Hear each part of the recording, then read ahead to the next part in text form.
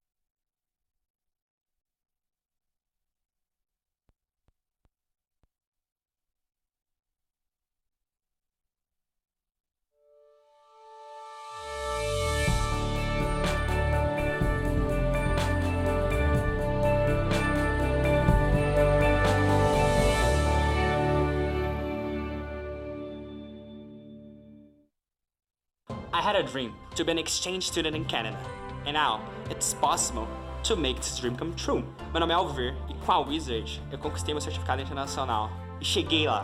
O Alvir e outros milhares de brasileiros já aprenderam a falar inglês para realizar sonhos. Agora é a sua vez. Venha também para a nação da maior rede de idiomas do mundo. Obrigado, Wizard, por me ensinar inglês e me fazer chegar lá. Wizard, por uma nação bilíngue.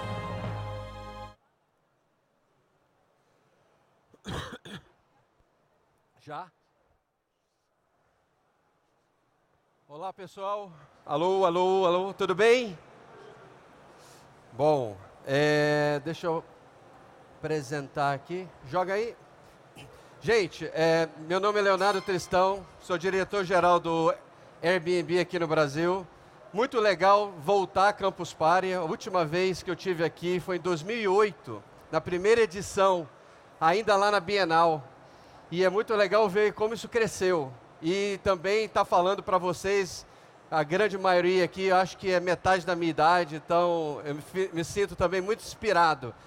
E você sabe que eu venho trabalhando no mundo de tecnologia há 10 anos. E quando você trabalha no mundo de tecnologia, as pessoas esperam que você saiba tudo sobre tecnologia, tudo sobre inovação. Eu vou dizer para vocês que a dificuldade e os ciclos disruptivos são tão curtos que a grande dificuldade realmente é você estar 100% atualizado sobre isso. Eu tenho a minha tática. Em casa eu tenho 2 assessores, 2 universitários, meus 2 filhos, né? O Luca tem 17, o Mateus tem 14, que sempre estão me ajudando para entender algumas novas tecnologias, aplicativos, conceitos novos que realmente fazem a gente pensar e repensar conceitos e modelos de negócio. E o que eu vou trazer para vocês aqui hoje é um pouco disso que a gente está vivendo hoje na indústria de viagens, né? E aí eu vou trazer para vocês um pouquinho da história do Airbnb, qual que é a nossa visão para o futuro e contar alguma coisa sobre o aprendizado ao longo dessa jornada que a gente teve até agora e o que a gente espera para o Brasil, tá? Bom, deixa eu começar então mostrando para vocês um pouco do conceito que está por trás do Airbnb. Pera, antes disso eu quero fazer uma enquete aqui. Quem conhece Airbnb? Legal. Quem que já viajou e se hospedou no Airbnb? 40%. Quem é anfitrião? Legal. 5%. Bom, então a grande maioria da plateia conhece o Airbnb e é muito legal porque você já tem um pouco de contexto do que eu vou falar aqui. Então, deixa eu começar mostrando um vídeo para vocês que é um pouco do que a gente enxerga do futuro de viagens.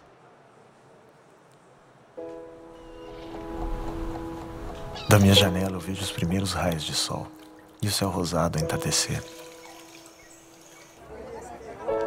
Às vezes ouço crianças brincando.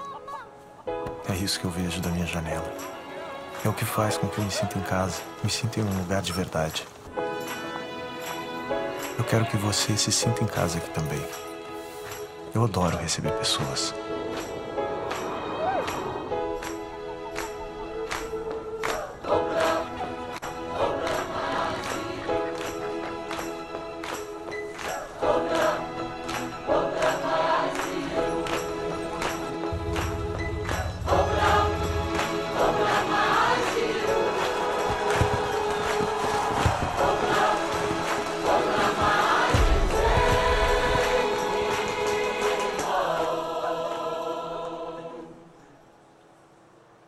Então, acho que é um pouco isso, né?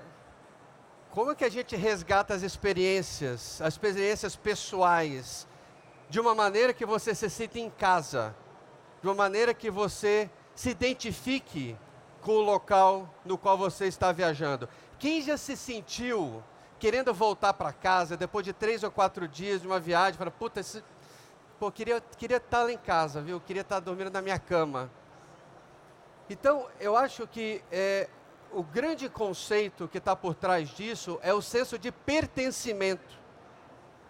Aquele senso que você realmente se identifica que aquele lugar eventualmente poderia ser a sua casa. Aquela experiência que você vivencia naquela cidade é uma experiência única, uma experiência como se você vivesse naquela cidade. É uma experiência local. Bom, por isso que o Airbnb não é apenas uma empresa de tecnologia ou simplesmente uma empresa de viagens. É muito mais do que isso. É um novo conceito, é a nova maneira de se ver e encarar as viagens. É esse senso de pertencimento.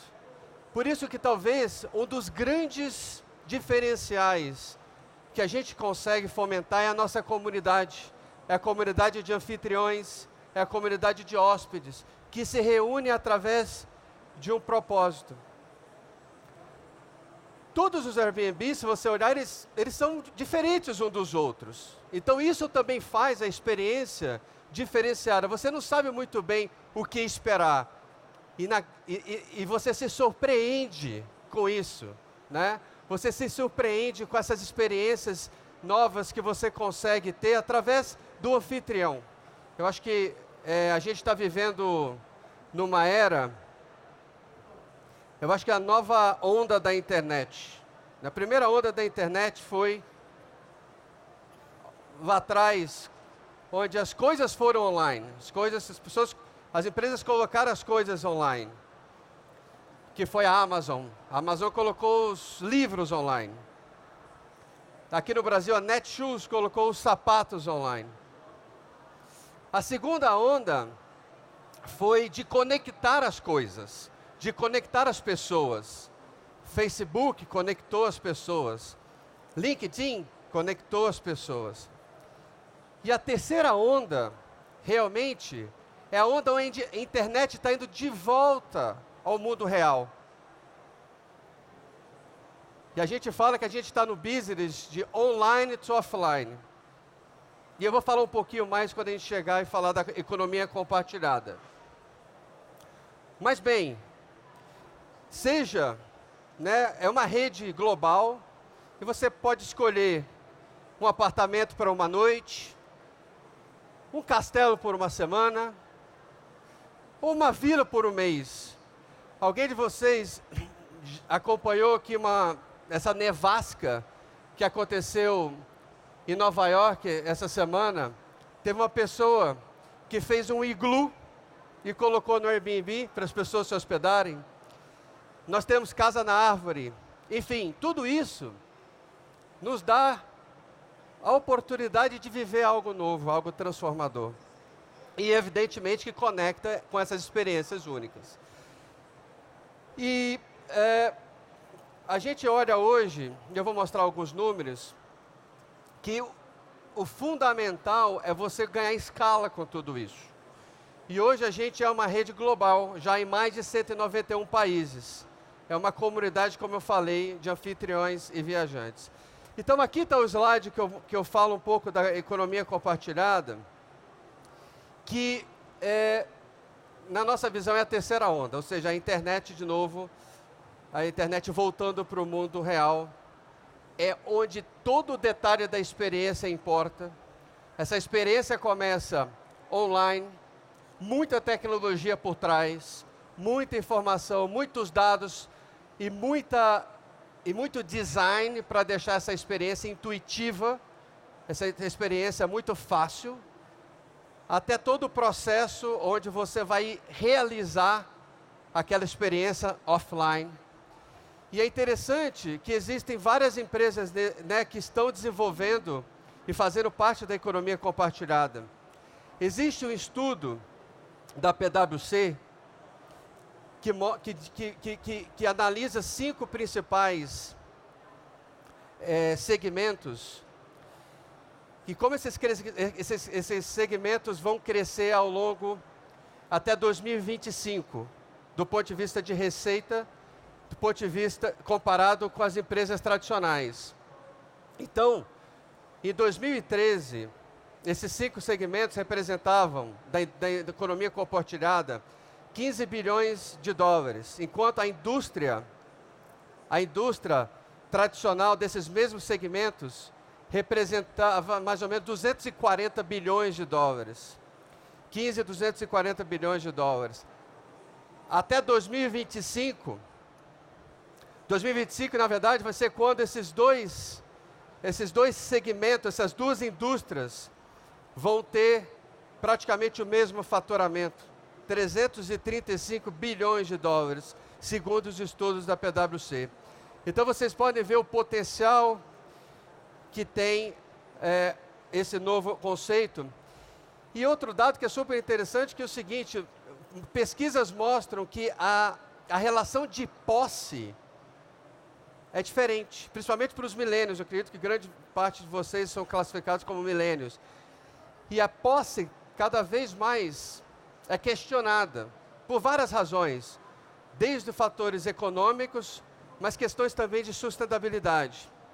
E o que começa a ganhar cada vez mais relevância é realmente a experiência que você pode ter com aquele serviço, principalmente na indústria de serviço, né? Bom, mas deixa eu voltar um pouquinho e mostrar para vocês o seguinte. Para quem conhece, eu vou relembrar alguns pontos. Para quem não conhece, eu vou mostrar como que o Airbnb funciona. Bom, primeiro ponto, é importante ressaltar que o Airbnb é um marketplace. Um marketplace que conecta espaços, ou seja, eu tenho um quarto, ou minha casa, ou um castelo, ou o iglu, que foi colocado. Isso é disponibilizado no Airbnb, no marketplace, e a gente conecta as pessoas interessadas em viajar e se hospedar naquele espaço. Então, e evidentemente tem todo um sistema que eu vou mostrar agora por trás. Então, o processo basicamente é o seguinte: o hóspede envia uma solicitação de reserva ao anfitrião, ou seja, o dono do espaço. O anfitrião decide se aceita ou não. E aí é interessante que é o seguinte, entra um ponto importante, que é o histórico, a reputação, né? Que é a base da economia compartilhada, é um pilar super importante do Airbnb. Então ele pode definir se ele aceita aquele hóspede ou se ele não aceita aquele hóspede, baseado em critérios próprios. Uma vez aceitando, o Airbnb recebe o pagamento do anfitrião e só disponibiliza, ou seja, só paga para o hóspede quando ele tem certeza que que o hóspede está lá, ou seja, 24 horas depois do check-in. Isso, inclusive, é uma maneira de preservar a segurança daquele pagamento. E o anfitrião e o hóspede, depois da experiência, um avalia o outro, tá? Bom, você vê que é um sistema super simples, mas por trás disso, e principalmente esse último ponto, é que, na minha visão, é o que faz você conseguir criar um sistema de confiança entre duas pessoas estranhas. Como que você cria esse sistema de confiança entre pessoas que nunca se viram antes? E entre uma pessoa que vai se hospedar na casa de um estranho, ou uma pessoa que vai receber um estranho para se hospedar na casa dela. Porque os interesses estão alinhados. E os interesses estão alinhados, no final do dia, cada um tem um capital social, cada um tem uma reputação, cada um tem um histórico e um perfil que diz, bom, o Leonardo tem essas revisões positivas do histórico dos lugares que ele se hospedou, ou como anfitrião, o Leonardo é um excelente anfitrião. Esse sistema de avaliação é super poderoso para que a gente crie esse mecanismo de confiança e de reputação. Bom, ele funciona basicamente assim. Ninguém pode ver o review do outro, a avaliação do outro, até que os dois submeteram. É uma maneira também da gente garantir que não exista influência de, se o cara me avaliou legal, eu vou avaliá-lo legal também.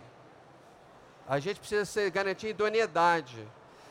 E por isso que um só vê a avaliação do outro quando os dois submetem. Se você não submeter, você não vai ver a avaliação da outra parte, tá? Então esse é um sistema super poderoso. Eu vou dizer em que momento que ele foi introduzido no Airbnb.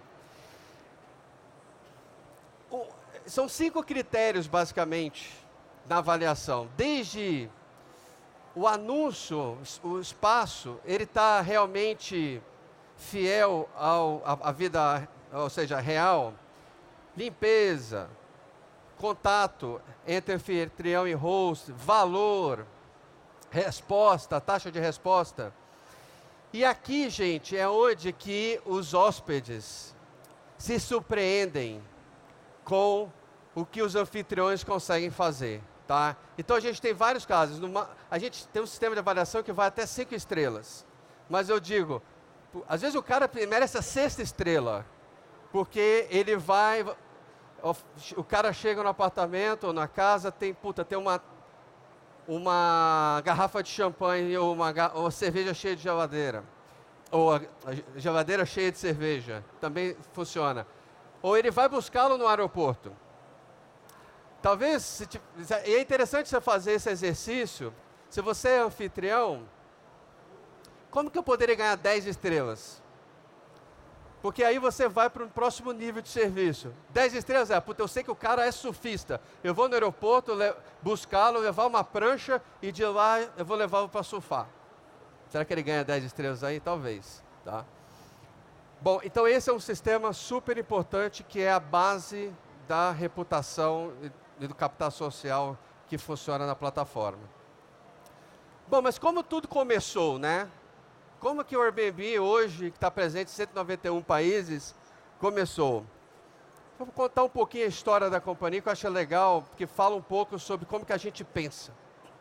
Bom, esses aí são os 3 fundadores. Mas a história começa realmente com os 2 da ponta. O Brian e o Joe. Eles foram estudar juntos na faculdade de Rhode Island, estudaram design. E foram muito provocados durante a faculdade, assim, putz, se você é design, você pode mudar as coisas. Se você é design, você pode mudar o mundo. Até então, o Brian conta que ele nunca tinha escutado a palavra empreendedorismo. E, na verdade, muitas vezes a diferença entre empreendedorismo e desempregado é só o estado de espírito. É só como você encara as coisas. Mas, enfim, o Brian e o Joe foram para São Francisco tentar a vida, tentar uma empresa, e não tinha a mínima ideia do que fazer. A única coisa que o Brian foi pego de surpresa foi, Brian, chegando lá, Brian, a sua parte do aluguel é $1.000. É $1.200. E ele tinha $1.000 no banco, ou seja, um problema. Cara, como que eu vou me sustentar aqui se eu não tenho grana para pagar o aluguel? Legal o Joe, né? Bom, assim que começou, esse era o apartamento. Através desse problema, eles falaram, cara, vamos pensar em montar alguma coisa. Pesquisando, eles entenderam que tinha uma conferência internacional de design vindo para São Francisco. E vendo o site da conferência, eles entenderam assim, cara, todos os hotéis estão absolutamente lotados. Vamos montar um bed and breakfast para hospedar essas pessoas, legal. Mas não tinha cama no apartamento. Como que eu vou montar um bed and breakfast sem cama? Aí o Joe falou, não, eu tenho 3 camas infláveis. Então vamos montar um air bed and breakfast. E daí, vocês começam a entender de onde vem o nome, né? Então vamos montar um air bed and breakfast, tá? Então eles fizeram esse site, anunciando e dando as boas-vindas para os participantes da conferência de design que ia acontecer em São Francisco. E 3 guerreiros, que são esses caras aqui, se hospedaram. E aquilo mudou simplesmente a história de muitas pessoas, inclusive a minha, de vocês, porque eles entenderam que quando você faz amizade, geralmente você demora alguns anos para identificar algo em comum entre as pessoas, aí você fixa uma amizade com uma outra pessoa. Mas porque essas pessoas estavam na casa deles, um conceito totalmente novo, isso condensou em poucos dias uma série de experiências que ali eles conseguiram entender que tinha uma ideia maior, que tinha um potencial maior a ser explorado. Mesmo porque uma das pessoas que se hospedou lá mudou de vida, mudou de carreira devido a essa experiência. O outro, o Amol, do centro, ele ficou tão empolgado, tão conectado com eles, que convidou eles para ir para o casamento deles na Índia. Então vocês entendem que através de um problema e de uma necessidade, algo foi criado. E a ideia principal, bom, aí como que chegou o Nate, né? O Nate, que é esse cara aqui do meio. Posso esquecer do Nate, é o meu chefe. O Nate, eles entenderam que eles precisavam de um engenheiro de software. Um cara que pudesse realmente levar isso para o próximo nível. E o Joe tinha estudado com o Nate, tinha morado com o Nate foi fazer engenharia de software em Harvard, então convidaram o Nate chegou e eles fizeram daí eles fizeram o conceito do Airbnb. Que o grande propósito é o seguinte: imagina se a gente pudesse, de uma maneira simples, fazer com que as pessoas pudessem reservar um quarto, ou um apartamento, ou espaço de outras pessoas, como se reservam quartos de hotel. Então, esse foi o que norteou a criação do Bed and Breakfast, depois suprimiu e virou o Airbnb. Tá? Então, aí começou a empresa Airbnb. Tá? Bom, mas tem um outro lado também, né, gente? Nem tudo são flores. E eu quero dividir aqui com vocês algo que muitos de nós já viveu, muitos de vocês vão viver, que é as dificuldades e os ensinamentos e o que você realmente aperfeiçoa quando você está nessa jornada, tá? Bom, eu coloquei aqui 5 pontos dessa jornada que eu quero descrever para vocês. Primeira fase é aperfeiçoar a ideia e adaptar ao mercado. Bom, Airbnb foi lançado 3 vezes, tá? Na primeira vez foi em São Francisco, tiveram 3 hóspedes, foram os 3 que vocês viram. Na segunda vez, ninguém notou, ninguém se hospedou. E na terceira vez, eles lançaram num evento, numa conferência de inovação que acontece em Austin, no Texas, no South by Southwest. Vocês devem conhecer, que hoje é bem conhecida. Então, eles conseguiram motivar anfitriões em Austin para receber as pessoas que estavam indo para a conferência. Mas era proibido as pessoas ficarem em camas reais. Apenas em colchões de ar. Porque, dada a experiência de São Francisco. Então, os anfitriões tinham que meio que comprar as camas de ar para receber as pessoas que iriam hospedar nas suas casas. E o site só funcionava quando tinha uma conferência. Então, esses 2 pontos interessantes que a conferência de Austin mudou um pouco a história. Por quê? Porque várias pessoas, vários viajantes, perguntaram: pô, mas eu quero ir para Londres, mas não é durante uma conferência. Eu quero me hospedar no Airbnb em Londres, fora da conferência. Puta, é verdade, tem uma oportunidade aí. Aí outros falaram: não, eu não quero dormir em cama de ar, eu quero dormir em cama real. Essa é outra. E aí um terceiro ponto importante foi a questão de pagamentos. Como que eu faço o pagamento? Eu pago para quem? Não tinha um sistema de pagamentos pronto. Então foi nesse momento que eles pensaram, puta, a gente precisa primeiro garantir que toda pessoa na plataforma tem um perfil e em cima desse perfil a gente vai criar um sistema de avaliação, um sistema de reputação. Então, o que foi interessante aqui? Eles conseguiram rapidamente adaptar para a demanda de mercado, evoluir o conceito do produto e inovar, que eles criaram esse sistema de avaliação que hoje é basicamente o core da companhia. O segundo desafio, que na verdade eu chamo de network effect, que é o quê? O efeito em rede. É ovo e galinha. Eu preciso trazer novos anfitriões, eu preciso trazer novos hóspedes, eu preciso de novos clientes para a plataforma. Como que eu faço? Bom, não tinham dinheiro, ninguém tinha dinheiro naquela época, eles já estavam com mais de 30 mil dólares de débito no cartão de crédito. E eles identificaram o seguinte, bom, está vindo uma próxima conferência, Oi? Alô, estão me ouvindo?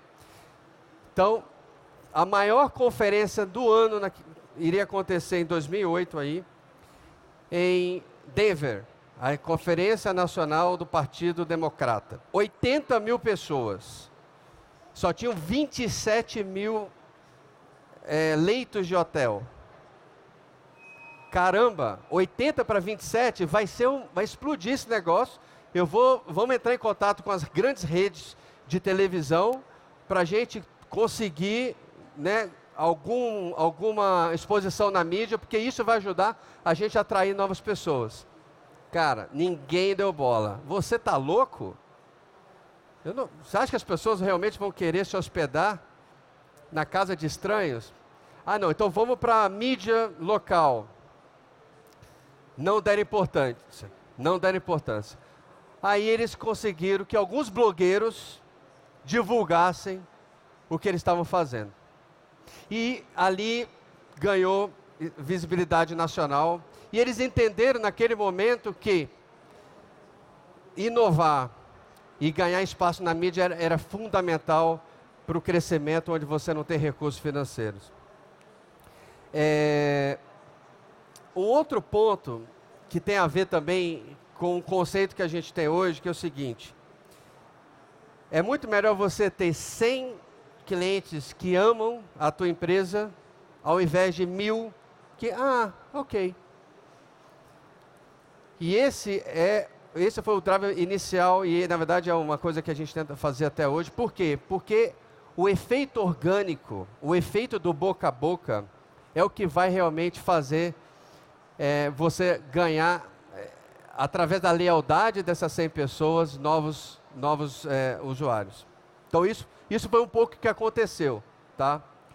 O terceiro ponto foi o seguinte: bom, já tinha um débito danado, como que eu vou ganhar mais recurso para continuar a expansão da empresa? Bom, aí eles tiveram a brilhante ideia seguinte: bom, ainda inspirados pela conferência, pela eleição americana, vamos fazer caixa de cereal personalizada para os dois candidatos à presidência dos Estados Unidos. E aí foram que alguém teve a ideia de, vamos ganhar um fornecedor, conseguiram um fornecedor para dar 1000 caixas, eles colocaram cereal uma na cada uma das 1000 caixas, e aí eles conseguiram 30 mil dólares. Mas o ponto é, será que você vai conseguir escalar colocando cereal numa caixa personalizada? Não muito.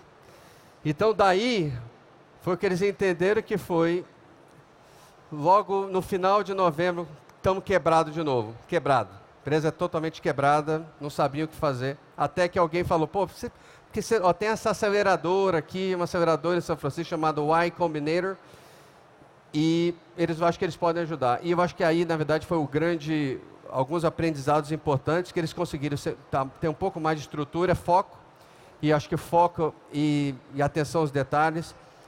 O Brian conta que eles tinham uma rotina que iam das 8 da manhã à meia-noite, todos os dias, durante 3, 4 meses, aperfeiçoando o produto. Aperfeiçoando o produto. E ter o resultado. E aí, também foi um ponto importante que foi você ter mais visibilidade e ter um planejamento além de 2 semanas. Onde você quer chegar? E sair um pouco daquela decisões baseadas em intuição e olhar dados. Já tinham dados relevantes, todo mundo fala do Big Data, né? Dados relevantes para você realmente começar a tomar decisões focadas em dados. E uma das coisas que eles perceberam foi todos os anúncios com fotos legais tinham melhor resposta, tinham uma maior taxa de ocupação. E aí eles ficavam voando para Nova York, porque principalmente esses anúncios estavam em Nova York, fazendo reuniões com os anfitriões para conseguir entender um pouco mais a dinâmica por trás da experiência, que a gente chama de meetups. E ali eles tomaram a decisão que eles iam fotografar todas as casas, todos os anúncios, porque aquilo ia dar baseado em dados, aquilo ia dar um diferencial para o produto. E fizeram. Foram para Nova York, fotografaram todo mundo, uma câmera emprestada, e aí eles conseguiram escalar o Airbnb. Eu acho que o último ponto para deixar para vocês aqui é competição e expansão. Muitas vezes, você precisa de um competidor feroz para te tirar da zona de conforto e aumentar a velocidade que você toma as decisões. E nesse caso, apareceu um competidor feroz na Europa. O fundador do Groupon copiou o conceito do Airbnb, copiou e fez um clone do Airbnb com muito mais recursos, com muito mais pessoas, fizeram uma contratação absurda. E quando você pensa no mercado de turismo, você não consegue sobreviver se você não tem um mercado europeu. Então, ali que foi decidido uma expansão internacional da companhia, e foi feita essa expansão internacional, e eles conseguiram, através de um produto diferenciado e da comunidade, anular o competidor, e realmente aí o Airbnb conseguiu a trajetória que fez a empresa de sucesso, de sucesso que é hoje. Tá? Então, isso tudo também moldou um pouco os valores que a gente tem hoje na companhia, que eu vou rapidamente dividir com vocês. Tá? Hoje a gente, um dos valores é seja um empreendedor serial com C. Eu acho que isso aí vem um pouco da brincadeira das caixinhas de cereal lá atrás, que foi um ponto importante na história da companhia. Né? As pessoas criativas, abraçar a escassez. Eu acho que isso aí gera criatividade, né? Quando você não tem muito recurso, gera criatividade. Seja um anfitrião. Acho que o anfitrião, não apenas você hospedar as pessoas, mas ser uma pessoa colaborativa, que antecipa as necessidades. Né? Eu acho que o fato da foto em Nova York foi muito isso. Né? Bom ouvinte, abraça as aventuras, flexível. Acho que no mundo de tecnologia, a pessoa tem que ser muito adaptável. Né? As mudanças acontecem muito rápidas. Simplificar, priorizar, ter foco. O que é mais importante? O mais importante, muitas vezes, é você falar não e ter garantir que você tem aquele foco, que aquilo vai te dar um diferencial competitivo. Todos os cenários são importantes, ou seja, a capacidade de entender de uma maneira holística, prestar atenção nos detalhes, ter realmente um produto de qualidade, faz a diferença. E Champion the Mission, que eu não nem traduzi, porque é basicamente como que você realmente se relaciona com a missão da companhia, ser um apaixonado pela comunidade do Airbnb e fazer isso crescer. Então, basicamente, esses são os core values, muito em fruto desse aprendizado que eu mostrei ao longo dessa jornada. Bom, vamos falar então do momento atual. Quero mostrar para você um pouco do crescimento da companhia. Tá? Em 2009... basicamente, Estados Unidos, começou em São Francisco, depois para Nova York, expandiu para outras cidades. Em 2010 foi quando teve a principal expansão da Europa, 2011, 2012, 2013, 2014. E vocês podem ver que hoje o Airbnb tem basicamente 2 milhões de acomodações em todo o mundo. 34 mil cidades já tem, você pode se hospedar no Airbnb em mais de 191 países, tá? Então, realmente, a gente conseguiu uma escala global. Aquela visão dos 3 lá atrás, finalmente se concretizou. E se a gente pensar no número total de viajantes até agora, a gente chegou a 70 milhões. Então, é um número expressivo, você vê a curva de escala de crescimento, é algo que as pessoas realmente se identificam, com a experiência que elas conseguem através da plataforma. Deixa eu falar um pouquinho de Brasil. Acho que o Brasil é talvez um dos povos mais anfitriões, o povo mais anfitrião que existe. E quando você combina isso com a capacidade de inovação do brasileiro, de empreender, e as características do nosso país, tudo isso é um ingrediente perfeito para isso continuar o crescimento que isso tem aqui. Então a gente olha hoje, nós temos mais de 60 mil anúncios em todos os estados do Brasil, tem um número de crescimento de quase 50% em número de acomodações. Na verdade, esse número está acelerado agora. Acho que a crise econômica está ajudando dos dois lados, tanto daquela pessoa que quer empreender, quer ter um recurso extra, vai colocar aquele espaço no Airbnb. Isso está acontecendo. E o crescimento também de brasileiros que utilizam a plataforma. Durante a Copa do Mundo, gente, de todas as reservas que tiveram no Brasil, só 6% delas eram de brasileiros.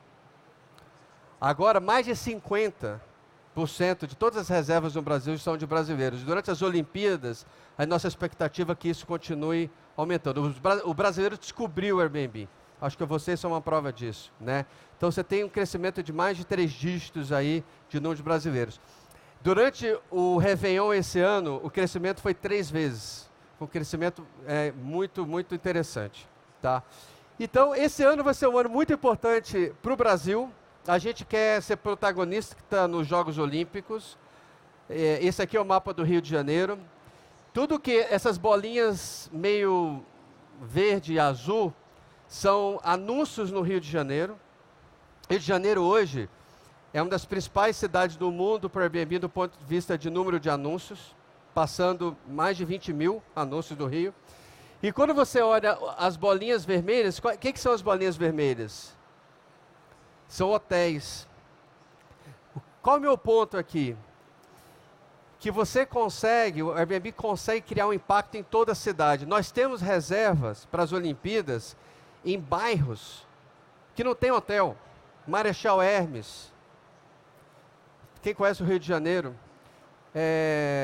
Bom Sucesso. Perto lá de Deodoro, que vai ter competições. E a gente consegue gerar impacto para o mercado local. O cara se hospeda lá, ele vai na padaria, ele vai tomar cerveja no boteco ali da esquina. Então ele consegue movimentar a economia local. Tá. Então, 2016 vai ser um ano importante de novo para o Brasil e vai ser um ano importante para o Airbnb, porque a gente realmente vai ser protagonista nas Olimpíadas do Rio de Janeiro. E a gente trabalha muito com a comunidade de anfitriões em educação, porque muita gente não sabe o que é ser um anfitrião. Eu vou colocar o meu espaço, mas o que é ser anfitrião? O que é receber as pessoas? Então, tem todo um programa, tem muito material. Se alguém que é anfitrião, quer se tornar anfitrião, tem muito material para educar e aumentar um pouco o conhecimento. O que faz a diferença quando você hospeda uma pessoa na sua casa, tá? Quero contar 2 histórias super interessantes aqui de anfitriões brasileiros que o Airbnb mudou e transformou suas vidas. Então a Isabel é uma anfitriã no Rio. Infelizmente ela perdeu uma filha alguns anos atrás e ela falou, puta, como que eu vou sair dessa? Não tinha ânimo para nada até que ela descobriu o Airbnb e ela começou a ser anfitriã para ter troca de experiência com outras pessoas. Ela começou a receber gente do mundo inteiro, de todas as partes do Brasil, e isso fez com que ela se tornasse de novo uma pessoa cheia de vida, uma pessoa sensacional, e a gente gosta de dividir essa história porque é uma história super bacana. E outro, claro, que a gente é também santo casamenteiro, né, gente? A gente consegue aí juntar casais, então foi o caso do Earl e da Eve, são pessoas que se conheceram, um se hospedou na casa do outro, e aí através disso eles começaram uma jornada a dois aí, tá? Bom, eu quero mostrar um pouquinho agora, só para encerrar, um vídeo que mostra um pouco alguns anfitriões aqui no Brasil e como que a gente quer participar nas Olimpíadas de 2016. Vamos lá.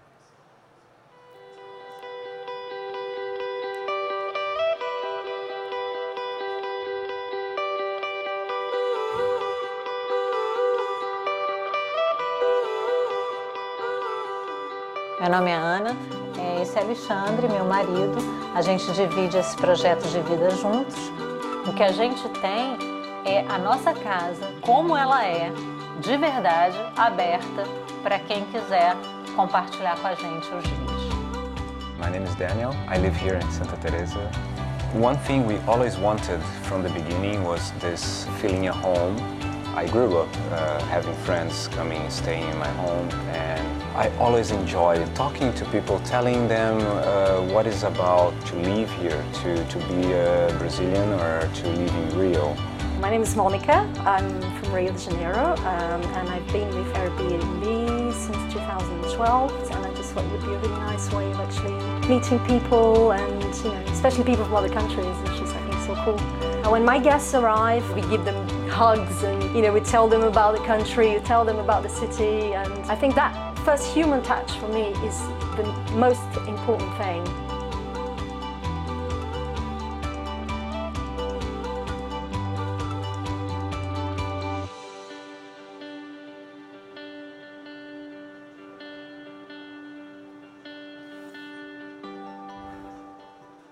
Gente, era isso, obrigado, e estou disponível para perguntas e respostas agora.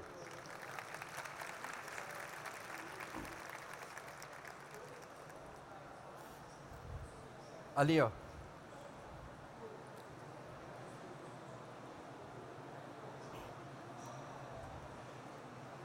Boa tarde. Boa tarde. Então, eu gostaria de saber, você falou que o mercado europeu foi muito importante para o crescimento do Airbnb. A minha dúvida é, como é que foi feita a divulgação lá? Foi tudo via online também, ou eles chegaram lá, se estabeleceram, fizeram uma proposta? Como é que foi que eles conseguiram ganhar esse mercado europeu, que, pelo incrível que pareça, é um mercado bem concorrido e difícil, já bem estruturado? Excelente ponto. Eu acho que, na verdade, o Airbnb já tinha organicamente anfitriões e hóspedes na Europa. O que eles fizeram foi muito, a gente chama de meetups, encontro com os anfitriões, para realmente entender características diferentes do europeu, ajustar produto, fazer divulgação, fazer treinamento, fazer grupo, desenvolver comunidade, porque, de novo, o Airbnb, no final do dia, é uma comunidade. Então, desenvolver essa comunidade foi super importante. E também teve a ampliação de times. Então, foi colocado pessoas do Airbnb nos principais países da Europa para ajudar a fazer isso acontecer, pessoas dos próprios países. Opa, alô. Opa, tudo bem? Olá. Tudo bom? Acho que são 3 perguntas em uma. Uma é comumente falado que hoje em dia o Airbnb vale mais que, sei lá, um Hilton, uma cadeia de Hilton, Holiday Inn. Isso é verdade? Que o valor de mercado hoje vale mais que algumas cadeias de hotéis. Isso faz valer em termos de valor de mercado? Olha, são notícias baseadas no valor de investimento que fazem na companhia, se especula um valor de mercado, tá? Então, se especula um valor de mercado de 40 bi, então é daí que eu acho que vem o teu ponto. Mas então não é a realidade. Teoricamente, hoje a empresa não está à venda, quer dizer, não estaria hoje, ou existe a possibilidade de uma empresa, uma empresa que vai eventualmente abrir capital? Olha, é difícil a gente comentar, né? Inclusive confirmar qualquer valor de mercado, porque isso, de novo, é baseado em nossas rodadas de investimento. tá? Mas o que eu acho que isso mostra é que a empresa tem uma proposta de valor, a empresa está criando valor para a sociedade, ela está, evidentemente, transformando a maneira que as pessoas encaram viagens, se hospedam. Então, eu acho que isso daí mostra que a empresa está realmente no caminho certo para criar valor. E teve uma época que no estado de Nova York era proibido o Airbnb, não foi? Ou nunca foi efetivada essa proibição? Não, eu acho que cada cidade tem legislação específica, a gente trabalha muito próximo com as cidades para entender o ambiente das cidades. Não é proibido Airbnb em Nova York, tá? Mas, de novo, cada cidade tem uma especificidade de legislação que a gente trabalha com as autoridades locais. E para fechar, uma coisa que eu pensei, eu tenho muitos amigos que têm interesse em alugar apartamento, mas a maior dificuldade deles é que eles estejam disponíveis para a hora do check-in e do check-out. Você acha que tem um espaço aí para alguém que seja um check-in, alguém que abra uma área de check-in, check-inator, Tabajara, assim, dizendo? Bom, o que a gente fala é você sempre coloca, para fazer o check-in, se você não está disponível, tente uma pessoa da sua confiança, porque o check-in é super importante, né? Imagina o seguinte, você chegou de viagem, está cansado, a coisa que você quer é o seguinte, chegou no lugar, abriu a porta, a pessoa está lá, ou alguém está lá para te receber, né? Então, a gente recomenda que as pessoas prestem bastante atenção com o momento de check-in e aí você ter uma pessoa de confiança para fazer o check-in.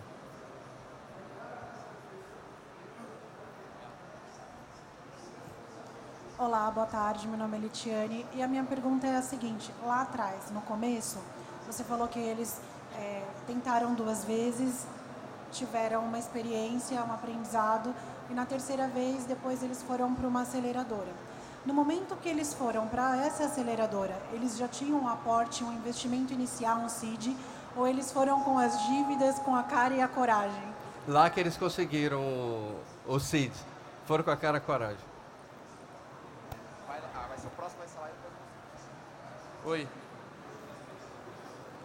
Aonde? Opa! Quando apareceu um concorrente para o Airbnb na Europa, que tinha investidor e vários funcionários, o que ele fez para o Airbnb para superar, quais foram os diferenciais e por que hoje a gente não conhece esse concorrente? Airbnb é praticamente unânime. Bom, algumas coisas por trás disso. Primeiro que esse concorrente se ofereceu para o Airbnb comprar. Foram 2 irmãos que foram os fundadores do Groupon. O Groupon, para quem conhece, foi talvez a empresa que teve uma geração de receita mais rápida da história. Em pouco tempo eles conseguiram chegar a $1 bilhão. E aí, os fundadores pegaram muitos conselhos de várias pessoas o que fazer. Tá? E alguns conselhos, por exemplo, um conselho do Mark Zuckerberg do Facebook foi: não faça aquisição, porque o seu produto é melhor e sempre quando você tem um produto melhor, você vence. E além disso, eles entenderam que eles tinham algo muito forte, que era o senso de comunidade. Então, com o produto melhor e o senso de comunidade, você vai conseguir neutralizar esse competidor.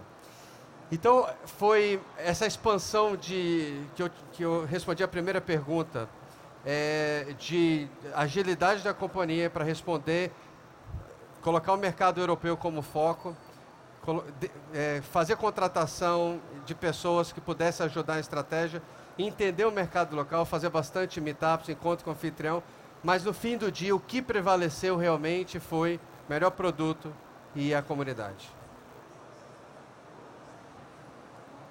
Leonardo, eu queria te perguntar, recentemente houveram algumas situações com outros tipos de serviços, vou citar aqui o Uber, enfim, com uma resistência muito grande por parte de taxistas, enfim, não só no Brasil, em diversos lugares do mundo. Como é que foi a resistência ao Airbnb por parte dos hotéis, cadeias de hotéis, se existiu, não existiu, quão grande foi? Tá. Bom, todo modelo de negócio novo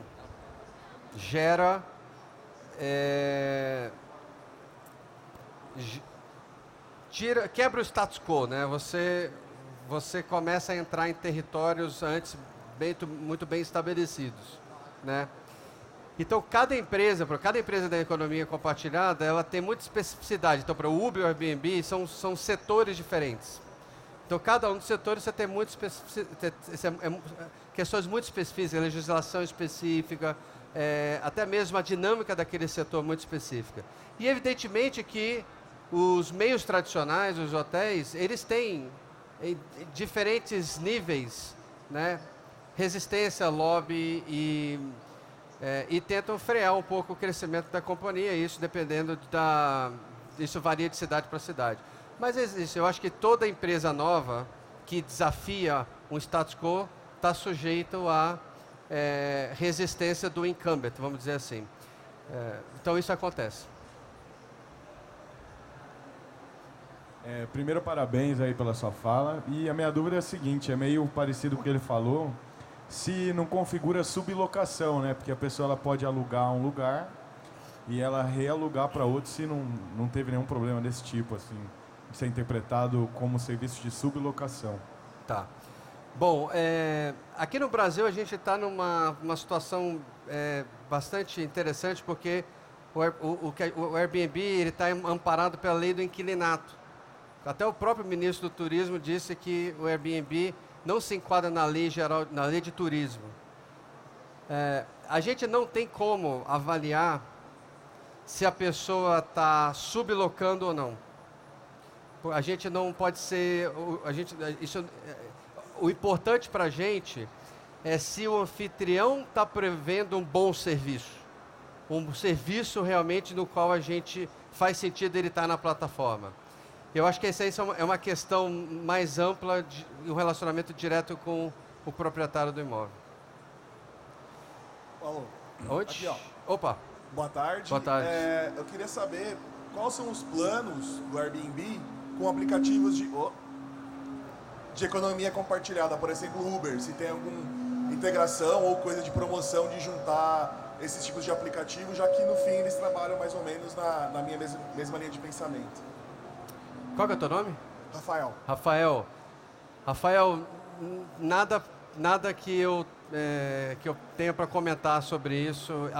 Eu acho que é um ponto... Nada que não faça sentido fazer ou nada que faça sentido fazer. Eu acho que cada empresa está numa indústria diferente, com especificidade diferente. Se fizer sentido no dia... algum tipo de parceria com qualquer empresa que agregue valor para o consumidor final, pode ser que faça sentido. Eu sou próximo. Alô? Oi. Alô? Opa, boa tarde. Boa tarde. Meu nome é Rafael e eu já quis trabalhar também com relacionamento entre estranhos. E como você mesmo disse, nem tudo são flores. E aí a primeira vez que eu escuto sobre o Airbnb foi hoje. Eu gostei muito da ideia, mas eu queria entender um pouquinho mais a parte de segurança. Como é que funciona para você se tornar um anfitrião, ou como é que funciona para você poder se hospedar em uma casa para evitar qualquer problema assim mais grave. E se já aconteceu algum tipo, como essa empresa já foi para uma escala global, se já aconteceu assim um caso mais grave, um conflito assim que seja assim mais relevante, às vezes de uma própria violência, o que eles fizeram para evitar e para amenizar todas essas críticas dessa minoria assim que não condiz com a realidade, com os valores da empresa. Legal, boa pergunta. Existe... Bom, primeiro o sistema de reputação é um sistema de avaliação, um sistema super importante, porque aí você começa a criar realmente a reputação de cada uma das pessoas na plataforma. Então isso existe. Agora, existe uma equipe toda dedicada para trabalhar, para antecipar problemas, né? Inclusive tentando entender possíveis suspeitos na plataforma, então existe isso também. E também existe uma equipe para dar suporte a qualquer tipo de resolução de problema. Você viu que a gente já hospedou mais de 70 milhões de pessoas. claro que já houveram alguns incidentes, mas se você pega pelo universo dos 70 milhões, isso é muito baixo. Quando existe algum incidente, a gente tem uma equipe que dá suporte. A gente inovou um tempo atrás, onde a gente ofereceu para cada anfitrião um seguro de $1 milhão. Então, se você tem a tua casa no Airbnb, aqui no Brasil, você tem um seguro que cobre damages enfim, danos em até $1 milhão, $4 milhões. Então é um pouco que a companhia está tentando realmente garantir que as pessoas se sentem seguras, e é uma comunidade segura. Boa tarde, Rafael meu nome.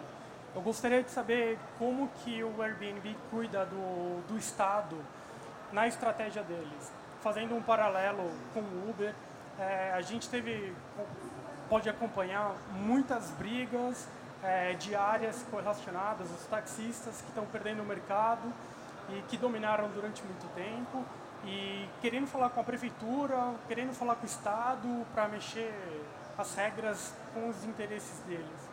Como que o Airbnb também, que é de uma economia colaborativa, ele se preocupa, ele está preparado com o papel do Estado? Porque se o Estado trocar uma regra, algum critério, vocês podem ter um dano grande ou não.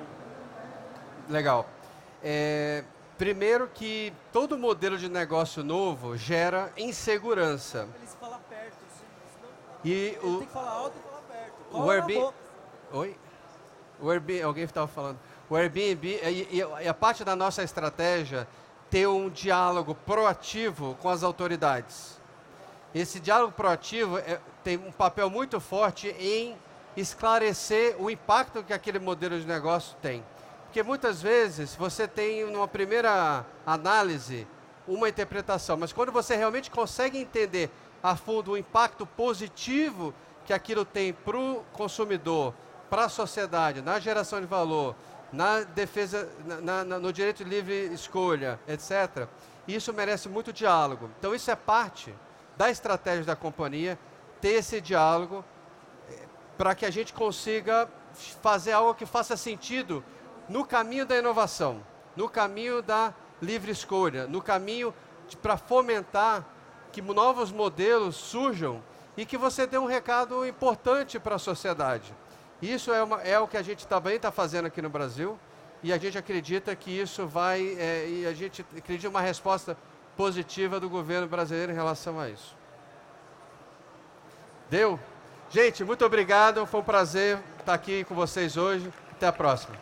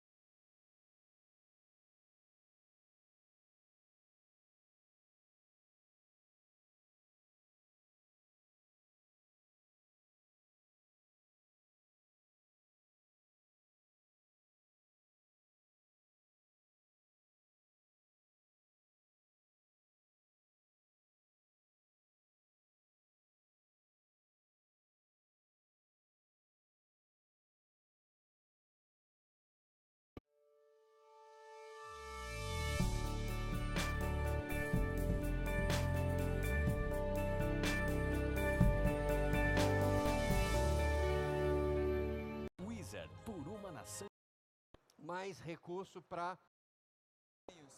E como você mesmo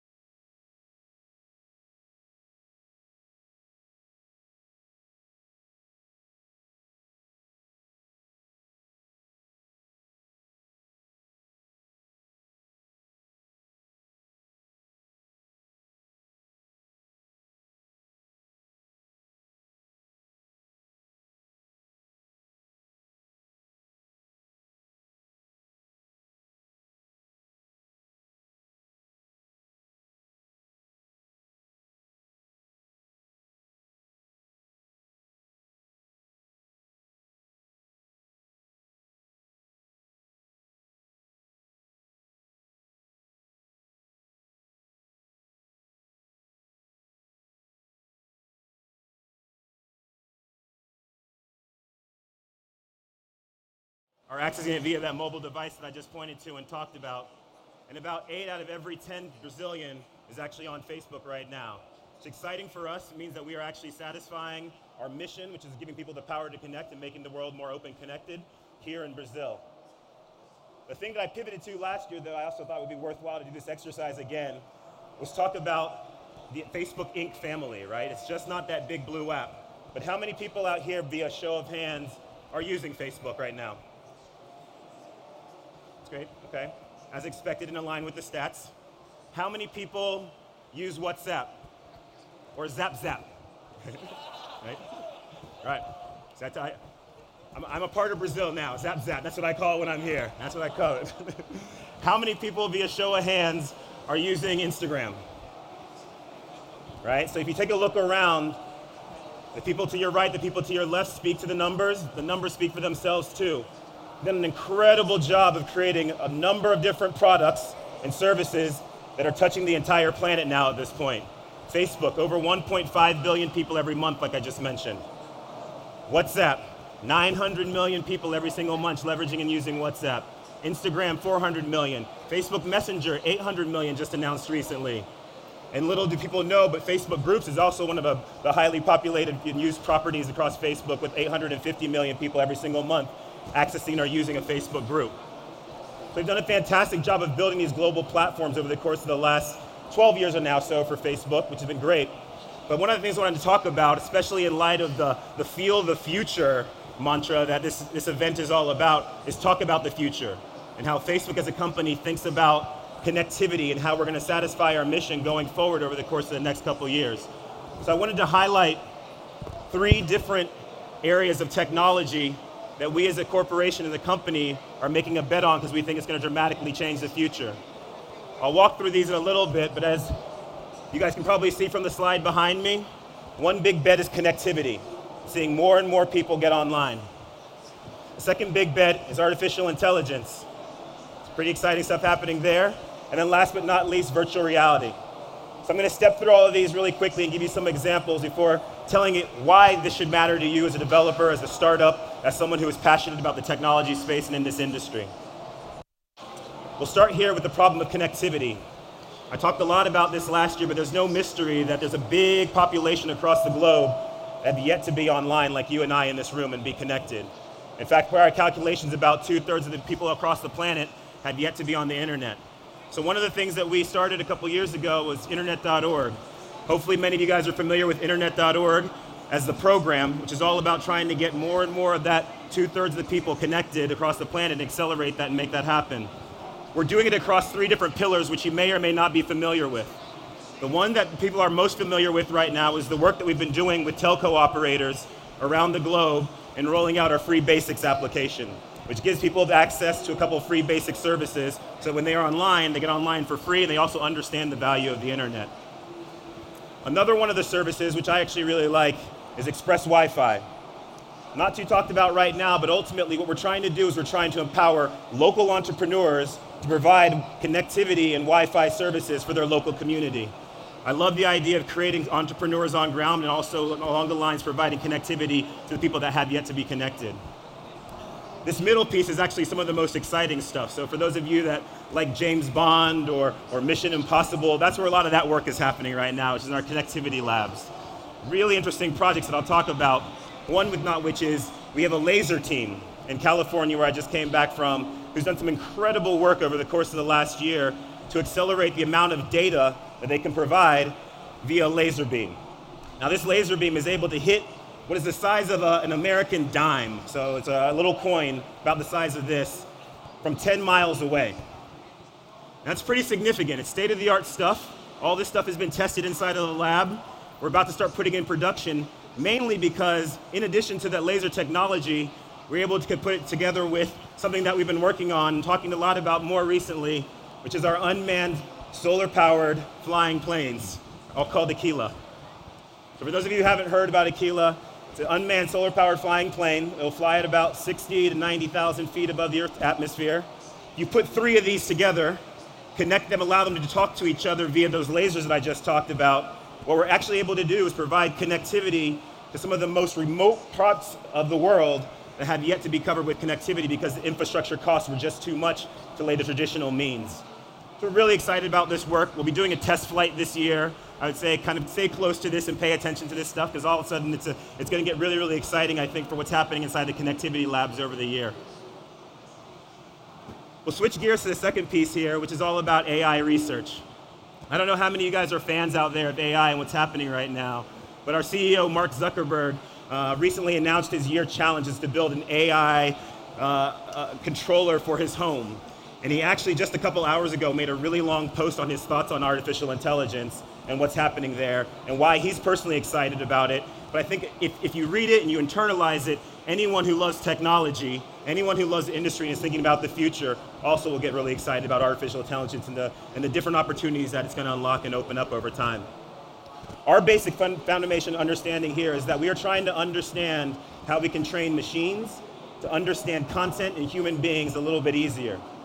Things like image processing, natural language processing are some of the areas of research that we're doing right now, and we'll see them over the course of time manifest themselves in a number of different projects and products across the Facebook service. One of the ones that's personally most exciting for me right now is M, which is a personal assistant. How many of you guys are using Facebook Messenger right now? I use Facebook Messenger, right?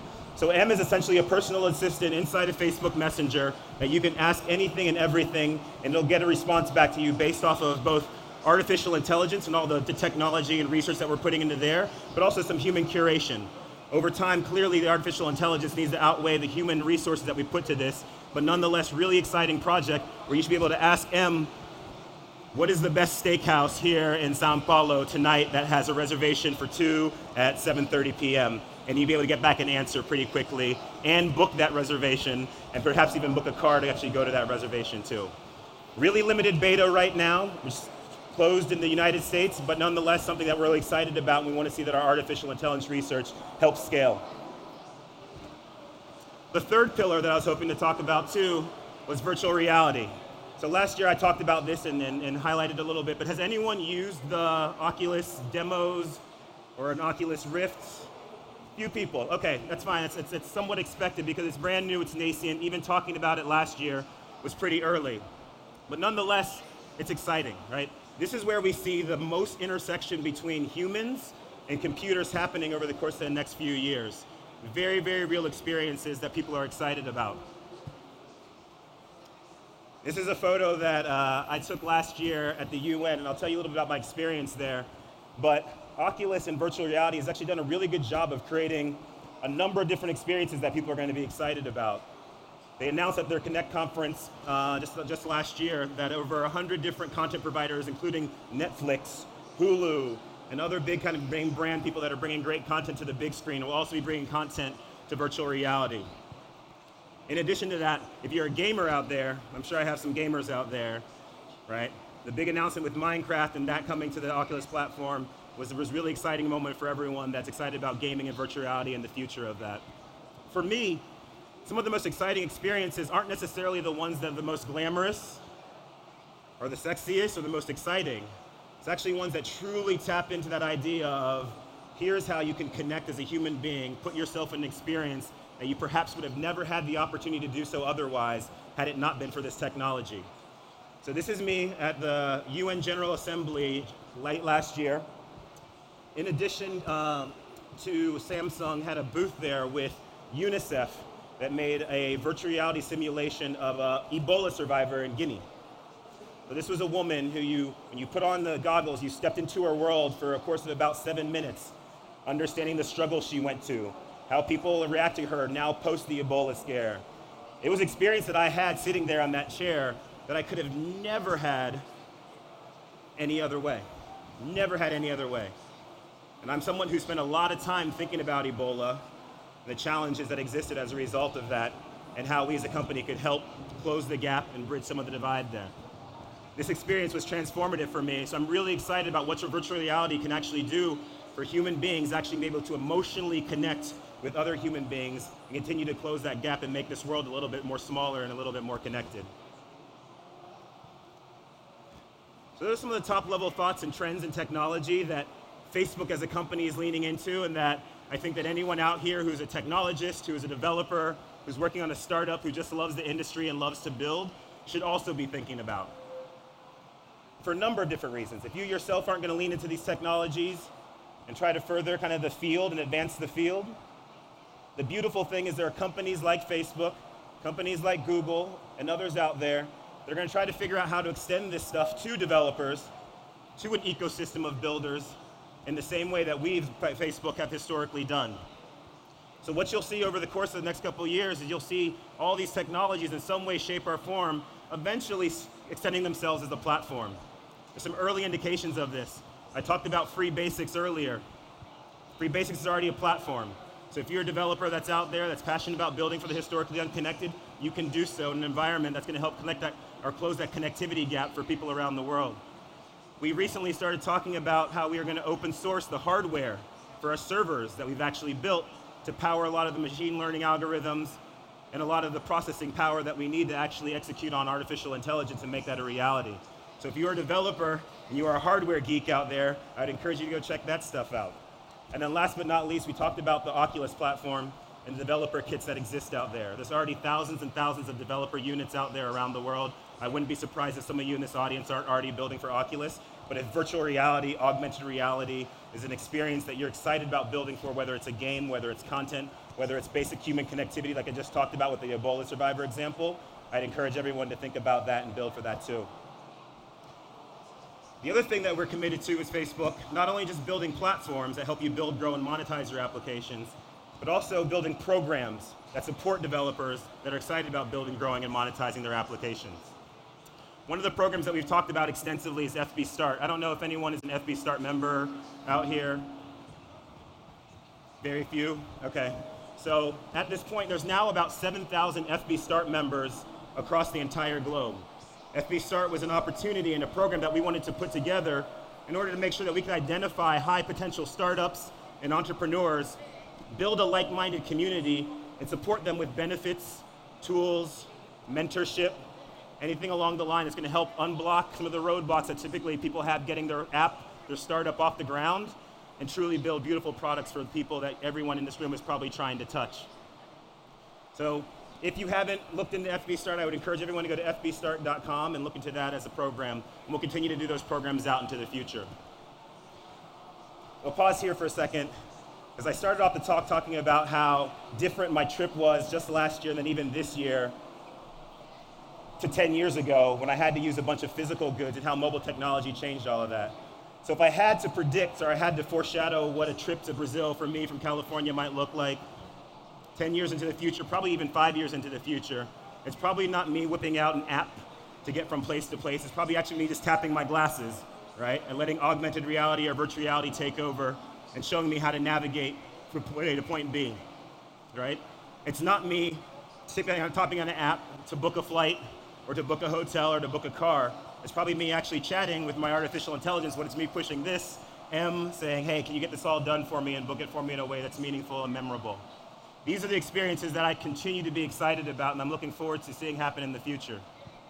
I hope you guys are too.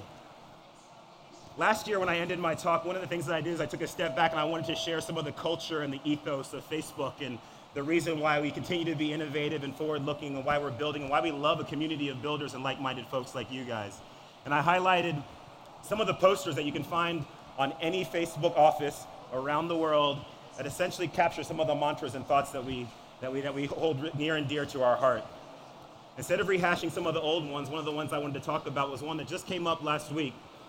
So I had my global team in for an offsite, and we went to the Analog Research Lab, which is essentially the photo printing lab, the poster printing lab.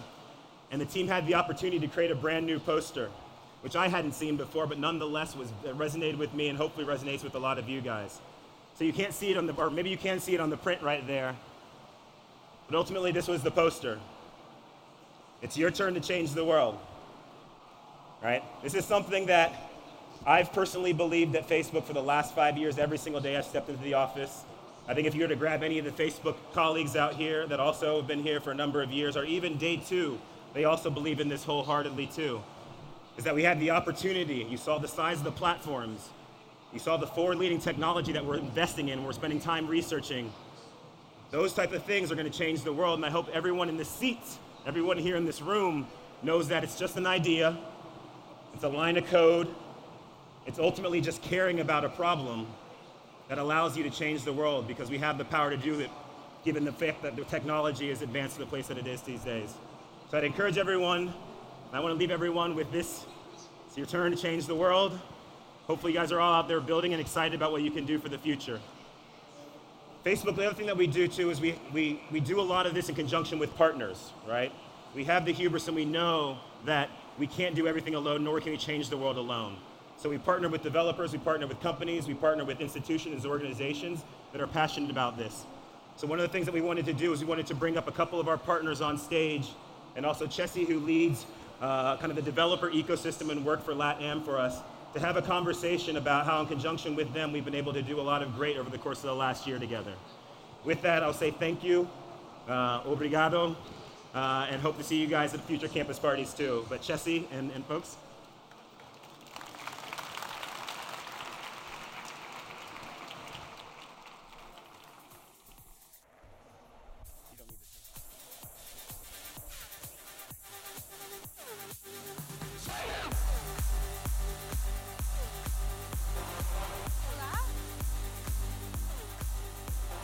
Hello?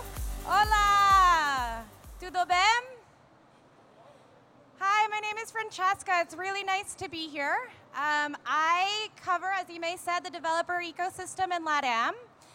I love Brazil. Last year I was here for 3 months. I love the people, the culture, the music, the food. So being here is like being at home. And I've recently started taking Portuguese classes. So I'm going to speak in Portuguese. I'm going to ask the questions in Portuguese. I'm really sorry, my accent is terrible. It's really, really bad, so bear with me with my accent, and I'm going to use my phone to ask the questions, but they'll be in Portuguese. We have 2 of our greatest partners here. When Ime was saying that Facebook is a company that really focuses on partnership, we wanted to use this opportunity for you to hear from Brazilian developers. people that are doing disruptive, innovative things in your community and that are growing businesses that started off in universities just like you. They were at campus party, they were thinking about the ways that they could build a better product, and they've been engaged with the ecosystem. After the presentation, we have Facebook t-shirts for everyone. So we hope that you guys stick around and then afterwards migrate over to the left-hand side to grab your t-shirt. So with that, Marcia, let's start with you. Can you give us a little bit more background about yourself? Marcia is a VP of product for Minha Vida. How many of you have used Minha Vida or know about Minha Vida? Okay, well, we're going to get these numbers up after this. Marcia is not only the VP of product, she has been in technology for over 10 years, is a woman in technology, is a mother, and leads a huge team that's really thinking about the healthcare ecosystem here in Brazil. É um prazer estar aqui com vocês hoje. Estou agradecida pela CISI, que eu vou acabar falando em português, o que vai ser muito mais fácil. Então, hoje aqui eu estou representando o Grupo Minha Vida. Hoje, no Grupo Minha Vida, a gente tem 3 grandes marcas. Tem o próprio Minha Vida, que é o maior portal de saúde e bem-estar da internet hoje. A gente tem mais de 22 milhões de pessoas que acessam Minha Vida. E talvez vocês tenham mais contato com 2 grandes aplicativos que a gente tem dentro do Grupo Minha Vida, que é o Dieta Saúde e o Tecnonutri, que são aplicativos de educação alimentar. Contando um pouquinho da história do Grupo Minha Vida rapidinho para vocês. O Grupo Minha Vida começou em 2004, há 12 anos atrás. Partiu de um propósito do nosso fundador, que é o Daniel. Ele tinha uma doença crônica na época, e alguns anos antes, aliás, de 2014, 2004, e ele foi buscar informação na internet e não achou nada de qualidade sobre a doença dele. E ele falou, puxa, existe um oceano azul de informação de saúde na internet, apostou nisso na época, começou um negócio com o Dieta Saúde, que foi um negócio que a gente considera super disruptivo, porque é um negócio que permitiu conectar pessoas a nutricionistas. É um programa de dieta online que deu acesso emagreceu já muitas pessoas. Então, ano passado, a gente emagreceu 1,5 milhão de quilos, é quilo pra caramba. E a gente adquiriu o Tecnonutri no ano passado. Então, é uma empresa, para fechar aqui para vocês, que começou uma startup, hoje é uma empresa de 60 funcionários, uma empresa digital lucrativa, o que é muito difícil. Eu como a Cisi falou, eu trabalho há mais de 10 anos no mercado digital. Comecei minha carreira na editora Abril, trabalhei muitos anos lá e estou há 5 anos no Grupo Minha Vida. E nesse tempo é muito difícil encontrar uma empresa lucrativa e digital. Então, assim, é uma inspiração trabalhar lá. Espero contribuir com vocês hoje aqui nessa discussão. And then we also have Marchetti here with us. Marchetti is the head of product for all mobile apps. Who knows of mobile? Okay, iFood, Resolve. There's about 40 of them, so we're not going to name all of them. Marchetti leads all of the product integrations across all of their different apps, and is currently getting an MBA. So he's balancing work and getting the MBA. We work very closely together. Marchetti, will you tell us a little bit more about your background? Bem-vindo a todos. Eu comecei com programação, eu programo até hoje ainda. Misturo um pouco de programação, tanto a iOS quanto qualquer outra linguagem de servidor, com a parte de marketing. Então, no final das contas, eu programo e trabalho com a parte de produto e marketing, distribuição e mídia, horizontalmente todas essas empresas, todas investidas. Então, o meu background é bem completo, assim, e eu vejo uma grande oportunidade. Todo o mercado de desenvolvimento ainda de apps tem bastante para crescer ainda. Ok, começamos em português. Como estava sua indústria há 10 anos atrás e qual diferente ela está hoje do que você imaginava, Márcia? Bem, como eu falei, há 10 anos atrás, acho que a gente foi disruptivo na cadeia quando lançou um programa de dieta online. O nosso fundador me conta que, na época, todo mundo chamava ele de maluco, o negócio não ia dar certo. e a gente insistiu, né, e hoje tem um dos apps mais baixados da categoria de saúde, com mais de 5 milhões de instalações. Então, o que a gente sentiu, no fundo, é a evolução que aconteceu nesses 10 anos é muito no mercado de aplicativo, né? Eu acho que o que a empresa mais sentiu que tem de oportunidade hoje em dia, que não existia há 10 anos, o mundo de apps é um mundo muito mais simples de se desenvolver e eu acho que de entrar do que é um mundo de web. Então, acho que tem uma grande oportunidade para todo mundo que está aqui e tem boas ideias aí. Você se considera ser disruptivo? A gente se considera. Eu acho que disruptivo, a gente encara tudo que muda uma cadeia de alguma maneira, né?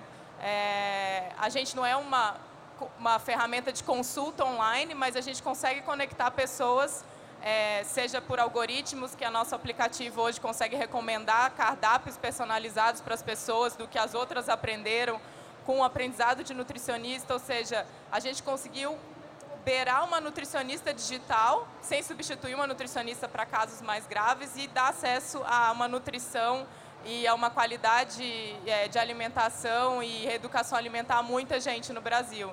Mais de 1 milhão de pessoas já fizeram a versão paga do Dia de Saúde, né? E mais de 5 milhões já baixaram o aplicativo. Então, eu acredito que ser disruptivo é isso. Ser disruptivo é conseguir entrar numa cadeia e transformar essa cadeia de alguma maneira com tecnologia. Acho que a gente fez isso e tenta inovar sempre nisso. E marketing móvel se considera ser disruptivo? Eu acredito que sim. Eu vi acontecer lá dentro todos esses anos que eu estou lá. Então, a gente trabalhava já com mobile, com SMS, com ringtones, desde a época que não era todo mundo que tinha celular na época. Isso faz bastante tempo já. E a gente fez isso com crianças também, com Play Kids, com a app do Play Kids. Hoje, todos os grandes players estão pensando nessa vertente. A gente começou em 2009 a fazer um processo de M&A bem forte para fazer a fusão do mercado assim, na parte de O2O, que é do online e offline, e o exemplo do iFood. Então, hoje, a gente vê que isso movimentou bem o mercado e ninguém estava fazendo naquela época, e ninguém estava fazendo um bom investimento a sério, com foco. Eu acho mais importante. Como você pretende escalar e crescer o seu negócio? Acho que primeiramente precisa ter bons parceiros. Na parte de inovação, a gente trabalha muito com as ideias e validando os projetos. E você precisa ter a mesma ferramenta que você valida e a mesma ferramenta que você cresce, que você investe a sério, que você escala global. Porque senão você está trabalhando com 2 tipos de produtos e 2 targets, 2 públicos totalmente diferentes. Então, você precisa, depois que descobriu, seguir da mesma forma, com as mesmas ferramentas, desde o início, e ter foco e movimentar. Quando a gente descobre, a gente movimenta pessoas, recursos para fazer isso acontecer. E quais ferramentas ajudar a chegar a isso?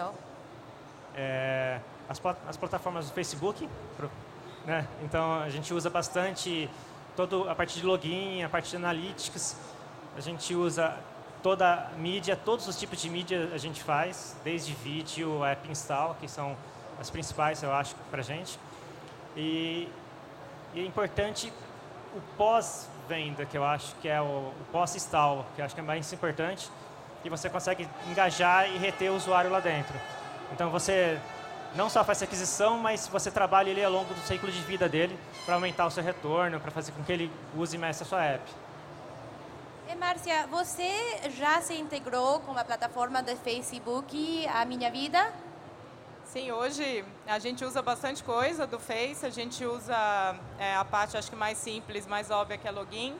E no Minha Vida, a gente brinca que a alma das nossas páginas de saúde são os comentários do Facebook. Eu convido vocês a buscarem qualquer termo de saúde aí, a gente é muito bem posicionado no buscador, então assim, e entrar e ver os comentários. É uma verdadeira comunidade que acontece nos comentários do Facebook. E é um bom exemplo do que o Marcelo falou, né?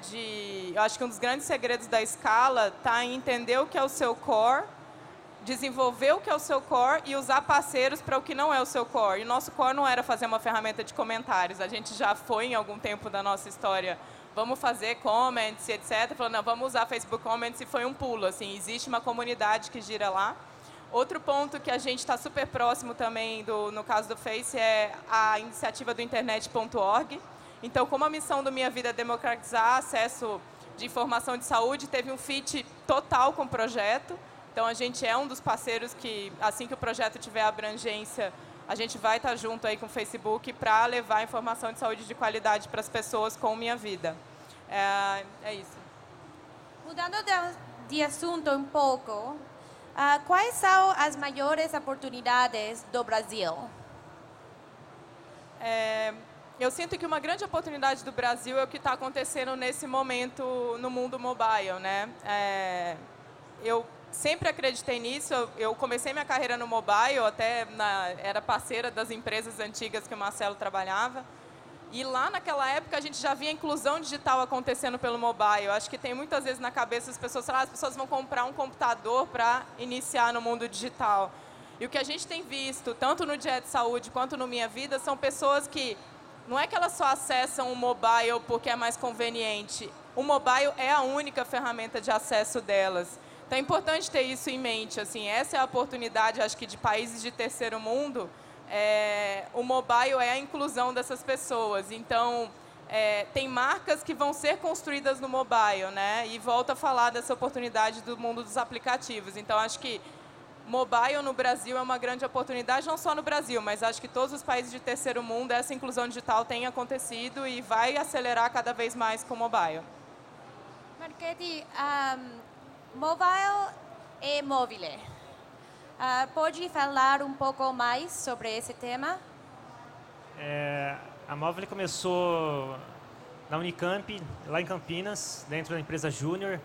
Isso virou...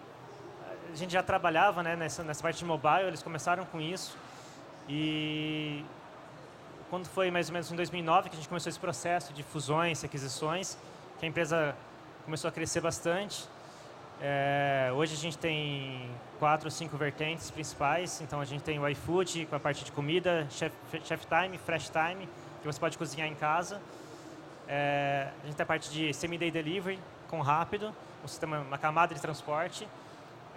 A gente tem parcerias com empresas de Latam, de ticketing, lá no Peru, por exemplo, que é a parte do O2O que eu estava falando também. E a empresa começou a crescer bastante, a gente transformou a parte de mobile content, então ela acompanhou a evolução também. Hoje a gente trafega mais de 1 bilhão de mensagens por mês dentro da nossa plataforma, para vários tipos de clientes e serviços diferentes. Já está em vários países, mais de 900 funcionários, com escala global. E quais as principais características dos desenvolvedores brasileiros podem ajudar a ter sucesso empreendedor? Eu acho que a parte que já foi citado aqui, né, que você não reinventar a roda, você não tentar fazer tudo sozinho, não trabalhar isolado ali no seu mundinho, que é fácil acontecer. Você está lá no seu escritório, você não ir para a rua, você não procurar pessoas para te ajudarem e você não focar no que é o seu produto, no que é a sua hipótese para você testar. Então, eu acho que isso é super importante. E aí, nesse caso, você vai para as ferramentas que já estão no mercado, as ferramentas que o Facebook tem, por exemplo, que te ajudam a sair do zero muito mais rápido e lançar e testar a sua ideia com mais agilidade, porque o mercado é concorrido. Márcia, existe algum tipo de conhecimento que desenvolvedores brasileiros devem buscar para diferenciar-se no mercado? Eu acho que uma coisa interessante, né, que quando a gente fala em desenvolvedor, e falando já o gancho com o mercado de aplicativo, que a gente começou essa linha aqui, a gente pensa muito em tecnologia, né? E eu falo que app tem a oportunidade de ter o profissional mais multifacetado possível, né? Então, a gente vê apps sendo criados, às vezes, com 1 ou 2 pessoas, só que não é um desenvolvedor comum, é um cara com uma visão de negócio muito legal.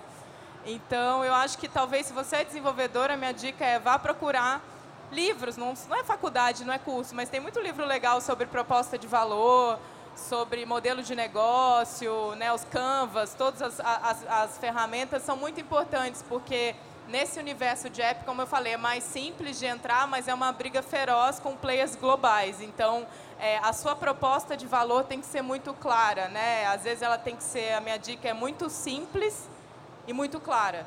Porque às vezes você vai tentar resolver milhares de problemas das pessoas e talvez se você focar em um e resolver ele muito bem, esse que vai ser o diferencial. Então, eu acho que estudar um pouco sobre proposta de valor e modelo de negócio é super importante. Qual é o conselho mais valioso que você pode dar a empreendedores aqui hoje? Bem, eu já esbarrei com algumas pessoas aí, né? Eu acho que primeiro ponto, eu acabei de falar, uma proposta de valor clara e simples. E segundo ponto, se você está fazendo um app, pensa nele global. Às vezes o brasileiro tem muito uma mentalidade de, puxa, não vou conseguir brigar com um cara de fora e etc. E eu acho que o brasileiro tem que ter mais autoconfiança. Acho que a gente tem até o exemplo da Movile, que é a empresa do Marcelo, que são cases internacionais. O meu CEO estava em Harvard fazendo um curso e estava o case em Harvard do Play Kids, que foi feito no Brasil. Então, a gente tem que ter orgulho do que a gente faz aqui. Eu acho que tem muito potencial dentro do Brasil. Então, ousem. Acho que se estiver fazendo um aplicativo, pense em global. Não pense só em ser um aplicativo para o Brasil. Marcelo, o que você teria gostado de ter ouvido ou de saber quando você começou a sua caminhada? É uma boa pergunta. Ser mais objetivo, mais direto ao ponto. Isso é, com certeza, o principal conselho. E alguns conselhos que eu não entendia e hoje eu entendo e que eu poderia passar, que era acreditar e olhar mais os números. Normalmente a gente se perde, se apaixona pela ideia e esquece de olhar os números, esquece de olhar o que realmente está acontecendo dentro da sua app, dentro do seu serviço. E você fica cego. E você vai de cabeça até o fundo. E você não precisa ir até o fundo, você para um pouquinho antes. Se você acreditar e olhar, for sistemático em olhar e acreditar, e entender os números todo dia. Acho que essa eu deveria ter entendido antes e hoje me ajuda com certeza todo dia. E finalmente, qual é a empresa ou startup que você deseja que tivesse começado com você? Eu vi algumas startups começando que ajudam na cidade, transformar as cidades mais fáceis de você viver. Eu acho que isso, não lembro nenhum nome muito grande, mas eu acho que isso facilita e vai impactar milhões de pessoas ao longo dos próximos anos. Cada vez mais tem mais pessoas e esse tipo de informação, de serviços, ainda vai impactar bastante. É uma das coisas que eu gostaria de ter feito. E Márcia, qual é a empresa ou startup que você deseja começar? Eu pensei bastante nessa pergunta. Eu falei, puxa, tem uma startup aí pouco conhecida que chama WhatsApp, que eu falei, puxa, que ideia simples, né? Então, mais uma vez eu retomo, resolver um problema bem e de maneira simples faz toda a diferença, né? Então, eu acho que o WhatsApp resume muito do que eu falei aqui. Em app, resolve um problema simples e eu acho que resolve uma necessidade humana de grupos, né? O ser humano, a gente vê isso no dia de saúde, a gente vê isso no, como eu falei, do Facebook Comments. O ser humano tem uma necessidade de conexão louca e eles resolveram muito bem esse problema, né? E zero custo, né? Ou seja, conectaram, permitiram uma ferramenta de formar grupos gratuitamente. Eu gostaria de ter inventado o WhatsApp. Obrigada.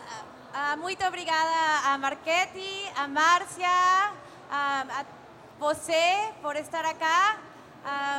So t-shirts are going to be over here on your left, right on the stage. Thank you so much for being here. Thank you for these great panelists, and please let us know if you have any questions. Campuseiros, só um minutinho da atenção de vocês. Pessoal que estava sentado, mantenham seus lugares. O Facebook tem uma lembrancinha para entregar para vocês. Pessoal sentado, mantenha seus lugares.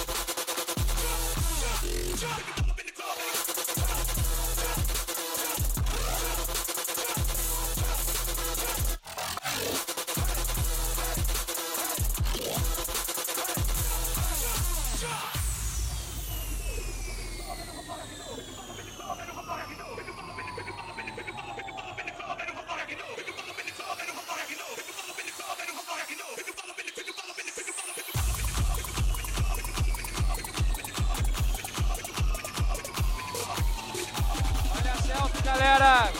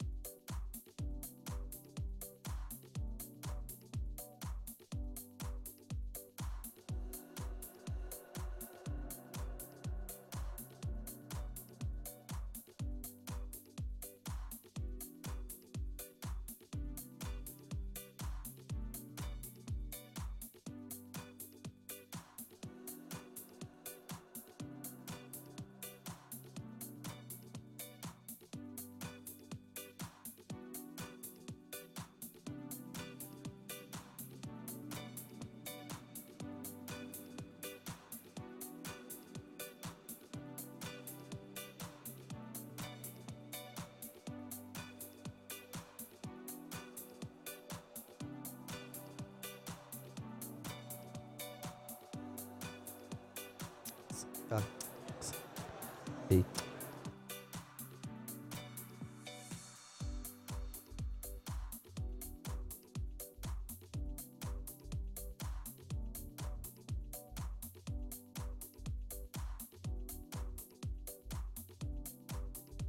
Ah. Ei.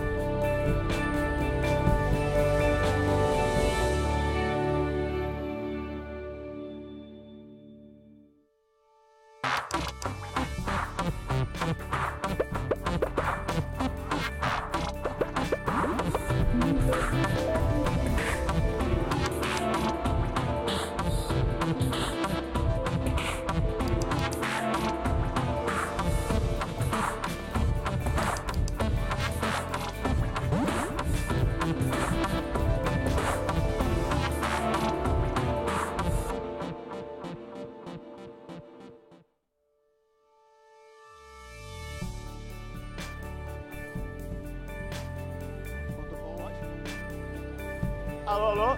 E aí, galera? Boa noite a todos. Tudo bem? É interativo, pode responder quando eu falo boa noite, boa noite. Oh, agora fiquei me sentir melhor. Como é que vocês estão? Beleza? Da hora. Pô, o cara não vai poder participar do Cartola esse ano com essa camisa do Vasco, hein, parceiro? Não tem problema. Joga, faz o seu time ali, vai ser mais emocionante o campeonato pra você assim, fica tranquilo. Gente, muito boa noite, bem-vindos ao lançamento do nosso Cartola 2016. Para mim é um prazer, uma honra estar aqui representando esse time que eu quero inclusive convidar para subir aqui ao palco.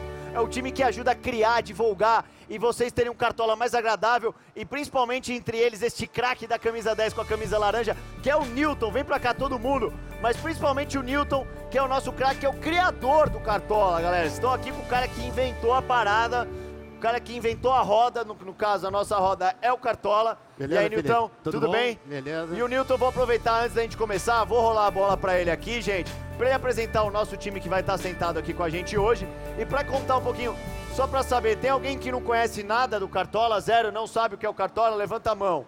Ela, tá compreensível isso. Ela também, ela não é um cara cabeludo, foi mal, tá compreensível também. Então, beleza. Então, o Newton vai apresentar o Cartola pra vocês três que não conhecem. E para vocês que já conhecem e jogam Cartola, mostrar um pouquinho do que a gente tem para 2016, né, Newton? Valeu, Podemos Felipe. sentar, Newton? Podemos. Então, beleza. Então, vamos sentar. Então, vou começar aqui trazendo a Monique, que é apresentadora do programa do Cartola, para o pessoal que já acompanha aí, já conhece. O Poli, que é o editor do Globoesporte.com, o portal de esporte da Globo. E o Cassius, que talvez seja o maior especialista em Cartola que tem na redação e talvez até no Brasil. Ele é o Guardiola do Cartola, é isso? Ele é o Guardiola do Cartola. Caraca, moleque. Bom, a gente está terminando aqui a pré-temporada do Cartola. Antes de a gente começar o bate-papo, a gente quer trazer para vocês aqui as novidades que a gente vai lançar em 2016. A gente está já nos aquecimentos finais para entrar. E primeiro, para esse pessoal aí, o pouco que não conhece o Cartola, a gente vai apresentar um pouco da dinâmica do game, né? Então, para quem conhece, começa o jogo, todo cartoleiro recebe 100 cartoletas, que é a moeda virtual do jogo. E com essas 100 cartoletas, você começa a montar seu time, escolhendo jogadores e um técnico de todos os times que disputam a Série A. A partir daí, 2 horas antes do jogo, o mercado fecha, você não pode mais mexer no seu time. E aí, durante a rodada, você acompanha as parciais, é hora de torcer para o seu time, né? E depois do jogo, depois de algumas horas depois do último jogo da rodada, a gente abre o mercado, os jogadores valorizam, desvalorizam, seu time ganha dinheiro, perde dinheiro e conquista pontos. Esses pontos são baseados nas estatísticas do jogo da vida real. Então, se o cara faz um gol, ele ganha 8 pontos. Se o goleiro defende um pênalti, ganha 8 pontos. Roubada de bola, quanto mesmo? 1,7. 1,7, por aí vai, né? Então você joga, ganha pontos e perde pontos de acordo com o que o seu jogador fez na vida real. O gol do jogador perna de pau não devia valer mais? Tipo, o gol do Wagner Love vale 16. Aí tem muito, porque tá cheio de perna de pau aí no campeonato. O gol do Riascos devia valer 80. Os gols do Riasco não vão mais valer, porque o Vasco, infelizmente, não tá aí no campeonato, né? E o gol do Kempis, então? Que jogou na minha luz, aliás. Mas o Kempis foi o melhor jogador do Joinville, hein, cara? Esse daí eu nem conheço, vou passar a bola até pro Cassius aí pra falar do Kempis. A gente continuando o jogo, né? Esse ciclo se repete durante as 38 rodadas do campeonato, às vezes com uma semana completa, né? Quando tem jogo só no fim de semana, e quando tem os jogos no meio da rodada, você tem que ser muito rápido, né? Porque o mercado abre na segunda-feira e já fecha na quarta, então tem pouco tempo. Aí mostra a galera que está mais ligada, consegue se dar bem. Bom, agora, enfim, dada essa introdução para a maior parte do pessoal que já conhece o Cartola, quais são as novidades que a gente vai lançar esse ano, né?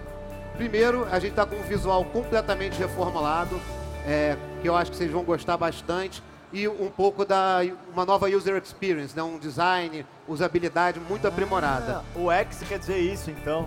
O X é user experience. Eu já li novo visual e UX. Mano, o pessoal aqui da Campus Party sabe, porque o pessoal é nerd. Não, o pessoal está acostumado aí com o desenvolvimento da web. A outra coisa, a gente sabe que tinha uma deficiência do Cartola em dispositivos móveis e telefone celular, Então essa nova versão ela está completamente otimizada para dispositivos móveis, tanto para interface via web, né, via browser do celular, como um app também para iOS e Android, que estão super bacanas, espero que vocês gostem.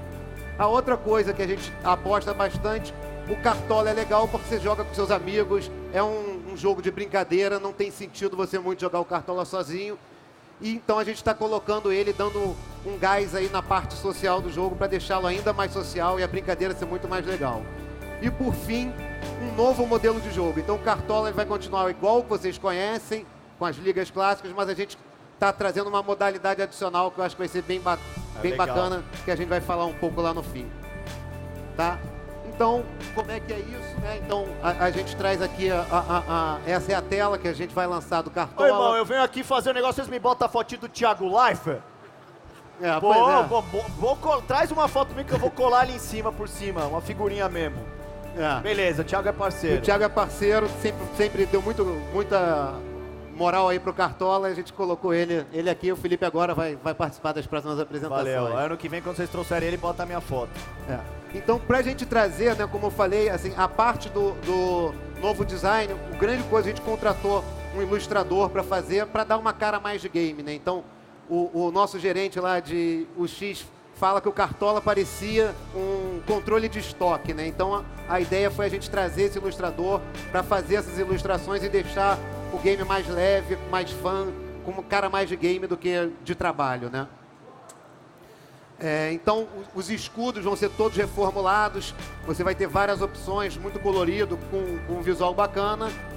E quando você entra, né, a primeira tela que você tem, ela já vai te convidar a seguir aqueles momentos do jogo, né? Para o pessoal que já joga o Cartola há muito tempo, a tela inicial não acompanha muito bem esses momentos do jogo que eu expliquei, do pré-rodada, durante a rodada e do pós-rodada, ela continua sempre muito igual. E a ideia é que esse ano, no pré-rodada, você já conseguir fazer, sentir o que está acontecendo e seguindo. E também, já trazendo nas suas ligas, os seus amigos que vão vir via integração com o Facebook Connect, para você não ficar com aquela sensação de estádio vazio, né? Então você entra no Cartola e já consegue encontrar seus amigos. Ficou mais da hora assim, hein? Isso. Parece a escalação da Globo, amigo.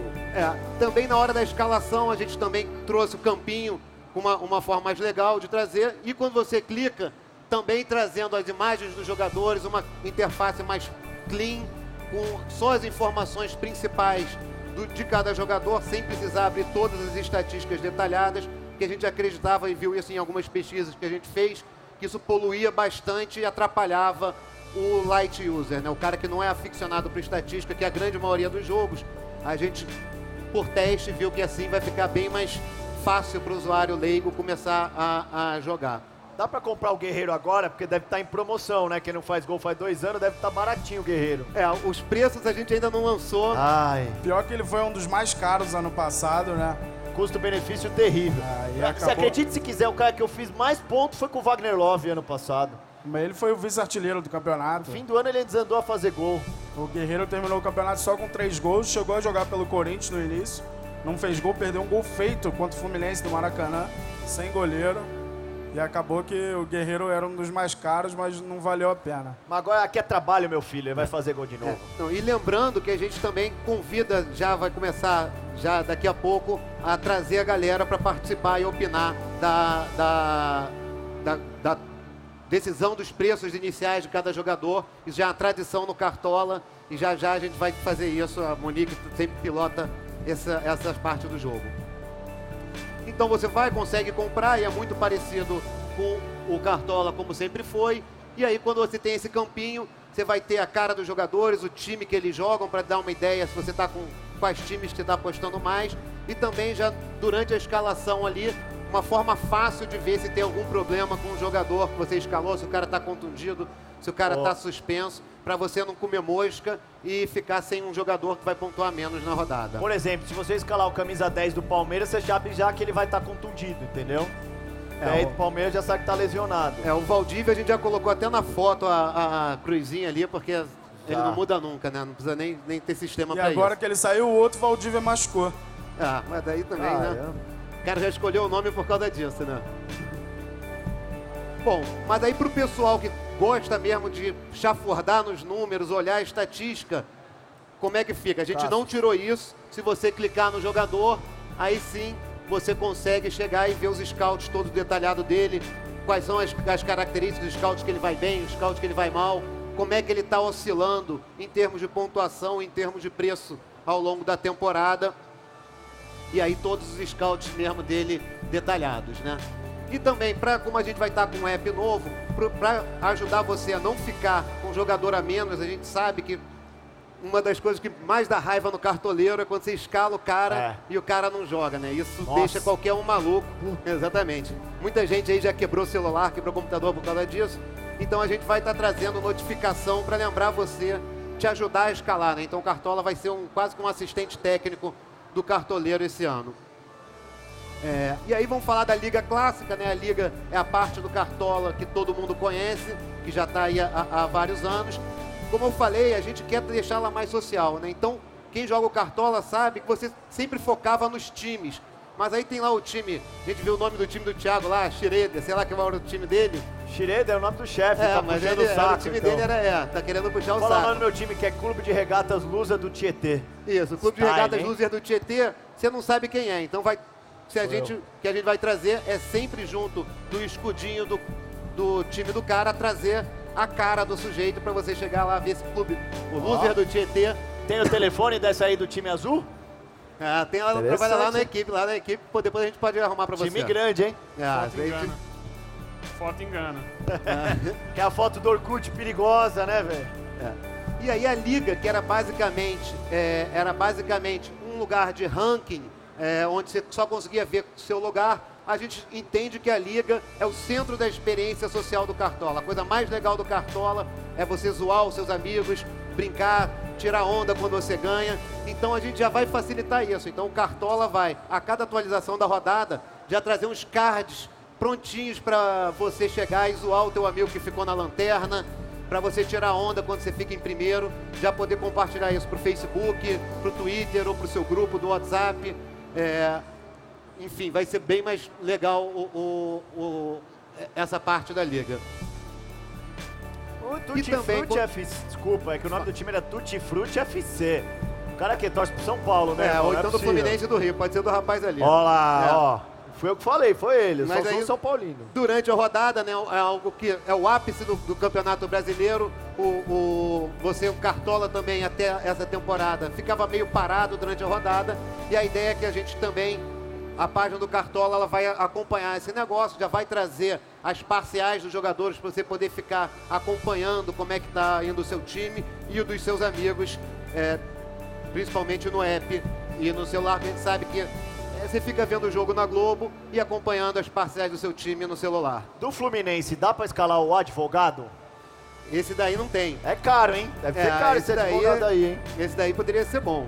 A gente pode estudar isso para 2017. Bom, e agora essa é a grande novidade também que a gente vai trazer, que é essa Liga Mata-Mata, né?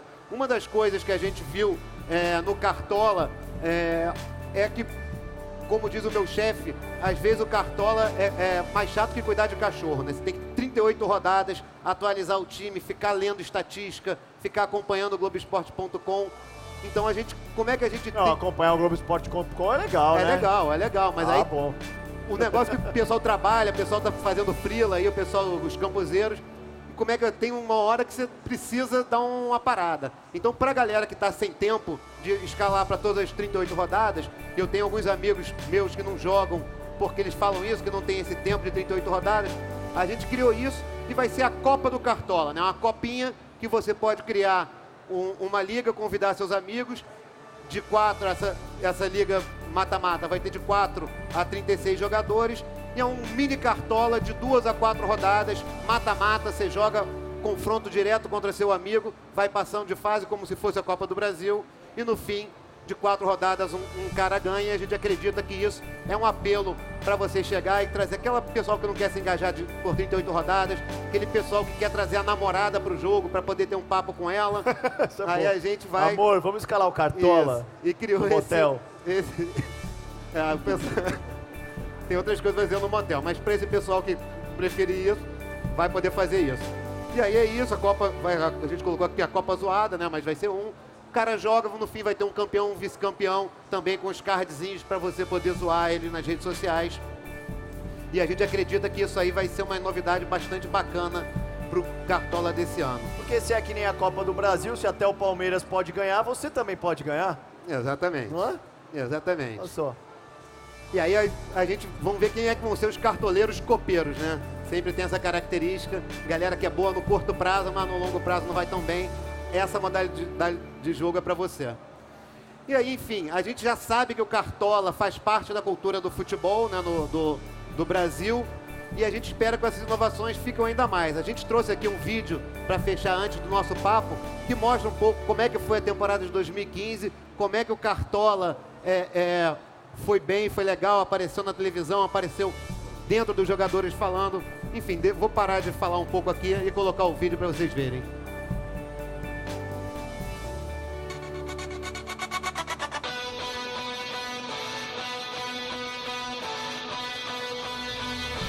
Competição que também agita o Brasil, o Cartola FC. Agora a seleção do Cartola da 31ª rodada. O Clube Esporte está de volta com um recado para a galera que tem time no Cartola FC. 4h30 da tarde, o mercado fecha, hein? Corre pro Cartola e escalhe o artilheiro do amor, porque a fase tá boa. Vou procurar fazer com que tenha um retorno, né? Para todos os cartoleiros que falam, né? E com isso o Eric já é o maior campeão, tricampeão do Cartola. Quase 2 milhões de times no Cartola, um dos games mais agitados. Meu Deus, quem escala o Rodrigo, irmão? Virtual.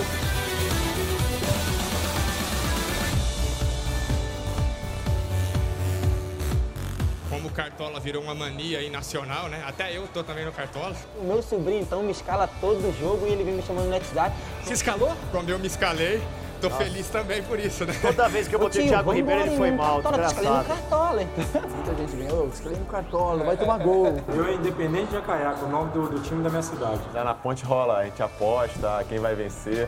De gole em gole.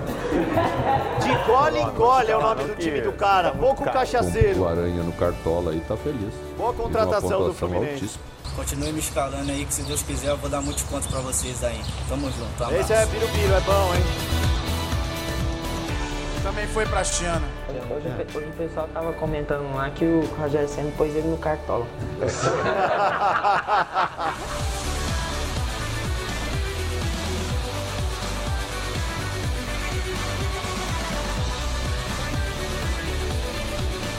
Com os meus assessores. Você acha que eu jogo sozinho? Não. E bate pênalti. Tá batendo pênalti. 2 batedores oficiais. O Caio é um monstro. Olha como é ele ganha a nossa liga disparado, velho. Joga dia de rodada, busca informação com o Luiz. Fala, Luiz. Acabei de dar a dica pro Caio hoje, meio-dia, pra ele botar o Marcos Rocha. Ele acabou de fazer o segundo gol do Galo. Tem uma vantagem de comentar. O cara tem equipe técnica, né? Aí é covardia. Ele liga pro técnico você pra no saber. Cartola, hein? Próxima rodada. Se você fizer menos de 5 pontos, eu te corneto na segunda-feira. Se der pra fazer um golzinho, maravilha. Gol da Chapecoense. Bruno Rangel, gol de pênalti. Essa comemoração é por quê? Escalei ele. Faça suas apostas. Nós estamos aqui. Eu e meu staff. Assessores de Caio Ribeiro. Pô, o cara tem um juiz pra ajudar a escalar, aí é brincadeira. Ele tem o Paulo César pra saber quantos pênaltis vão dar pro Corinthians na rodada, entendeu? Aí já bota o cara do Corinthians lá que bate pênalti. Sabe o que eu acho legal? Assim, assistindo isso e pra contar um pouquinho pra vocês da minha experiência com Cartola. O primeiro ano que eu joguei Cartola foi o ano passado. Apanhei muito, não conseguia juntar dinheiro, cara. Quando eu fui olhar, eu tinha menos de 100. Eu falei, meu, como eu perdi dinheiro? Mas isso é um erro de estratégia no início do campeonato. Estratégia, é isso. Sempre, sempre. Geralmente iniciante peca por isso. Mas o que eu acho que é muito legal? Porque a gente tá acostumado, quem gosta de futebol, assistir o campeonato, você acompanha muito mais o seu time, os jogos do seu time. E depois que eu comecei a jogar o Cartola, você acompanha muito mais o campeonato inteiro. Porque você começa a ter interesse em Avaí e Atlético Paranaense, entendeu? Fala, meu, deixa eu ver se o André Lima vai fazer um gol. Não, mas você escalou ele ali, entendeu? Então eu acho que o engajamento que traz pro campeonato também é muito legal. E acho que essa mudança de bolsa de valores pra game, né? Ficou com uma cara de videogame mesmo, vai ser incrível. É isso mesmo. E assim, a grande dica aí, já falando um pouco sobre, para não perder dinheiro, não dar mole que nem o Andreoli deu, é você já nas primeiras rodadas optar por pegar os caras bem baratos, né? Assim, o cara que está abaixo de 5 cartoletas, mete uns 5 desses aí, que esses caras têm grandes chances de valorizar. E na segunda, comprar os desvalorizados. Não, esse é um erro. Na segunda rodada, tem que comprar os que eram muito baratos na primeira e que valorizaram muito. Porque o algoritmo lá de valorização do Cartola, que é tão complexo, que nem eu mesmo sei direito como é que funciona, ele leva em conta a média móvel, né? Então, por exemplo, ano passado teve o Yuri Mamute. Eu coloquei no meu time na primeira rodada, ele tinha um cruzeiro, uma cartoleta ele custava. Aí ele fez, sei lá, 2 gols, jogou bem pra caramba, valorizou, foi pra 19. Então, na segunda rodada, ele continuou valorizando. Ele continuou valorizando, porque ele leva em conta o preço dele do primeiro e da segunda rodada, então você carrega isso. Aí já na terceira, quarta rodada... Aconteceu aí já com o Rodinei também. Ele até ganhou um contrato no Flamengo por isso. Melhor lateral do Cartola foi pro Flamengo, foi isso. No ano anterior tinha sido o João Paulo, o Flamengo tá de olho no Cartola. Tá de olho no Cartola. Agora eles têm o dirigente do Cartola também, viu, Poli? Tem o gerente de futebol e tem o gerente de futebol do Cartola também. Não, é verdade. Eu acho que a experiência do Cartola pra gente, assim, Newton, o Cartola vai fazer 10 anos esse ano, né, Newton? 10 anos. Tá velho já. E a gente sempre conversou sobre a experiência do Fantasy Game lá fora, né? E a gente trouxe pra cá em 2005, 2006, né? Sim. E desde então tem sido um aprendizado.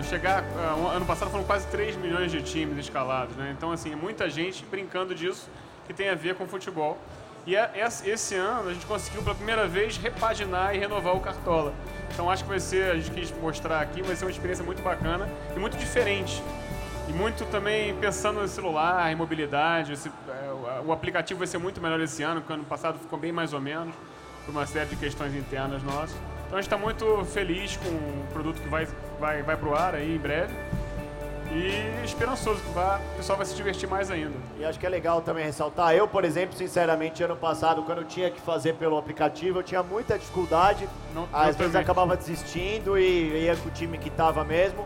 E agora eu vi que além do aplicativo dá pra vir pelo browser também, que facilita pra caramba, né? Você digita lá o cartola.com, que nem se estivesse abrindo no seu computador. A ideia é que a experiência do aplicativo seja parecida com a do browser, muito próxima. Mas o aplicativo ainda vai ser mais fácil, né? Que é uma aplicação nativa e tal. Mas a ideia é essa mesmo. O cara que não quiser baixar o app, não precisa. Pode tentar ir pelo... Acho que 2 coisas importantes pra gente falar a respeito do que os cartoleiros... A minha experiência com os cartoleiros é sempre muito pelas redes sociais. A gente conversa muito, troca muito Facebook, Twitter e agora Snapchat. Troca nudes? Às vezes. Deixa eu te seguir agora! Não, mentira, nudes ainda não, a gente ainda não troca isso, mas olha só. Ainda, mano? Vê quem segue você aqui, mano. Desculpa, não ficou boa essa colocação. Peraí, meu marido tá assistindo isso. Ele tá aqui? Ele tá aqui ou só tá assistindo virtual? Ele tá assistindo virtual. Então não tem problema. Tá bom, vou reformular tudo que eu disse, apaga tudo. Nilo, um abraço, hein? Ó, viu? A informação que a gente troca pelas redes sociais, ficou melhor? Ficou. Então, eu tenho muito esse retorno dos cartoleiros. Acho que 2 coisas que são muito importantes de eu colocar aqui para eles o app é novo. O que é o app? É o sistema. Toda vez perto de rodada, a gente tinha muita reclamação, iam lá nas redes sociais, iam lá na página, falava, tá tudo travado. A ideia é que esse ano isso não aconteça. Óbvio que a gente não tem como garantir isso 100%. Eu acho que ninguém tem como garantir nada 100%, acho que hoje em dia. Mas a gente pode garantir que a gente reformulou o sistema, um sistema novo, e que a ideia é que ele realmente aguente a quantidade de cartoleiros que a gente chama, que a gente dá dica, que a gente faz promoção, para trazer vocês para jogar com a gente, trocar essa ideia com a gente. Então a ideia é que esse ano o sistema seja muito melhor. Então a ideia é que não fique caindo, não fique travando. Acho que esse é um ponto muito positivo que a gente ganha para 2016. E acho que o outro ponto é que essa questão que a gente falava do app, que ele te avisar, poxa, vocês avisam pra gente pelas redes sociais, mas às vezes eu não tenho tempo de olhar no Facebook, eu não tenho tempo de olhar no Twitter. Agora ele vai avisar no seu próprio celular. Então não tem mais desculpa entre aquela rodada corrida de domingo e quarta. Sempre ouvia isso, é um absurdo. Falei, mas gente, a gente avisou, a gente colocou lá que o mercado vai fechar. Mas eu não tive tempo de ver. Bom, agora você tem no seu celular, não tem mais desculpa pra escalar o time, né? Coitado, eu fiquei com pena, não é bem... É que realmente a gente não tinha notificação. A notificação não era uma falha nossa. Na verdade, coitado dos cartoleiros da tela. Por isso fala assim, não é? Quem quiser vai ter notificação agora, que é até uma tarefa que a gente já devia ter feito antes, né? Mas... Não, e acho que a gente que está vivendo também nessa época dos grupos de WhatsApp, eu tenho um grupo de WhatsApp e o mesmo grupo joga o Cartola. E é o grupo dos gigantes da resenha. E aí quem que joga? Eu, Caio Ribeiro, Falcão do futsal, Michel Bastos. E tem alguns jogadores que jogam lá. A gente vai divulgar essa classificação lá no programa do Cartola. Pode divulgar, Gigantes da Resenha é o nome da nossa liga lá. Pô, eu escalei o Michel Bastos uns 5 jogos. Eu falei, Michel, pô, irmão, vamos jogar uma bola aí. É bom você poder cobrar o seu próprio jogador ao vivo, né? Vai ver, ele tava jogando mal pra ganhar de você. Ele tava pra derrubar a gente, tá? Eu acho que ele tava mais querendo derrubar o Osório. Uma outra questão que o Newton falou no início é da precificação. É um momento que a gente bate cabeça e desde o ano passado a gente começou a bater cabeça ao vivo e com os cartoleiros. Porque antes era definido entre 4 paredes lá, entre a equipe do Cartola, vamos definir a precificação. E aí os cartoleiros falaram, mas por que vocês resolveram chegar à conclusão de que o Guerreiro vai começar valendo 25 cartoletas e, sei lá, enfim, o Nenê vai começar... o Nenê não entra mais, mas o Walter vai começar valendo 5. Aí agora a gente sempre faz um programa no início da temporada para precificar junto com os cartoleiros. E aí vocês podem participar mandando a opinião de vocês e a gente sempre tem uns 3 ou 4 jogadores, né, Cássio? Que a gente pede para os cartoleiros votarem e dar o preço que vocês acham justo para começar a temporada. Isso dentro do programa, né, que a gente faz. A gente seleciona os 30 jogadores de maior destaque do Campeonato Brasileiro para que a gente faça esse programa. Mas antes disso, a gente pede para a galera votar em quem vai ser o bom e barato. Que a gente fez no ano passado, 7 jogadores, um por posição, contando goleiro, lateral, zagueiro, volante e meia. Volante e meia fazem parte do meio no Cartola. Atacante de ponta e atacante centroavante, que são atacantes no Cartola. E agora abriu muito espaço, né? Porque não tem Renato Augusto, não tem Jadson, que foram os 2 melhores do campeonato, né? O Lucas Lima foi um dos bons e baratos. No ano passado todo mundo escalava o Lucas Lima. Pô, aquele Lucas Lima não adiantou nada, cara. Toda vez que eu escalava o Lucas Lima não fez muito ponto, não. Eu concordo, o Lucas Lima foi meio mito. Foi enganação, velho. Foi enganação. E a galera deu azar porque de atacante escolheram o Gilberto pra ser barato. E aí, além de não fazer gol, ele perdeu o pênalti e foi embora. Aí, acho que a galera não entendeu a parte que era o bom e barato e colocou só o cara barato, esqueceu da primeira parte. Ô, gente, só queria lembrar uma coisa pra vocês, é o seguinte, tá rolando o Hub Global, tá? Todo mundo pode acessar o Hub Global, que a gente quer convidar todos vocês, campuseiros aqui, pra participar. São 20 missões que foram lançadas, elas terminam amanhã, é www.hubglobal2016.com.br. Os melhores de cada missão podem ganhar mini drone, cardboard, todo mundo vai ganhar brinde personalizado, tá? Bota um colecionável, é muito bacana, tá? Então todos os campuseiros convidados aí, quem for fotógrafo, quem for programador, todas as áreas, a gente tem coisas específicas pra vocês, tá? Então eles mandaram aqui, não era ninguém que tinha me mandado nude, infelizmente era só esse recado mesmo, tá? Então eu queria passar pra vocês e aproveitar agora que a gente tem mais 15 minutos, né, gente? E abrir pra perguntas, quem tiver perguntas aí, quem quiser pegar umas dicas com o Cássio, que é ele é o Caio da vida real do Cartola, velho. Então pega as dicas com esse cara, porque o cara é o campeão. A gente já tem o magrinho ali levantando a mão ali, ó. Vai ter, tipo, alguém pra ajudar a gente a levar o microfone lá? Não. Vai! Não é uma menina linda, maravilhosa, mas é aquele simpático rapaz de azul. Aí, ó, já para nesse aí que tá mais perto. Depois tem um magrinho lá do outro lado. Boa noite. Eu queria saber se, quando a pessoa quer aprofundar melhor os dados do jogador, se vai ser tão profundo quanto os fantasies de fora. Pontuação por clássico, desempenho no dia da semana, ou vai ser mais básico mesmo? Não, a gente ainda não vai chegar nesse nível. Acho que lá fora a cultura do Fantasy Games já é muito mais evoluída, né? Então você já tem para NBA, NFL, coberturas específicas por jogador, para o negócio, a projeção, sites que fazem até o uso de Big Data para tentar prever estatística. A gente ainda acha que o próprio usuário do Cartola no Brasil ainda não tem essa fome tanta, ou esse apetite tão grande por estatística. Então a gente vai estar com o mesmo nível mais ou menos que a gente tinha esse ano, um pouquinho mais, principalmente dos gráficos de desempenho, de evolução durante o campeonato. Mas aí a gente está sempre monitorando a experiência de uso e está sempre evoluindo, né? O Cartola vai continuar evoluindo. Então, assim, pode ser que para o futuro, se a gente sentir que o usuário está atrás desse tipo de informação, a gente acrescente, mas para esse ano não. Newton, é importante dizer que além da equipe do Cartola, eu sou da equipe de Fute Dados, do Globoesporte.com. E a gente faz o acompanhamento diário do noticiário, a gente está em contato com todos os repórteres, a gente tem essa preocupação máxima de manter o time que deve ser o titular. Mas tem técnicos como o Diego Aguirre, fazia no Internacional. O cara treinava uma coisa a semana toda, chegava na hora, mudava tudo. Agora Então, ele tá no Galo. Agora ele tá no Galo, que é um dos favoritos do campeonato. Mas é sempre arriscado pegar esse tipo de técnico. E ficar de olho também sempre nas nossas dicas. A gente sempre dá dicas antes das rodadas. Ah, isso é bom. É importante ficar de olho, porque normalmente pode clarear a mente quando você está em dúvida. Eu sempre que escalava, eu escalava e sobrava só um pouquinho de dinheiro, o técnico sempre ia o pior. Ah, técnico foda-se, vai o Gilson Kleina mesmo. Muitas rodadas foi o Gilson Kleina. Bom, eu jogo Cartola desde 2006. Desde que você nasceu, então. Praticamente. E eu tenho duas dúvidas. Uma é se vai ter um limite de número de ligas e copas para o cartoleiro. E o segundo é, pro ano que vem, se o Mário Bittencourt ganhar para a presidência do meu Fluminense, eu vou poder escalar o Peter Simpson. Olha, a gente tem que ter limites de ligas para o cartoleiro. A gente já está vendo lá, por questão de arquitetura e até de performance, um dos grandes ofensores da performance do Cartola, o caso que a Monique estava falando, era a quantidade de muito cara, com muita liga, então a gente vai precisar limitar isso. A gente já está fazendo nos estudos de QA2, assim, pessoal aí que é de desenvolvimento, sabe o que é isso? Que é o estudo de performance mesmo, é o teste de carga, para não impactar tanto na infraestrutura. Então a gente ainda vai ter isso, a gente ainda tem uns 3, 4 meses para definir isso.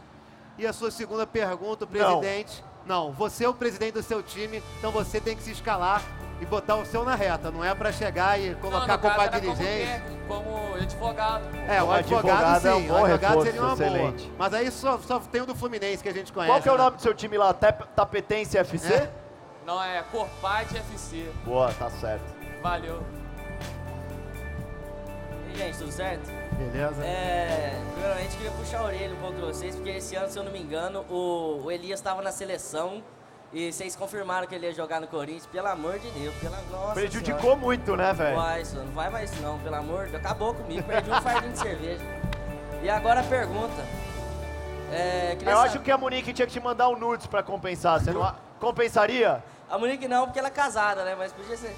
Olha que cara bacana. Eu respeito as mulheres. Menino pra casar aqui na Campus Party.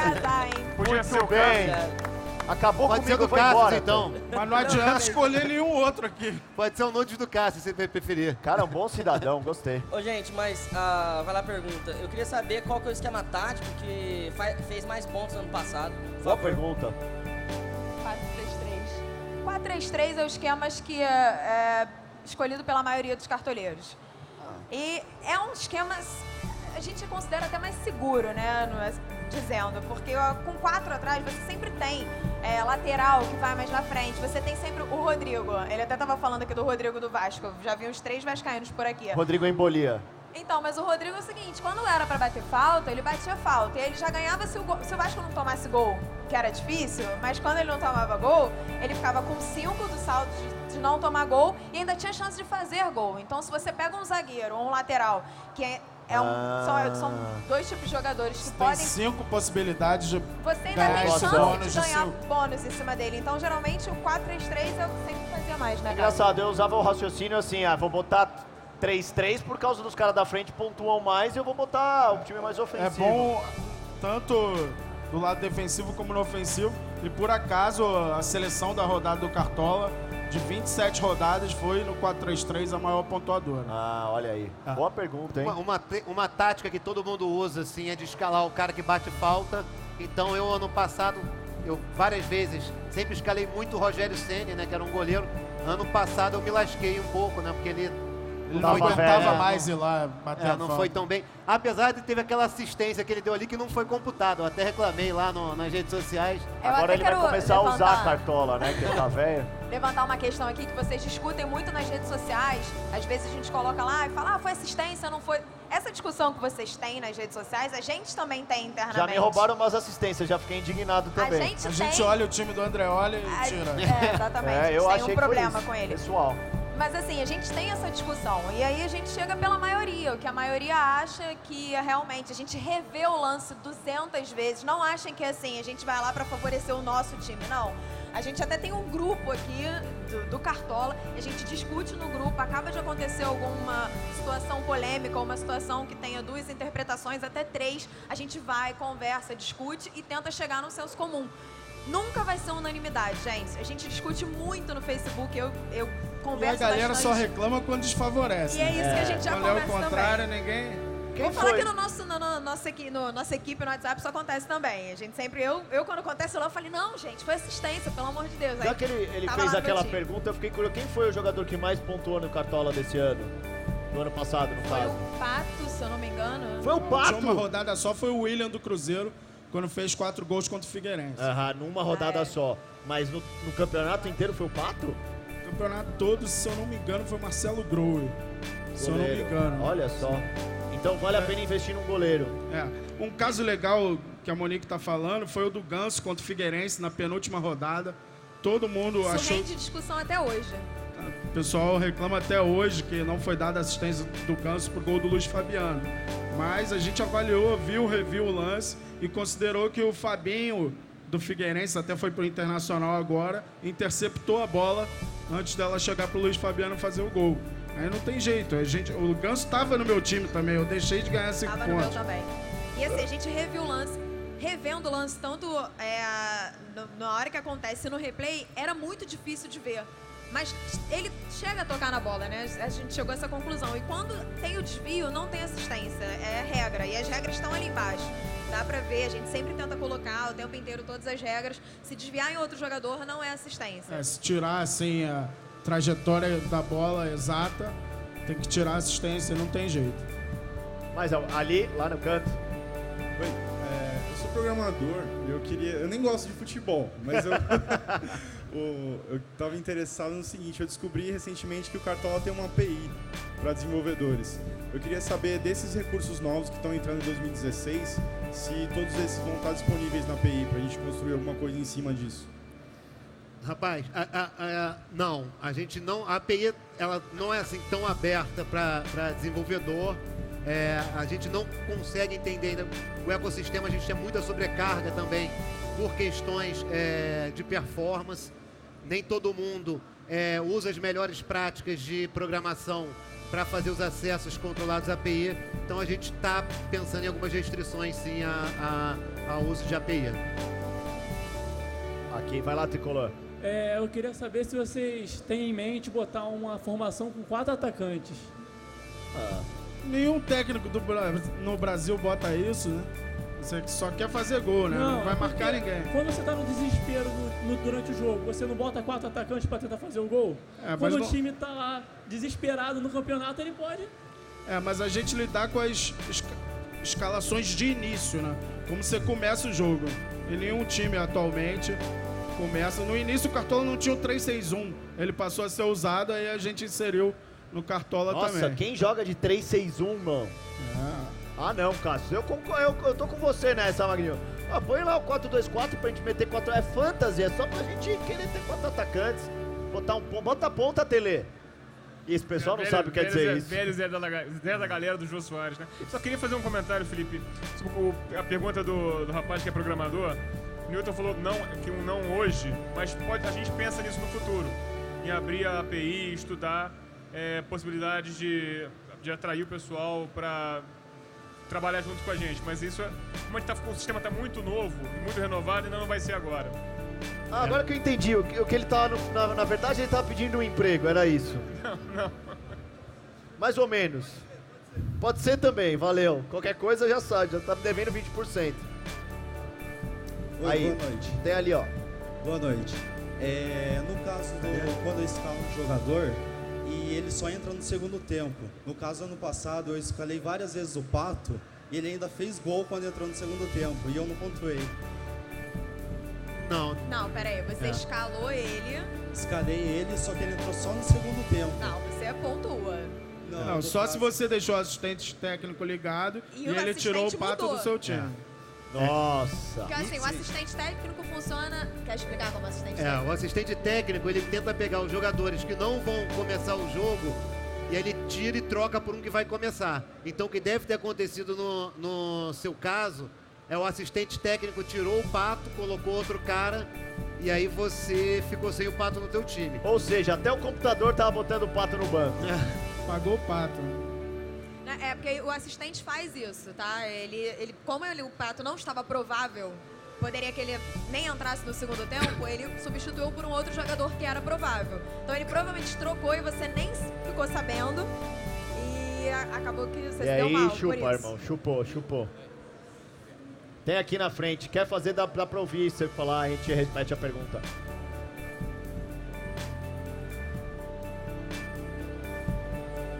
Repete a pergunta dele aí, Monique. Ele quer saber como funciona o sistema de scout, é isso?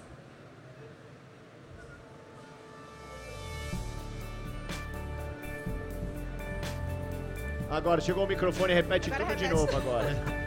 Queria saber como é que funciona o esquema dos scouts, porque tem jogo que tem, 6 jogadores do mesmo time que pontuam muito, e tem jogo que até o cara que faz gol pontua 4, 5. Se é uma pessoa só que fica vendo cada jogo, ou se é uma equipe, como é que funciona? Você tem uma revisão também? Eu sei que tem, mas se é todo mundo da equipe que faz essa revisão, como é que funciona? São 2 pessoas de scout por jogo, uma pegando os scouts de cada time. E óbvio que tem a revisão, principalmente quando os jogos são sábado, dá para revisar melhor. Mas domingo a gente tenta fechar o jogo quanto antes para poder ter a atualização e abrir o mercado, né? Que a galera fica lá pedindo para abrir o mercado. Óbvio que deve haver erros como qualquer empresa de scout vai errar, mas é sempre uma pessoa em cada time. Fica só de olho em cada time para não misturar as estações. É um bom negócio, eu ia fazer só uma pergunta. É um bom negócio escalar vários caras do mesmo time? Depende, se tu for tipo pego pela Corinthians zebra... e Joinville, desculpa, irmão, mas só para dar aquele exemplo. Corinthians e Joinville então normalmente é bom, mas às vezes acontece você escalar o cara um monte de cara do mesmo time, aí entra o cara do segundo tempo e faz gol, não tá no teu time. Se ferrou. É relativo, mas... A gente indica sempre quando pode ser uma boa tarde. Favoritismo porque tem uma absurdo. pontuação dobrada, assim, se você tem... Então, era isso que eu ia falar. Às vezes, o atacante faz gol. Aí ele faz o gol, ele ganha 8. Mas ele pode ter ficado várias vezes impedido, ele pode ser cometido tirou falta. Tirou a camisa no gol, tomou amarelo. Tirou a camisa no gol, já perdeu. Desgraçado. Então, assim, tem uma conta, essa conta fica ali embaixo, vai continuar. Eu tô falando que vai continuar, nem sei, mas vai continuar, senão a gente vai dar um jeito de colocar ali. Tem lá toda a pontuaçãozinha. Quando tem alguma polêmica acontece, a gente vai lá nas redes sociais e coloca explicando, destrinchando toda a pontuação dele. Legal. Então, assim, às vezes o cara fez um gol só. E aí você vê, mas aquele outro ele fez 3 e a pontuação dele é mais baixa. Como? Dessa seguinte maneira. A pontuação dele positiva foi muito alta, mas a negativa também foi muito alta. E aí no balanço ali da média, ele ganhou ponto pra caramba, mas ele perdeu ponto pra caramba. E aí nisso ele fez pouco do que o outro que só fez um gol, mas deu assistência, sofreu falta, que ele ganha ponto com isso. O Luiz Fabiano sofria muito com isso. Um jogador que tomava cartão, fazia muita falta. O Alexandro nem gol fazia e estava sempre pedido. Aí acontece.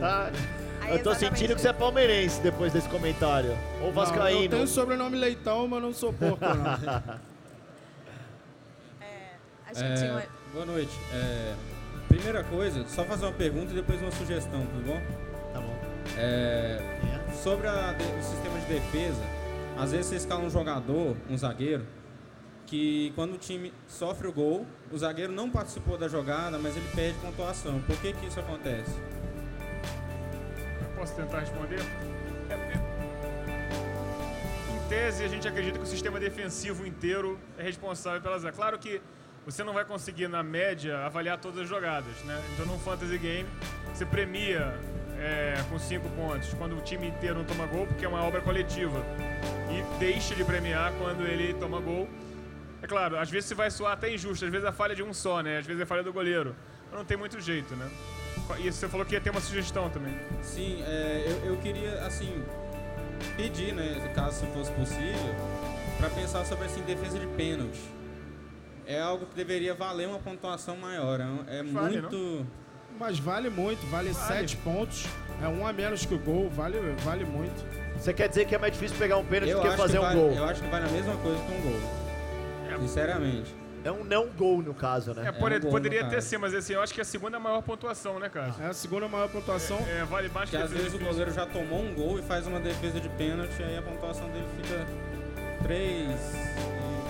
Mas é porque você está considerando a pontuação dele total e não dá para comparar com a pontuação dele como atacante. Sim, assim, é verdade. Não tem como, porque o goleiro, obviamente, ele acaba sofrendo mais. Enfim, o atacante está sempre ali na frente, está sempre sendo caçado, ele está sempre levando falta. Então, assim, se você comparar friamente o atacante com o goleiro, não adianta. Mas se você comparar a pontuação, você vai ver que é a segunda maior pontuação. Então eu acredito até que seja bem justo. Desculpa. Até porque, lembrando, como o Carlos falou, nesse ano o maior pontuador foi um goleiro, né?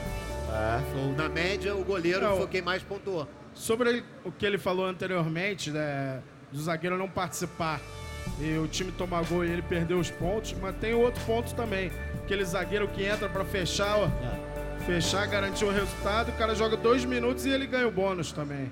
Então tu perde de um lado, ganha do outro, e o Fantasy Game normalmente é assim.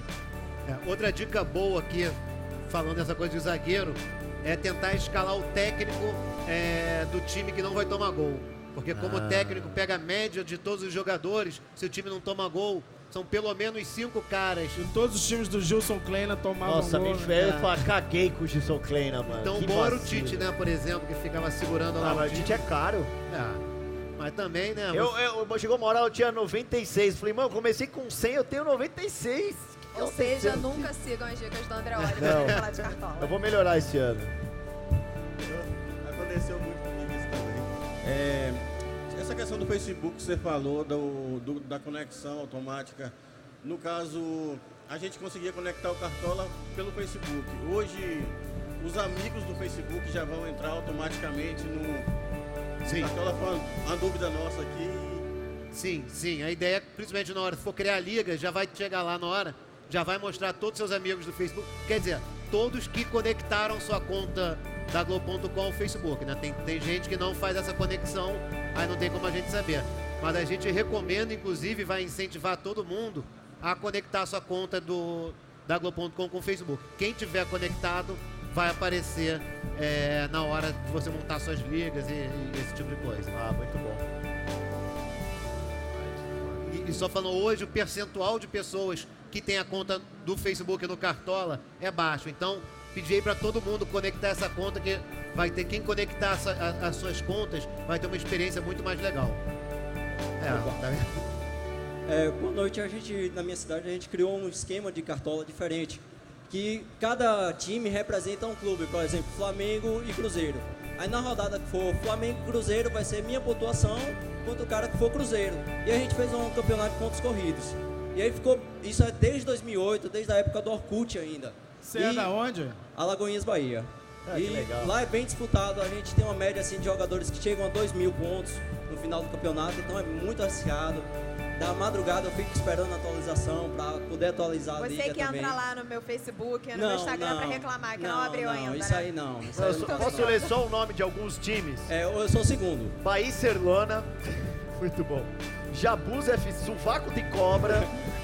Craziest Baba, que Baba, pra quem não sabe, na Bahia é pelada, né? É Baba. Sim. Itaparica United. FC Brocador. E aí tem o Brocador Futebol Clube. Os caras gostam de brocar lá, rapaz. Não é que o Hernani é da Bahia, rapaz. Quer ver, Gustavo? Aí, ó. E agora uma sugestão minha. Sabe aquela bola que o zagueiro tira em cima da linha? Eu acho que deveria contar com defesa difícil ou algo do tipo. Boa dica, hein? Boa dica. O Babá salvou um gol em cima da linha, 5 pontinhos, vai. É quase um pênalti defendido, não é? Melhor, sabe? Davi Luiz. Bom demais aqui, hein? Davi Luiz nos bons tempos, pela... ele salvava gol em cima da linha antes de 7-1. Né? Quando toma 7-1, o que acontece? Dá bug no Cartola? Não, na verdade, devia ter um scout aí pro cara que Teve chorou. Teve 6-1, né, pro Corinthians. Teve 6-1, quase, hein? Quase virou outro eterno 7-1. Boa noite. eu gostaria de perguntar, porque como eu sou vascaíno... Não vai ter cartola da Série B, irmão, nem adianta, não. Eu queria perguntar se no futuro existe a possibilidade de abrir o cartola para as outras divisões. E uma segunda pergunta... confiante, hein? Uma segunda pergunta, porque 3 vezes em 8 anos tá difícil. Uma segunda pergunta é se por acaso um jogador, ele pode... Por exemplo, o caso do Zé Roberto. Às vezes ele joga no meio, às vezes ele joga de lateral. Se o jogador pode ser escalado por 2 posições ou algo do tipo. Então, não dá pra ele ser escalado por 2 posições. Ele tem uma posição que é a posição dele como titular. Mas se você escala ele num lugar e ele tá no outro, não, tudo bem.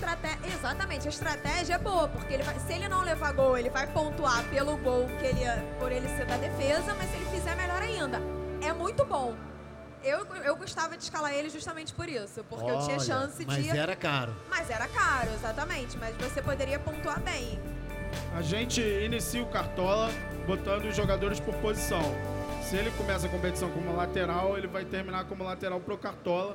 Não tem como mais mudar, porque vai refletir no que aconteceu antes.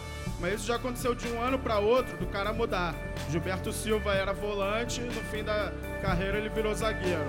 O Guilherme, que agora está no Corinthians, era atacante, agora ele é um meia. Isso acontece muitas vezes, mas dentro do próprio campeonato é impossível mudar a posição de início de cada jogador. De Guilherme para Renato Augusto. E a outra pergunta dele sobre a questão das outras divisões, agora não, mas não é uma coisa que a gente descarte, né? Outros campeonatos, pode ser pro futuro. Pronto, o Vascão tá garantido, irmão. Mas é até bom você que é Vasco, o Vasco não tá disputando, porque aí você não fica com aquela coisa da emoção, né? Senão escalou um monte de vezes o Rodrigo ali, ficar vou escalar o Rodrigo, aí tomava gol. Hoje o Herrera vai fazer gol, pá. Tem mais? Acabou? Pode ir embora, é isso. Acabou, foda-se, vaza. Tem um outro ali, ó. Vai, ó. A última. Ele já tá de saco cheio, irmão. É que ele não quer mais, não é por nossa causa. O cara já tá cansado, já correu a maratona aqui, perguntando. Já estouramos o horário aqui. A última, já que é um vascaíno, a última. Em relação à Série B, eu apoio completamente. E outra coisa também, eu tenho uma dúvida em relação ao meio de campo, na escalação. Eu costumo escalar sempre os meias que fazem gol ou que dão assistência. Mas eu nunca faço isso com os volantes, porque normalmente os volantes eles são invisíveis no campo.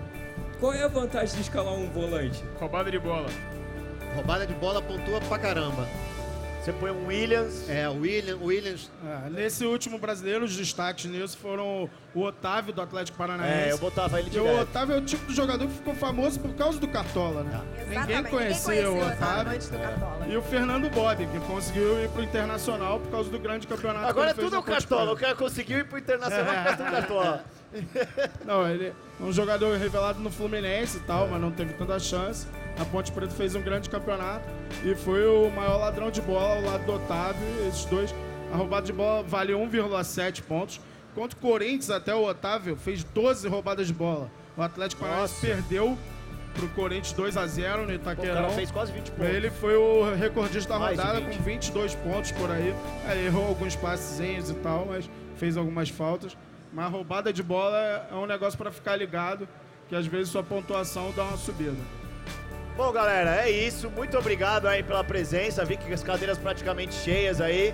Espero que vocês tenham gostado das explicações do Nilton do nosso Cartola 2016, das dicas do Cássio e da Monique, das dicas do Poli, tá? Que vocês joguem bastante. Façam isso aí o que o Nilton falou. Conectem a conta Globo.com Facebook para já poder conectar junto com todos os amigos, tá? Entrem aí também no hubglobal2016.com.br. Todo mundo vai ganhar a cartolinha, né, Poli? Tem as cartolinhas, o pessoal vai distribuir umas cartolinhas pra vocês aí na saída, tá bom?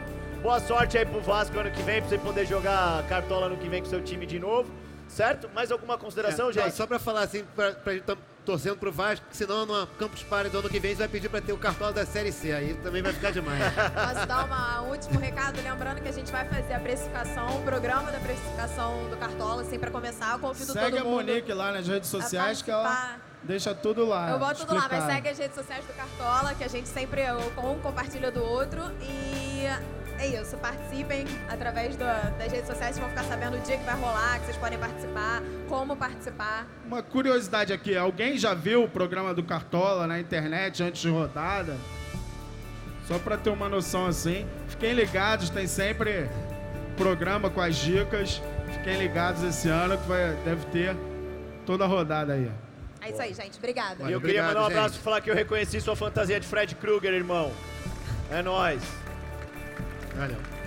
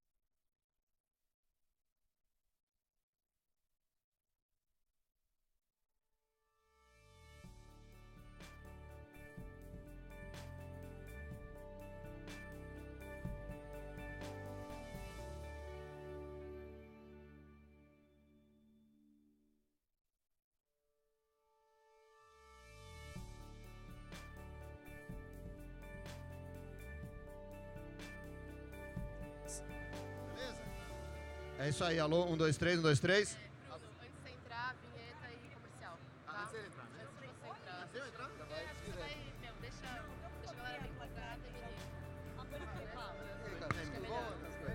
Eu acho que a vinheta dá uma quebrada na linguiça. Então eu falo um pouquinho, vou falar só do... Não precisa, tipo, você vai enrolar um tempo. Eu vou falar um pouquinho só do... Aí você toca a vinheta, aí eu falo um pouquinho dele, beleza? Beleza, tá, então... Coloca agora que eu já vou entrando pra lá. Tanto faz. Seja melhor.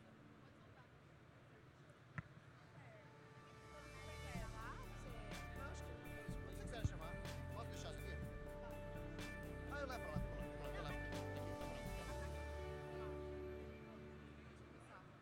Ah, minha mochila aí, tá? Obrigado, já vou lá. Aqui.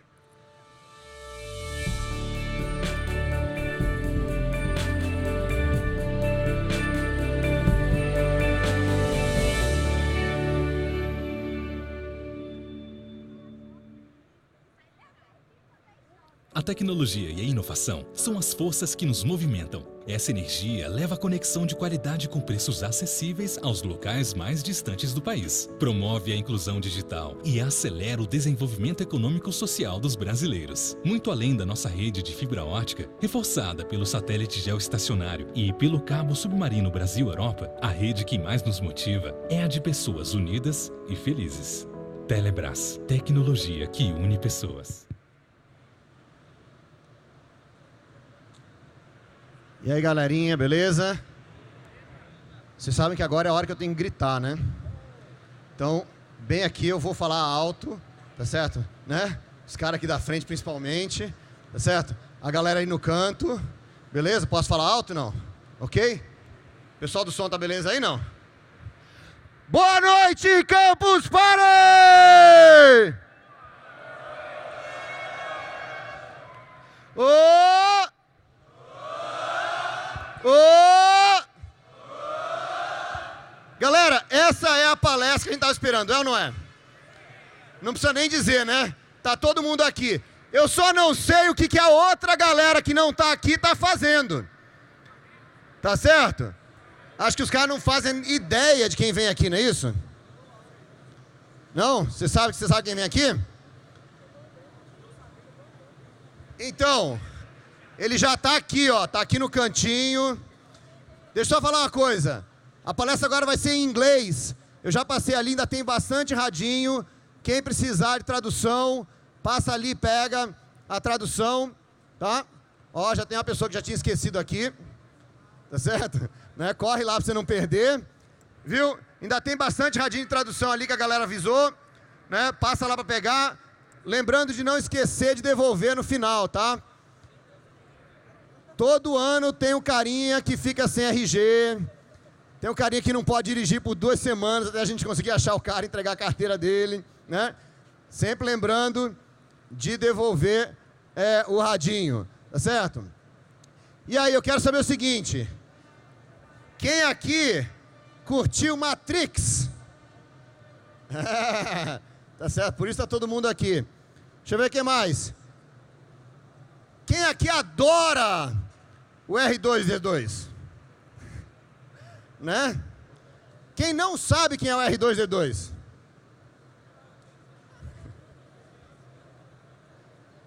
Tá bom, o R2D2. Ah, agora você sabe quem é, né? Ah, beleza, ok. Então tá bom. Então, meu, não ia ser muito massa você ter um R2D2 para brincar? Mas não um qualquer, o de verdade, assim para brincar em casa, né? Oi? Qualquer um seria da hora, imagina o de verdade, né? Oi? Ainda mais funcionar, né? Agora, mais legal do que você ter um R2D2 que funciona em casa é você ser o cara por trás do R2D2. Né? Tá certo, aí a coisa fica bacana, né? Então... O carinha que vai falar com a gente aqui agora foi o carinha por trás do R2D2, tá certo? Participou de vários filmes massa, como Matrix, né? Jurassic Park, tá certo? Foi o cara que ajudou aí nos efeitos especiais de filmes que a gente adora, que a gente curte. É isso aí, galera. Vai começar aqui na Campus Party o Magistral da Noite. Ó, você que tá aí de bobeira, não sabe o que você tá perdendo, vou falar uma coisa pra vocês, um segredo, hein? É o melhor magistral da Campus. É isso aí, tá certo? Olha o senhor Francesco ali, presidente do Instituto Campus Party. Salva de palmas pro Instituto Campus Party.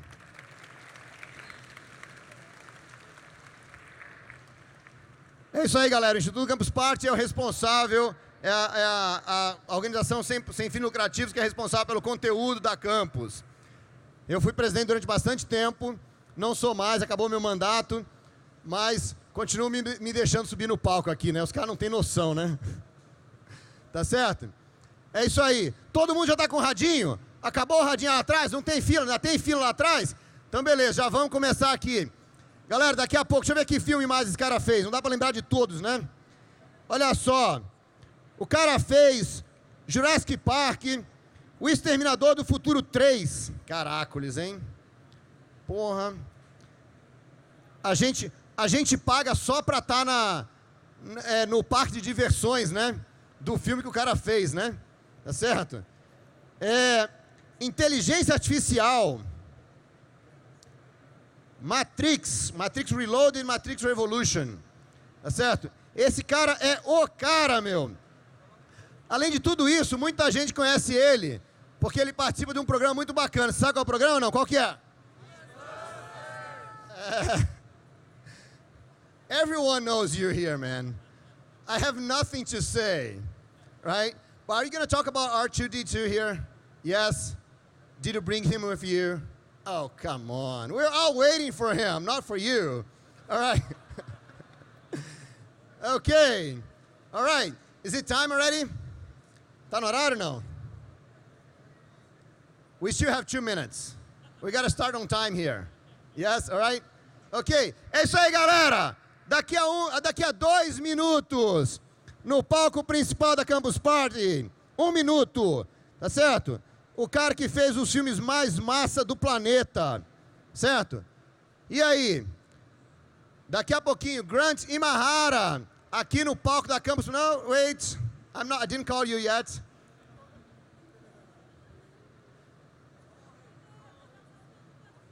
Oi? Tava faltando eu? Tava nada, tava faltando vocês, né? Tá certo?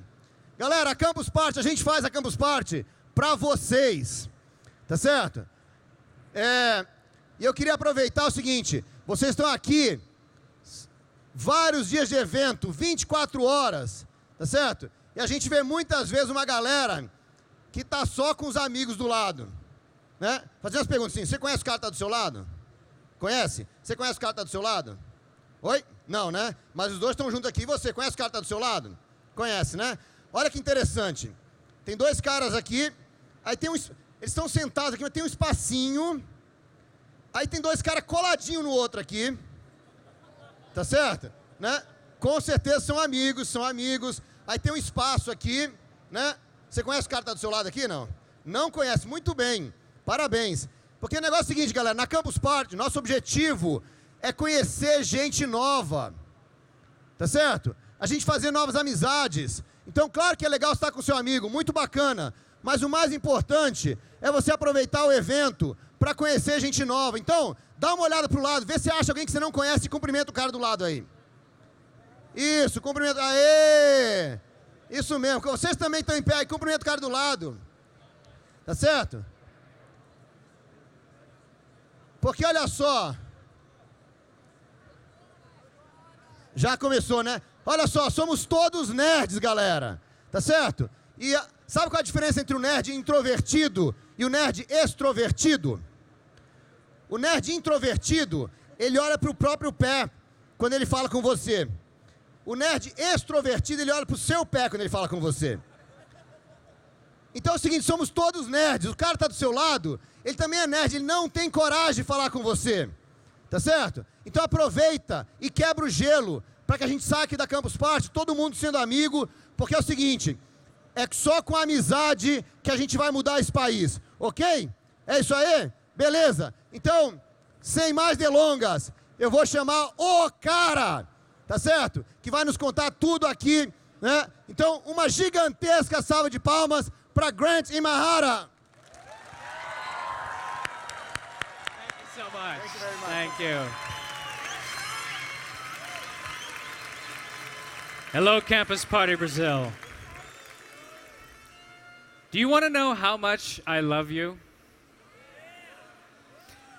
When I was first presented with the opportunity to speak here at Campus Party Brazil, I said yes, absolutely. I've done Campus Party before. I know what the deal is. I know that people camp here, but more importantly, it's about sharing ideas. It's about making campuseros interested in science and technology. This is how much I love you. I'm working on a new show. It might be news to some of you. Mythbusters is done. They're still airing the last episodes. Carrie, Tori, and I are working on a new show. They said the only way that you can do Campus Party is if you fly there and you come right back. So I flew here this morning, 12 hours. I'm going to be here 12 hours. Right after this, I go straight to the airport, and I fly home 12 hours. That is how much I want to be here with you at Campus Party.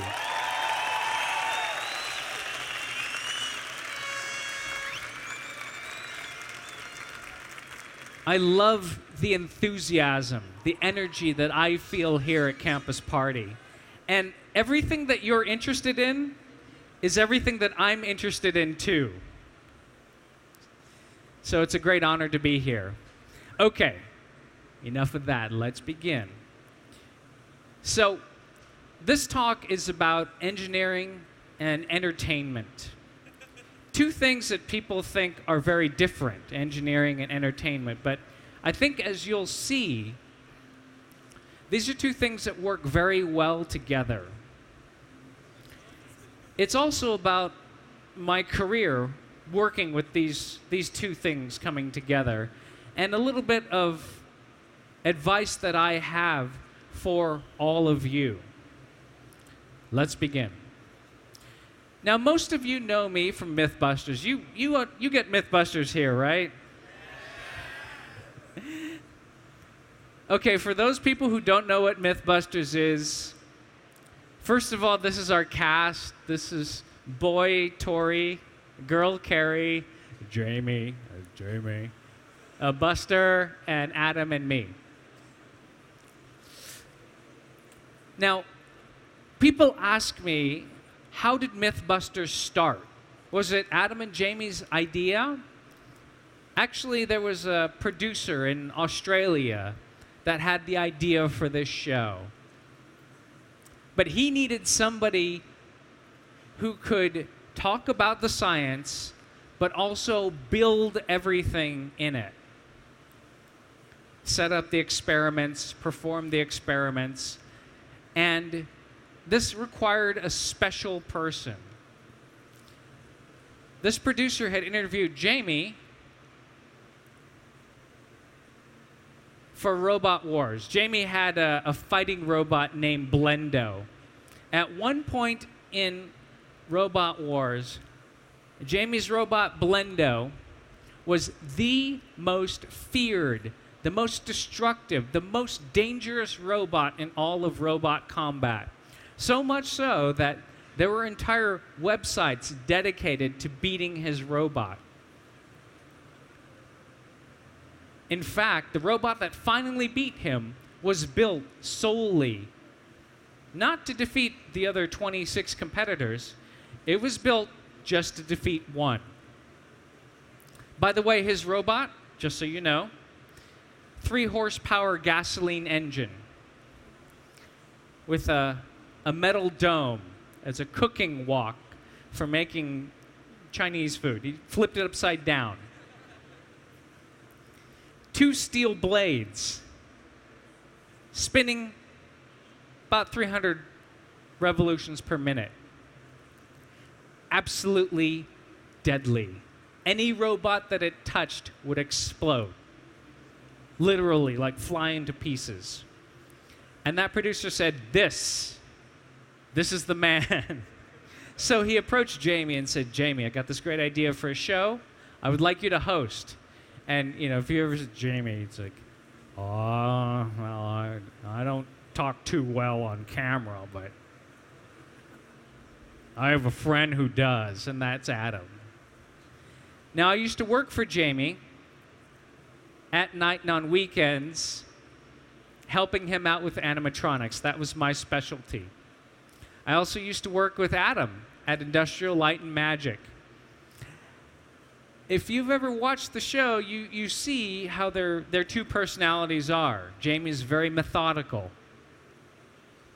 Adam is not. Adam is like a whirlwind, a tornado that runs through the shop, leaving a wake of materials behind him. He is, however, one of the fastest builders that I have ever seen. But he's the kind of guy who, even before he was on TV, it was as if he was on TV.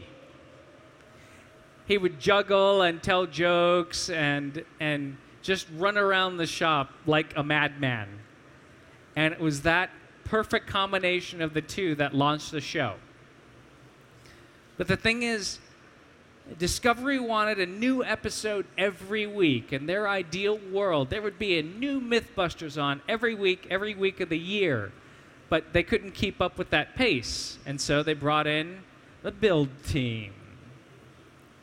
Tori and I used to work at ILM together. Carrie was an intern at M5, Jamie's shop. And I had joined the cast after Scotty left. But we all have a background in special effects. What makes us great for the show is that we solve problems, we build things very quickly, and we all have a love of science and technology.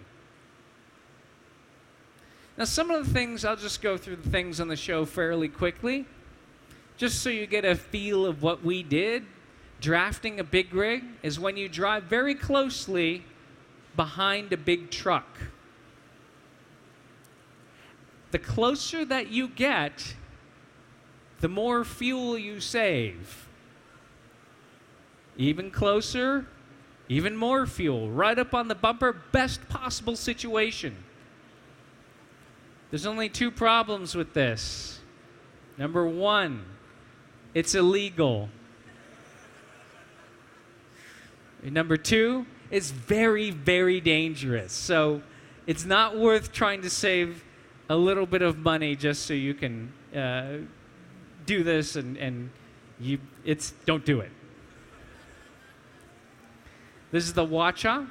Now, some of these myths that we did were historical ones, like this one where it would fire 400 arrows with rockets on them. Just think about that. An arrow with a rocket on it. That in itself is dangerous enough. Now think about 400 of them flying through the air at you and your army. Then you start to feel what this type of weapon, it's an ancient weapon, what this type of weapon, the kind of fear that it would instill. Now, as far as a weapon goes, 400 rocket-propelled arrows, maybe you hit somebody, maybe you don't. The thing is, that's not the point. The point is that when you see 400 rocket-propelled arrows flying through the air, it makes you want to run away. And that is the power of the Watcha. Bird balance is one where if in the movies, two guys are driving, right, there's a chase, they see, oh no, there's a cliff, and they slam on the brakes and they stop right at the edge, right? Perfectly balanced on the edge. And then the bird comes and lands right on the hood. And then they go over. In reality, it doesn't happen like that, unfortunately. Just like in the movies, it doesn't happen exactly like that. I had to build a turkey chandelier. 40 turkeys hanging from this suspended rig And we had a limousine, a long, long vehicle. It took several hundred pounds worth of birds. I dropped them one by one, too. Just like you pull a string, turkey drops. Pull a string, another turkey drops. Several hundred pounds of turkeys later, it finally went over. So not everything you see in the movies is exactly how it is in real life. If you've seen the movie Predator, in Predator, they cut down trees with a machine gun and we tried that. It actually works pretty good. You just have to have a really, really big machine gun. And then one of my favorites from recent times, we were trying to catch a pig, okay? Just a little pig, right? A little pig that's greased, that's really hard to catch them. And so part of what I did on the show was come up with these solutions, these ways of building things. So my idea was to make a pair of mechanical claws to catch the pig by the leg. It's important to note that the claw did not close all the way. It stopped just so I could grab it around the ankle. It worked great, except for the part where you have to run around and get close enough to the pig to fire the claw. As it turns out, Carrie had a pair of furry gloves that she was able to catch the pig much faster. So the most high-tech approach sometimes isn't the best. Now, sometimes you end up doing things like you're in your underwear on the show. That was one of the most important things about Mythbusters, is not to take things too seriously, or rather, to take the right things seriously. Designing the experiments, taking the data, analyzing the data, those are all things to take seriously. Walking around in your underwear, not so much. This is when you can, if you are a superhero like Superman and you have to change in a phone booth, can you do it? It's very difficult. And of course, there are the types of myths that are super, super big, like this one.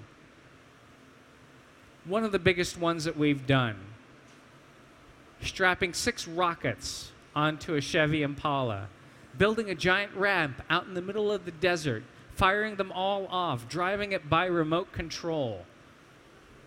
One of the hugest myths we've ever done. But enough of that. I'm going to go back and talk about how I got started and what influenced me, because I think that's really what's most important for you, campuseros. Finding a mentor. When you're trying to learn something, when you're really interested in something, one of the best things that you can do is find someone who already does that. And a lot of these people are willing to help you. That is a mentor. My mentor was a guy named Tomlinson Holman. Now, you might not know his name, like Elon Musk or something like that, but he's a celebrity engineer. He invented the THX sound system. In fact, THX, you know THX, that's a movie sound system. He invented it. The TH is Tom Holman, and the X is Tom Holman's experiment. He was working at the cinema school, and I wanted to find a way to combine entertainment and technology. I was studying engineering. I'm an electrical engineer at USC. How I found Tom is the guide in the cinema school. I talked to that person and said, can I sit in on a course? Can I? And he said no. how about if I help? And he said, no. But he said, you should go and talk to Tom Holman. He invented THX. So he's like, his office is right downstairs. And so I went to Tom's office, and I literally stumbled in and said, Mr. Holman, did you invent THX? And he said, yes. And I said, can I be your assistant? And he said, yes. Do I have to pay you? And I said, no. And so I ended up organizing his office, which Tom, at that time, and probably still, was the absent-minded professor. He had stacks and stacks and stacks of journals and books.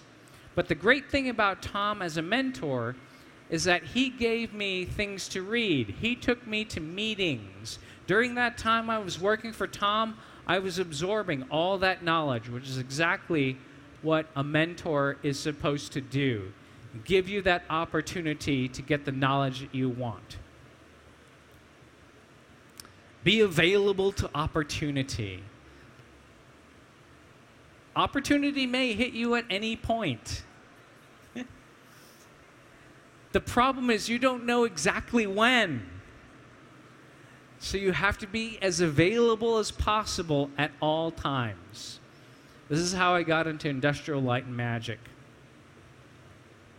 A friend of mine was working at ILM in the model shop. Two friends of mine, Don Bees and Nelson Hall. And they said, we're working on Men in Black and Mars Attacks and The Lost World, the sequel to Jurassic Park. And you know what? They kind of need somebody with your skills. Would you be able to come and do like a week of work with us? And I was like, I am so afraid. Because up to that point, I'd been working for Tom at THX. Stable, full-time job, full benefits. Working at the model shop, the manager of the model shop, Mark Anderson, said, don't quit your day job. And I didn't, actually. I took a 2-week leave of absence to work at ILM. But before I agreed to do this, I asked my department manager, her name was Monica Dashwood, she ran THX division. I said, Monica, what should I do? I have this chance, but I'm so afraid. And she goes, here's what I do. If I have the chance to do something cool, and that chance may never come again, I do it without hesitation. It's better knowing than wondering. And I had a sleepless night, a couple sleepless nights, and finally I said, okay, I'm going to do this. But you should know that fear is going to be part of it. If you're pushing forward, a lot of times you won't know. I didn't know whether I would be successful at ILM. I just had to accept that fear and make that a part of what I was doing. As it turned out, I was okay. They did need someone with my skills. This is a robot, animatronics. Combines electronics and animation, animatronics. And so basically, if it lit up or moved at ILM, I was involved. That 2-week gig turned into 9 years. I worked on The Lost World, which is a sequel to Jurassic Park. This is Jurassic Park Stadium. In here on this little track, there's a little car, a red car that Jeff Goldblum drives. That car is only this big. I worked on Galaxy Quest, my favorite Star Trek sequel ever. And this is the Protector. So in Star Trek, they have the Enterprise. In Galaxy Quest, their ship is called the Protector. Now, when I speak to this crowd and say that there are 2 8-bit reduced instruction set microcontrollers inside of here, you're probably going to know what I'm talking about. Most of the time, I say to people, I just made the lights blink. And then Star Wars came along, the prequels. This is me and Tori. So people, look how young we are. Look at that. People ask how long I've known Tori. I mean, I've known Adam and Jamie, like 20 years now? Is that right? Oh, that's crazy. Same thing with Tori. Oh, man. I didn't even think about that till just now. Trade Federation hangar. So these are some of the projects that I got to work on, involving the technology that I had learned in engineering school with something incredibly creative. At ILM, we were making worlds that no one had ever seen before. And a lot of times, you basically get a piece of paper and a brief description of what you're supposed to be building. Especially on Star Wars, we were making all these things. We didn't know exactly what they were for because nobody would let us read a script. It was that secret.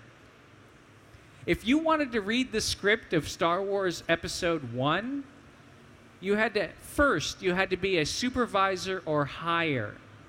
And then you had to go to a special room where you could check out the script and it would not leave that room.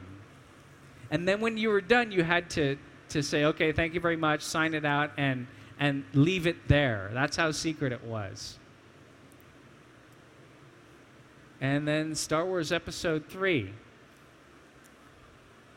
So this is what I worked on over the years, about 9 years worth. You can see the last one there is XXX2 State of the Union. That was at about the point where computer graphics started taking over, and the practical effects, which is where I worked, those jobs started to become fewer and fewer. And so I knew that it was time to make a change. It was time to go to, and that it was right around then that the opportunity came up to join the guys on Mythbusters. Now I'm going to talk about a few of the projects that I worked on. I assume you guys know what the Energizer Bunny is. He beats a drum, he sells batteries. When I ask most people how big they think the Energizer Bunny is, I think he's about this big. He's actually this big. He's really huge. But that's because he's packed with technology. There are upwards of 18 servos inside of him, small motors to control the various things. These are his ears. This is his head, his arm.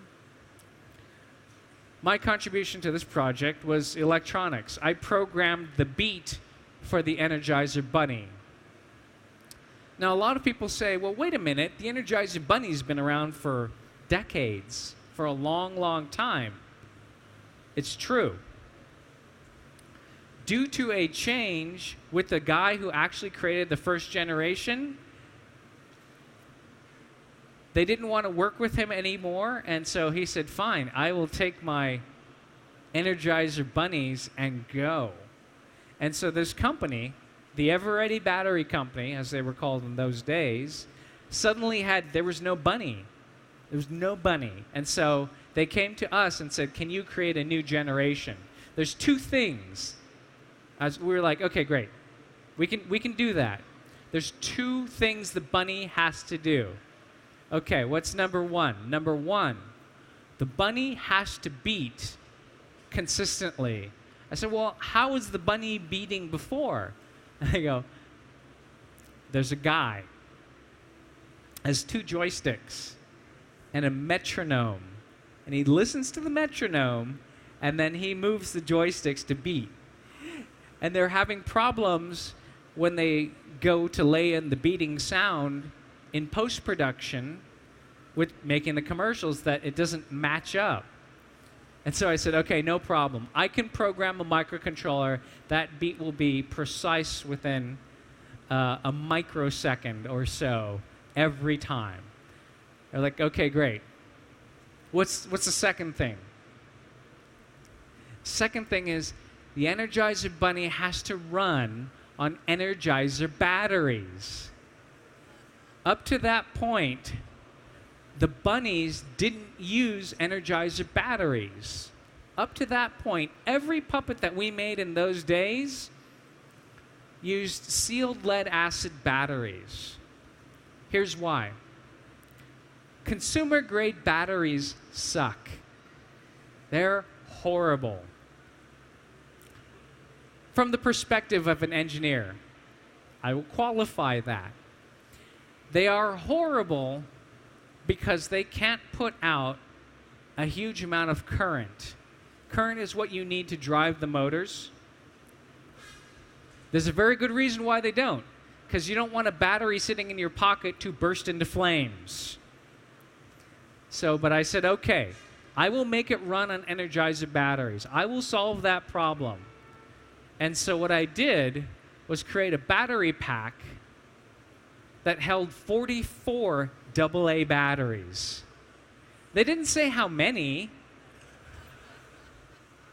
That battery pack, it was like an AK-47 clip. It was like a big banana shape, a big black banana-shaped plastic pack. And it slipped right into where all the electronics were. The Energizer Bunny fur, I'll give you some quick facts. You see the name Garth right here? So the first generation of bunnies had names. A, B, C, D. Al, Bert, like Chuck, and Dave. Second generation, E, F, and G, were called Earl, Floyd, and Garth. And Garth is named after Garth Brooks. Bunny wears size 5 women's flip-flops, imitation Wayfarer sunglasses. The bunny fur is synthetic, and it's so special that when we made the bunnies, there was only one bolt of fur left in the world. It was that custom consistency and color. And so we had to be really, really careful when we were cutting the fur. I started out as the arms guy. It takes 3 people to run an Energizer Bunny. The arms guy. Arms guy flips, I got the easiest job by far.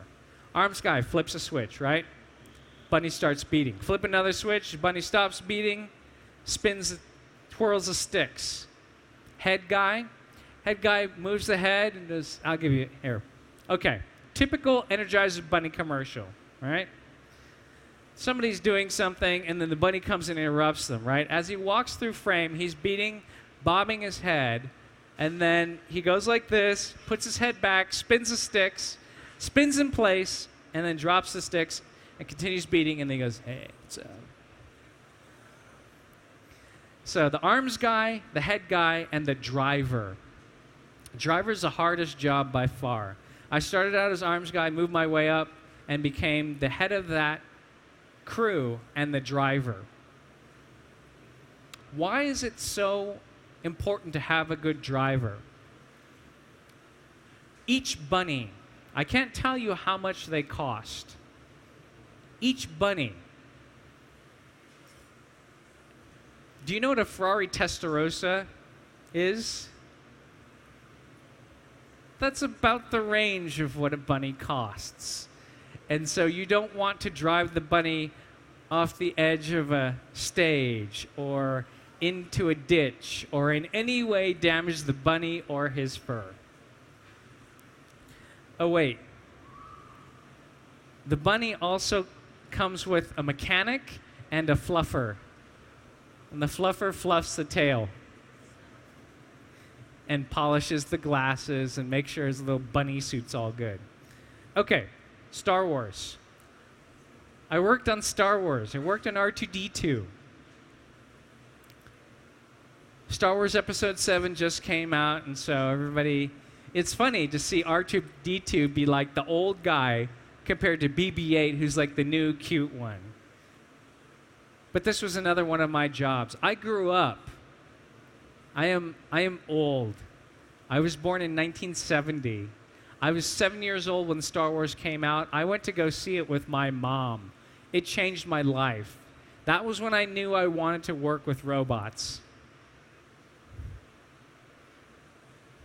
In 1977, it was easier to put a guy in a suit than it was to make a consistent robot.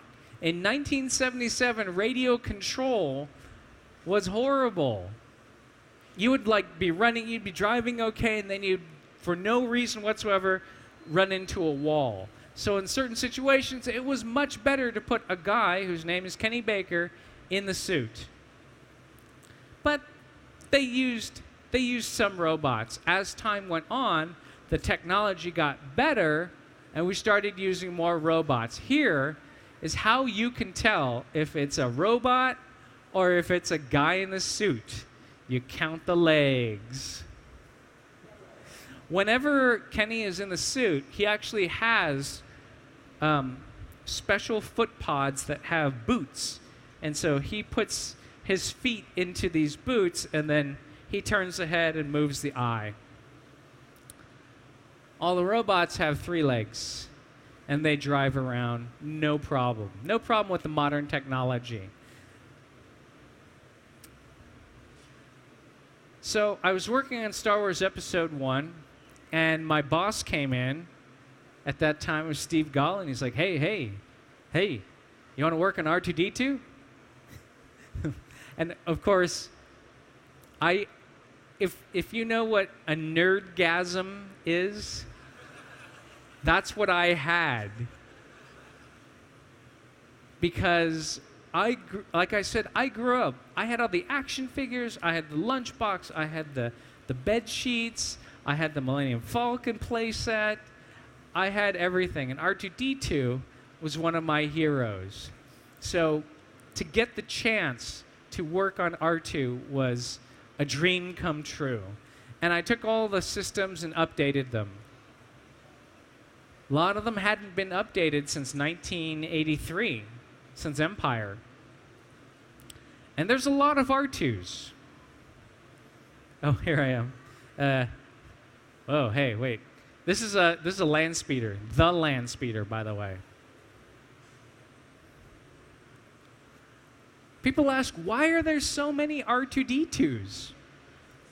Well, a lot of them have, first of all, you have to have backups, just in case something happens, right? Then, there are slow ones and there are fast ones. Slow and precise if you're driving near people. You don't want to run over Carrie Fisher's foot. But if you're running in a hangar, you want to be able to go really fast. There are stunt ones that you can throw off the edge of a barge into the sand, and then there are Kenny ones. So there's a lot of different reasons. Okay. Search for answers. When I graduated college, when I was your age, there was no internet. When I graduated, can you imagine a world without the internet? There was no Amazon. There was no Google. The internet did exist, but it was a place for you to get data sheets for electronic components and send and receive email between educational facilities. If you wanted to search for something, I think it was called Gopher. The advantage that you have today is that so much information is available right at your fingertips. Even in 1999, when I started my hobby. So what does a guy who works in special effects and builds robots during the day do for a hobby? He fights robots. But when I was designing my robot Deadblow, I didn't have a whole lot of resources even then. I had to search for the information. I had to take things that were made for other things, a scuba tank for my air source, paintball elements for my valves. It was something that I I didn't have all the information that I needed. I couldn't go to a shelf. I couldn't go to a website that was like, you know, and actually there is a website now where you can go and order fighting robot parts. But back in those days, we had to make it up. We had to find things that worked and cobble them all together to make something. So when you have a fighting robot competition, where do you fight? Inside of a giant arena. The reason why these walls are this tall and are made out of 2.5-inch bulletproof glass, Jamie Heineman. Back when this was Robot Wars, audience like this, people thought, let's say the robots are fighting up here. We'll put up an 8-foot wall, no problem. Make it out of acrylic, 1/4-inch acrylic, no problem. People will be able to see anything that comes off. We'll just bounce back. Jamie's robot, Blendo, comes along, hits something, tosses it out way over the wall into the audience. And Tori Belleci was there. It almost hit him. Fortunately, at that time, he was working for Jamie, so it was okay. But the people who organized the event said, Jamie, here is your trophy. Here is the prize money. Please take your robot and go home. And he said, well, I didn't even get to. No discussion. It's too deadly. And that is why we have the battle box, which also has a lid on it. What is the trophy for a fighting robot competition? It's a giant nut. I have 2 big ones and 1 small one. Trophies.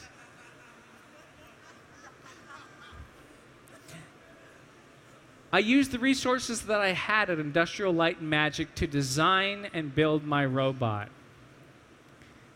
I called George Lucas my most generous yet unknowing sponsor. It was job training.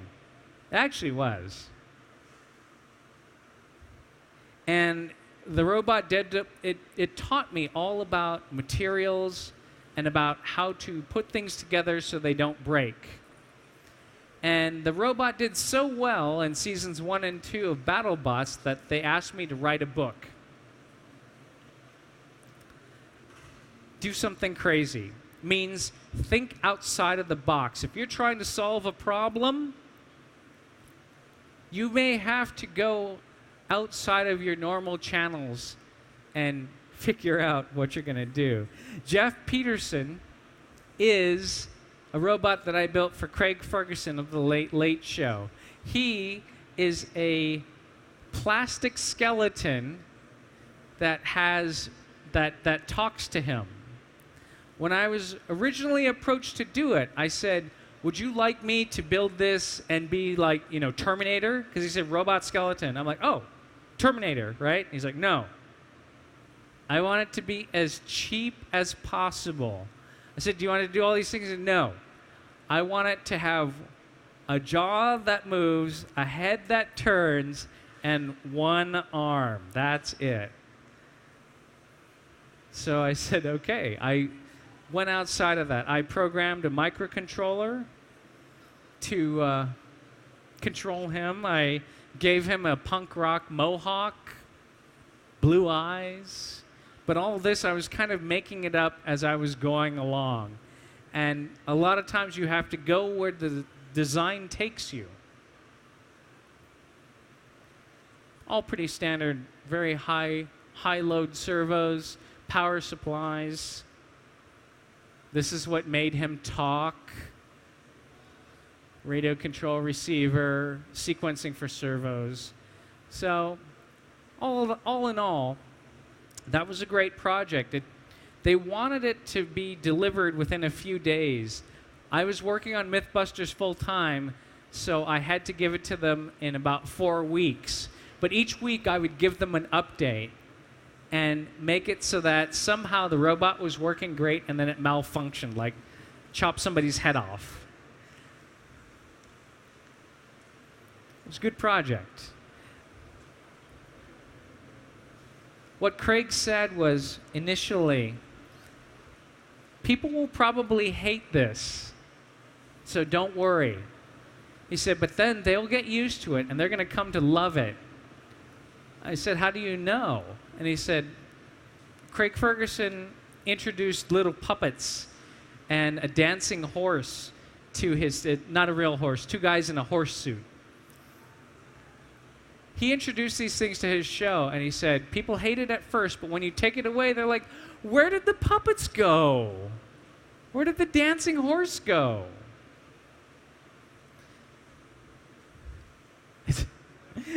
And Jeff Peterson became a big part of his show. Take a chance. That might be one of the most important things I can tell you to do. And I think here at Campus Party, it's about communicating, sharing ideas, and taking a chance with those ideas, presenting them to other people. Pretty good. Mythbusters has been on the air for 10 years. We are done. And it's been, I have to say, it's been one of the best jobs I've ever had. And I've had a lot of really good, really cool careers. But the aspect of solving problems on a daily basis and building machines that no one has ever seen. Because really, you can't go to the internet and order a machine that will swing a sword very, very fast, or one that will kick a soccer ball at the speed of sound, or fire a piece of glass fast enough to chop a person's head off. These are things that don't exist on websites. So the opportunity to be able to build these things was fantastic. And like I said, there's a new show. Yes, there is. It's coming soon. It has me and Tori and Carrie, and we are doing things similar to what you've seen before, but it's not Mythbusters. And that's all I can tell you about that. But when it does come out later on this year, you'll know, believe me. Okay. Now, I'm going to show a video that I don't normally get to show. I can only show in live events. And then after that, I will take questions and answers from all of you. So let's go ahead and roll the video. In 3, 2, 1.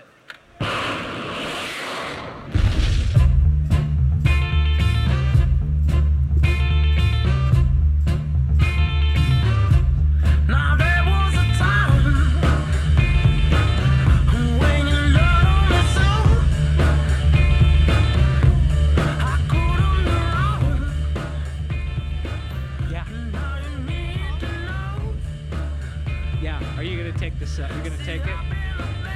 Okay. You want to do the...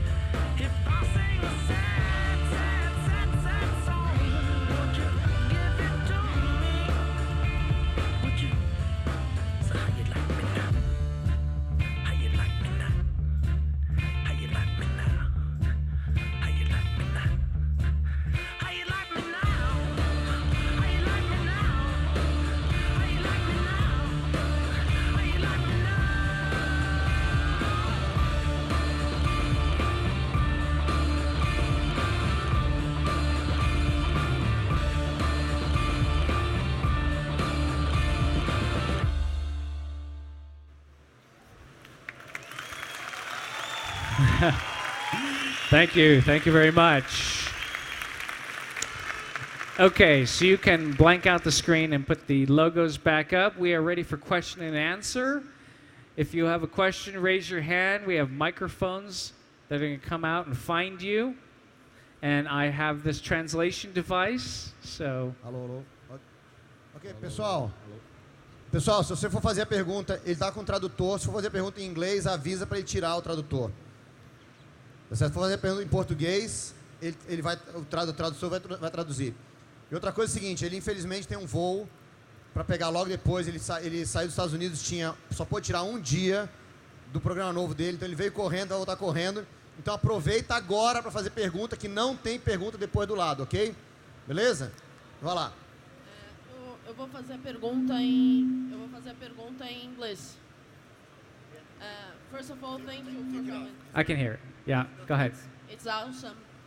And my brother is in our house seeing us, and he asked me to ask you what was the most amazing experiment in Mythbusters. But I have just one more question. What's the experiment that you most like to build? Not exploding things, to do the experiment, to create the machine. Okay. I can talk about what is your favorite experiment and what machine do you like, how did you enjoy building the most? Favorite experiment, it's really hard. Over 10 years, we've done something like 380 experiments, and in those many more mini experiments, I will say one of the most satisfying builds was tennis wing walk. And Tori and I were trying to play tennis on the wing of an airplane. It's based on a viral video. The problem is, and we found the plane, there is a plane, a real plane that can do this. The problem is, Discovery said, no way, nobody gets on the wing of any airplane in flight. You cannot do that. So we had to build our own. We built a 40-foot long wing, probably from about here to there, elevated about as high as this screen off the ground on the bed of on the back of a flatbed truck, and drove up and down the runway. It's that kind of problem solving, of taking the myth down to its elements and finding out what are the most important things: the size of the wing, the flow of the air over that wing, where the people are situated. These are things that you have to get right. If you have these things right, then it doesn't particularly matter if it's an airplane in the air or if it's something on the ground that's simulating the right conditions. As far as the favorite thing that I built, sword swinging robot. The sword swinging robot was one of the first very, very deadly things that I ever built. If you watch that episode, and it's early in my career, it was like the first season that I was on the show. If you watch that episode, and me and Tori and Carrie are standing there, I think one of us has a football helmet, the other has a hard hat. We actually don't know what to expect. And how you know that you've built something truly dangerous is that everybody in the room, including you, kind of unconsciously takes a half step back. That's still one of my favorites. Okay, another question? Yes? Yeah, was there an experiment that went so wrong that you couldn't even show on the television, that had to give up? As a rule, everything that we film goes on TV. Or rather, every story that we film goes on TV. Because a lot goes into the filming of these experiments. A lot of a lot of time and effort and money goes into filming something. The only reason a story doesn't go to TV is if the network feels that there is some compelling reason why it should not be on the air. The only story that I can think of involved Carrie. Now, a lot of people know that we did an episode all about farts, about passing gas. And you know the stories that were in there. There were actually 2 stories that did not make it in. And they were fully filmed. We had results. They were edited. They were awesome. Except the network felt that they were in poor taste. One of those stories was, do women fart? Women are humans, just like men. Humans fart.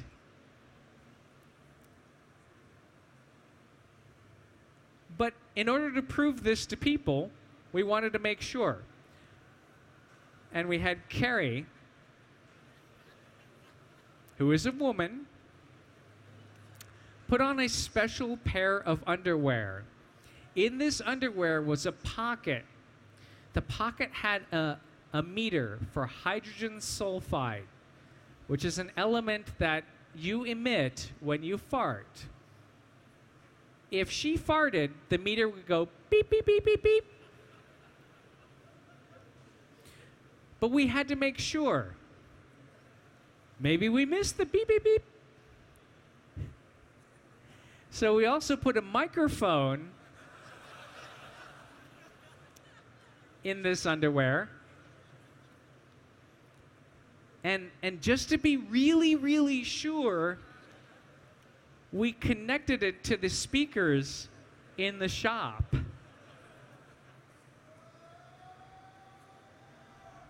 And I know, right? And so eventually she went the whole day without farting because, you know, she was embarrassed, right? If you even peep, it comes out on the speakers. Everybody goes, what? She went the whole day without farting until Adam said, this is unacceptable. You have to produce one. And then she did on command. The network felt that this was in poor taste. The other story that didn't make it in was lighting your farts on fire. And again, this was fully shot, fully edited, ready to go story. Adam built a chair with supports to put his feet in, right? He had a long lighter, right? He was ready. We had a high-speed camera right on his jeans. And you can see, because there is an element that, again, another element that you emit, the methane, that is flammable. In our high-speed footage that's really, really close on his butt, you could see the texture of his jeans, right? It starts to flutter. And then a flame, this beautiful flame comes out. And he's like, wow, woo. So you can smell, it's like burnt denim from my jeans. The network felt that this was also in poor taste. So you could not see them on TV, but you might be able to see them on the internet. You didn't hear it from me. Yes, got another question? Yes. Hi. Hi. Hi. I have a question. First, I want to say that this idea of getting engineering and entertainment together is something I've always been interested in. Yes. And I'm currently studying engineering in college, and I would like to do that in the future. So I want to know if you did anything special, like some extra academic, maybe some intern job while you were in college, and if you think that's important to do. Yeah. So the idea of combining engineering and entertainment, was there anything that I did special in college? And let me just say, I didn't mention it here, but in addition to going to Tom Holman, and becoming his assistant, I also became an intern for Lucasfilm, which is what led to my job right after school. Right out of school, I went to work for THX. If you can find an internship in the field that you want to go in, you should absolutely do it. And here's why. An internship is a limited time deal, maybe 3 months, which is great because there's no pressure to hire you at all. The companies don't have to hire you. And you know what? At the end of three months, you don't have to work there. It's a great, no-pressure way to try out the thing that you want to do. And after that, I went back to school, and at the end of my 3 months, they said, hey, you know what? When you're done, come back because we want to give you a job. And that's how I got my job. So yes to internships, and yes to studying on your own, which I think a lot of you probably do already. If there's something that interests you, like programming Arduino or doing some other mechanical design, you probably are already doing that. And having the ability to go to the internet and see what other people have done and compare that to your problem and then come up with your own solution, that's incredibly powerful. And when you come up with your own solution or you incorporate some other engineering that somebody else did, that's something that stays with you. You remember that because you put a lot of work into that, that'll become part of you. Yes. Hi. Okay, we got time. This has to be the last question because I have to go to the airport. I know, I'm sorry, but I promise. How about this? Who wants to take a picture? Okay, good. We're all going to take a picture together right after this. So stay right there. We're going to do the biggest selfie ever. Okay, yes. You said that you'd like to put together cinema, art, and robotics, and you were really successful doing that. I'd like to know if there's anything else that you like to do, you dream about, but you didn't have the opportunity to do yet. Oh, yeah. So, one of my dreams was to combine engineering and entertainment, make robots for movies and TV, which I was able to do. I was very lucky. I've been able to fight robots against each other in a ring. Very lucky to be able to do that. I think the next big thing is to fight giant robots against each other on TV. So, and that has always been a dream of mine, you know, like Gundam and Robotech and all the anime. I mean, this is the dream. So I'm working with a group of guys called Megabots who are based in America. They've challenged Japan to a fighting robot match. It's going to happen probably in about, say, 8 months or so. But their robot is as tall as a screen. Eventually, if this concept catches on, what we want to do is scale it up even higher. Someday. So thanks again, Campus Party, for the opportunity to speak to you, all of your enthusiasm. It is awesome. All right, let's do that selfie. Everybody stand up. Aí, galera, vamos mostrar pra ele o que é Campus Party. Vamos lá. Ô! Ah! Ô! Ô! Yes! Thank you! Thank you so much. That's awesome. É isso aí, galera. Vamos pedir aqui. Ele vai tentar passar rapidinho, tá certo? Que ele tem um voo para pegar, tá certo? Então, vamos respeitar. Pedir o seguinte, todo mundo que pegou o radinho, não esquecer de devolver, tá certo? Porque eu sei que você vai querer tirar foto com o cara ali, vai passar correndo. A gente vai tentar fazer o que der, mas né, ele vai ter que passar correndo, infelizmente. Mas não esquece de devolver o radinho. E é o seguinte, aqui no palco principal, na sequência, agora começam de novo todos os palcos. Aqui no palco principal, na sequência, vai rolar uma palestra super bacana do pessoal da Team, falando sobre como fazer o seu jogo. Tudo que você precisa saber para fazer um game. Certo? Então, vem para cá. Se você quiser aprender como fazer game, o pessoal da Team vai te mostrar e vai mostrar também como é que você pode colocar o seu game para ganhar grana. Tá certo? Então, fica aqui às 9h15, aqui no palco principal.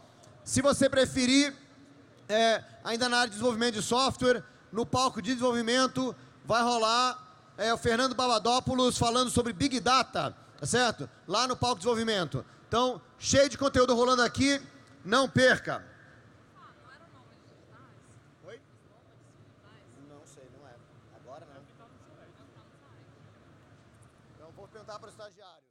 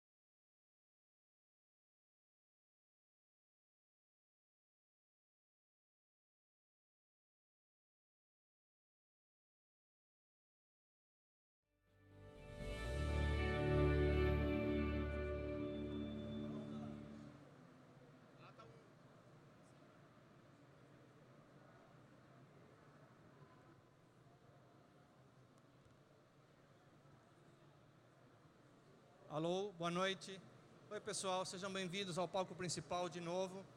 Nós vamos apresentar aqui alguns produtos e alguns projetos do Instituto TIM.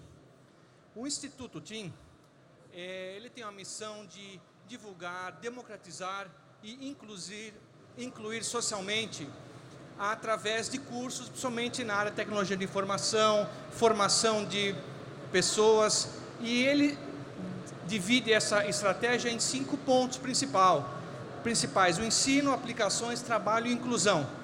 Dentro desses 5 pontos, eu vou destacar o ponto do trabalho, porque no ponto do trabalho nós temos um projeto chamado TIMTech.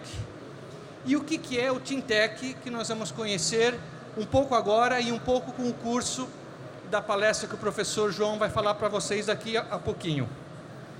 Então, o TIMTech, ele é baseado num tripé, ou seja, são 3 partes que compõem. Ele é um software livre, é uma plataforma MOOC, de ensino à distância, colaborativo e online.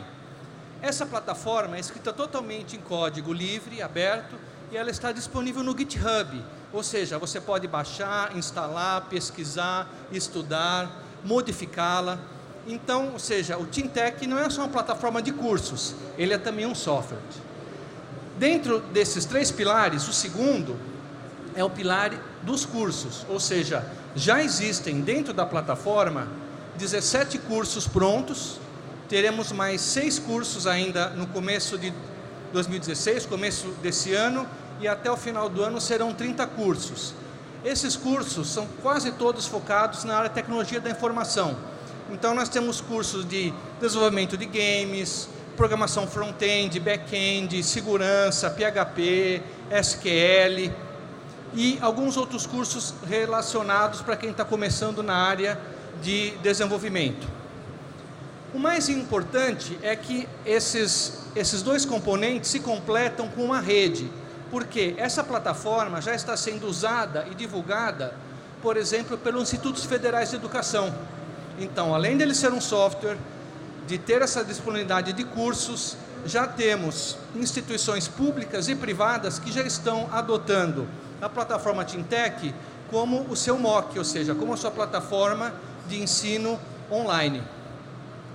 E até o final da apresentação, vocês vão conhecer mais cursos e mais conteúdo que está disponível dentro da plataforma TIMTech. Para você conhecer como está inserido isso dentro do Instituto TIM, eu convido vocês para assistir rapidamente um vídeo de 1 minuto falando um pouco sobre o Instituto TIM. Por favor. Empresas, pessoas. Investimos tempo e talento para transformar o mundo. Produzimos, inovamos, criamos laços. Escolhemos razões para existir, ideias para defender, valores para orientar as nossas ações. Em 2013, a TIM encontrou mais um jeito de fazer tudo isso. Um jeito novo de se relacionar com as pessoas e criou o Instituto TIM. O compromisso, defender o direito de toda criança a uma educação de qualidade em ciências e matemática. Investir na profissionalização dos jovens, porque as novas tecnologias criam novas formas de trabalho. Elaborar soluções tecnológicas que melhorem a vida das pessoas. Democratizar o acesso à ciência, à tecnologia, à inovação. Instituto TIM. Um novo jeito de demonstrar o compromisso da TIM com as pessoas e com quem trabalha para um mundo cada vez melhor para todos.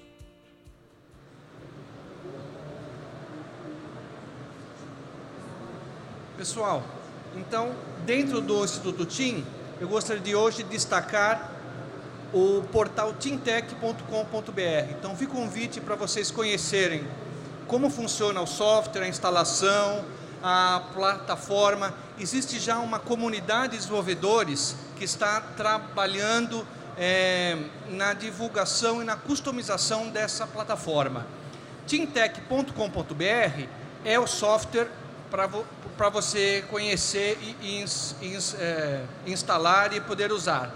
Quando você põe o prefixo mock, né, mock.timtech.com.br, você vai direto para a área de cursos. Então, se você é um desenvolvedor ou uma instituição, fica o convite para conhecer o Teamtech Portal. Agora, se você quer só ver quais cursos que estão disponíveis e participar, então é moc.teamtech.com.br.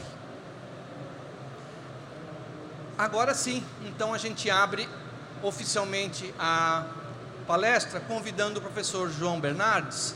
Ele é um dos professores que participa do projeto Teamtech, e ele desenvolveu um curso que está disponível lá.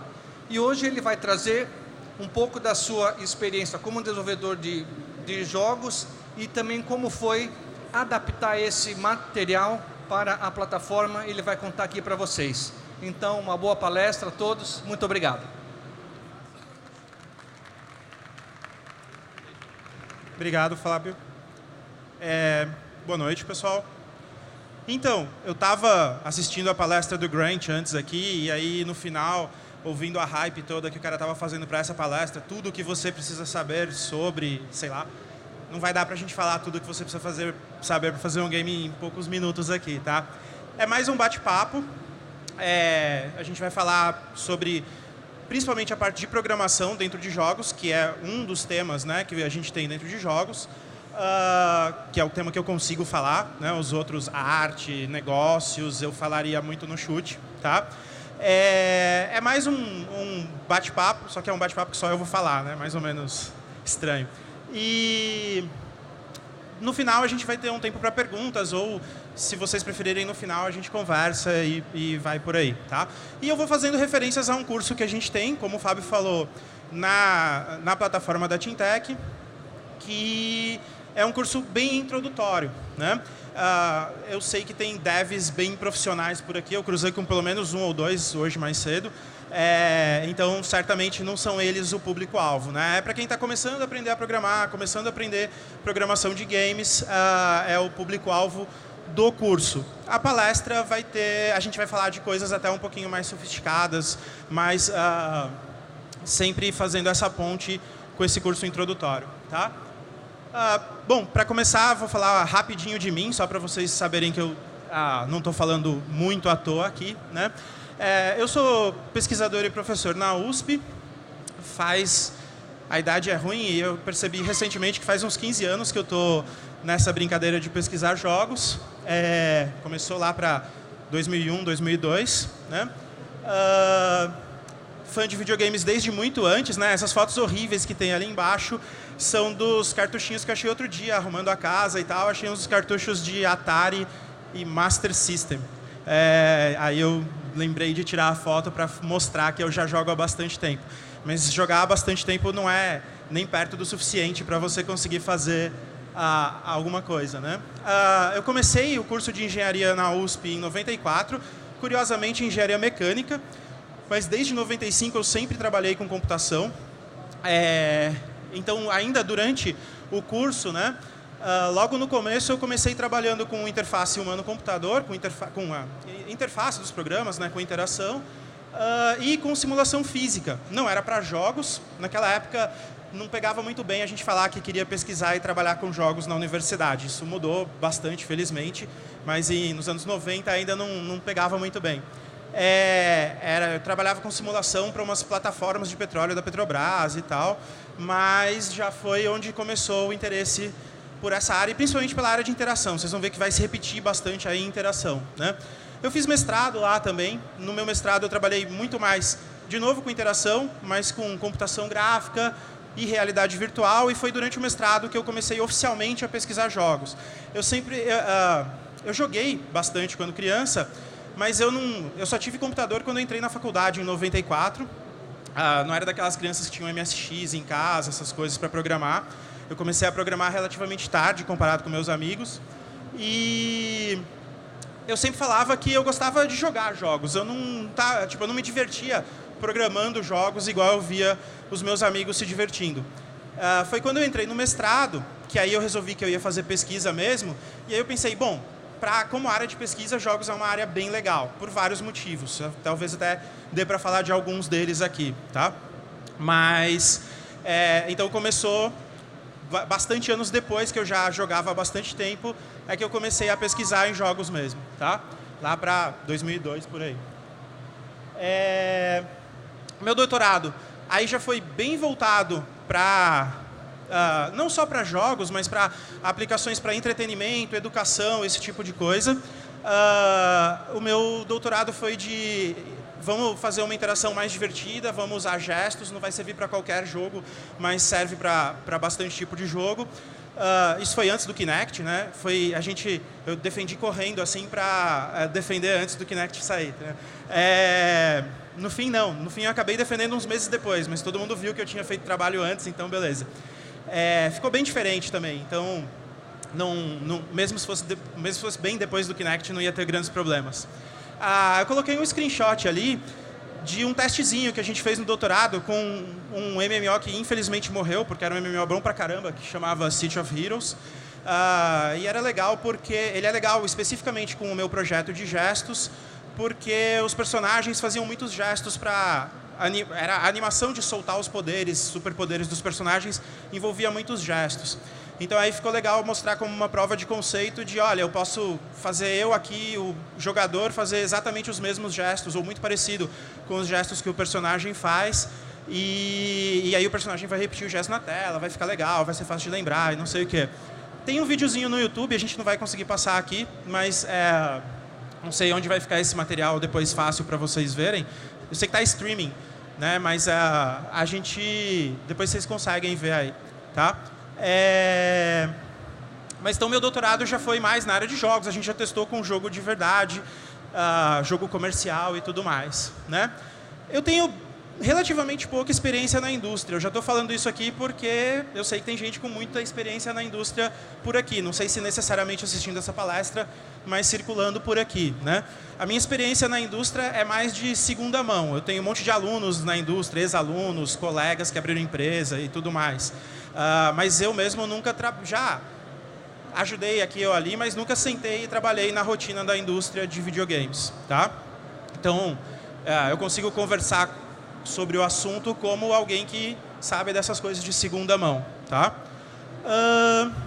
E o motivo pelo qual eu estou falando aqui com vocês hoje é porque eu preparei esse curso, e a gente fez esse curso que está lá na Teamtech, né? Antes de falar do curso, o curso é só especificamente de programação. Só é engraçado, porque programação de games envolve muita coisa, envolve quase tudo que você possa vir a ver num curso de ciência da computação, tá? É até um dos motivos pelos quais eu gosto da aplicação de jogos, porque de vez em quando vem um aluno falando para mim: isso aí que vocês estão ensinando não serve para nada. Eu falei, bom, para jogos eu sei que serve para fazer isso, isso e isso. Até hoje a gente conseguiu resolver todas as matérias que são de computação, né? Quando o nego vem me perguntar uma matéria que não tem nada a ver com computação, eu falo, tá, realmente, essa aí para jogos eu não sei para que serviria. Mas as de computação até hoje a gente conseguiu responder todas, tá? Mas desenvolvimento de jogos não é só a parte de programação, né? Então a gente tem arte, tem programação, tem toda a parte de negócios. Em arte eu incluí um montão de coisa aí, né? Então eu incluí a parte de game design. Game design eu tinha até grifado, sumiu o meu grifo. Eu tinha até grifado porque eu acho que a disciplina artística aí mais importante para jogos, porque ela é a disciplina única de jogos, né? Ela que vai te dizer as regras do jogo, como que o jogo fica divertido ou não, né? Mais divertido ou menos divertido e tudo mais. E é uma disciplina que só existe, só se aplica a jogos, né? Mas a gente tem a parte de gráficos aí, que eu coloquei essa palavra só para a gente não perder muito tempo falando disso, mas também envolve um monte de coisa, 2D, 3D, animação, iluminação, texturização e mais bastante coisa. Só se a gente olhar só a parte artística, sem olhar a parte técnica, tá? Que tem bastante coisa também. Parte de animação junto, né? Música, som, a gente vai falar um pouquinho da parte técnica de música e som também, tá? A parte de escrever a história, aqui não é estudar a história dos jogos, apesar de que tem gente que faz isso. Escrever, né, história, roteiro, aí já pega um pouquinho da experiência do pessoal de livro, de cinema, que de vez em quando vai trabalhar com jogos e tal. E várias outras coisas, tá? A gente está falando por cima aqui, né? Da área de negócios eu vou falar mais por cima ainda, tá? Porque eu entendo menos ainda. Mas você fazer o plano de negócios da sua empresa, o que você vai terceirizar e o que você vai fazer mesmo, qual que é a sua estratégia de marketing, qual que é seu público-alvo e tudo mais. Tá? Eu não manjo muito disso, mas eu gosto de destacar isso, porque eu vejo muita gente apaixonada por jogo, querendo abrir sua empresa e querendo começar o jogo e tal, e sempre falta isso. Tá? Os caras nunca chamam um amigo lá que fez administração e tal, nunca vão conversar com o pessoal do Sebrae, nunca... Tem vários jeitos de você descobrir como fazer isso. Eu acho que nem é tão difícil. Agora, o pessoal não vai atrás e aí afunda já desde o começo. Tá? Então, eu estou destacando que tem essa parte de negócios, mas a gente também não vai falar muito disso. E aí tem a parte de programação, que é o que a gente vai falar mais hoje, é o que eu entendo mais. E aqui na Campus Party talvez seja o que interesse mais a maioria. Tá? Em programação eu vou falar de alguns temas, não são todos, né, que estão envolvidos em programação de jogos, mas vou falar de interação, de computação gráfica, de simulação física, inteligência artificial, redes, por aí vai. Tá? É interessante a gente ver que, tudo bem, a gente junta essas três coisas para fazer um jogo, né? Mas a gente tem algumas intersecções entre elas também, que são um fator desses influindo no outro. Né? Então, tem vários exemplos disso.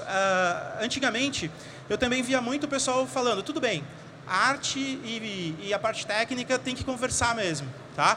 Mas negócios a gente resolve depois. Negócio o cara tem que dar dinheiro para a gente, depois ele faz a estratégia de marketing e já era. E se algum momento foi assim, eu não sei se foi, tá?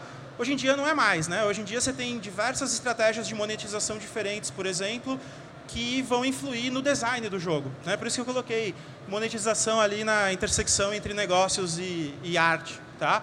Porque vai influir no design. Né? A sua estratégia de marketing vai influir, de repente, no estilo visual do jogo, na própria jogabilidade e tudo mais. Né? Além disso, hoje em dia, ao contrário de como era no começo da indústria, a gente dificilmente começa do nada. Né?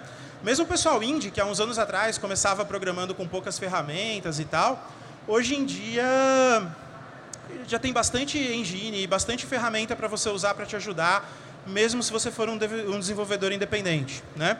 Então, os negócios acabam influindo em quais ferramentas você tem à sua disposição, né? Que assets você consegue comprar ou vai ter que fazer, e isso vai influir em o que você consegue fazer com o seu jogo ou não. Tá? A intersecção entre programação e arte é enorme. Tá? Quase todos os tópicos, eu não sei se vocês vão perceber que repete ali. Tá?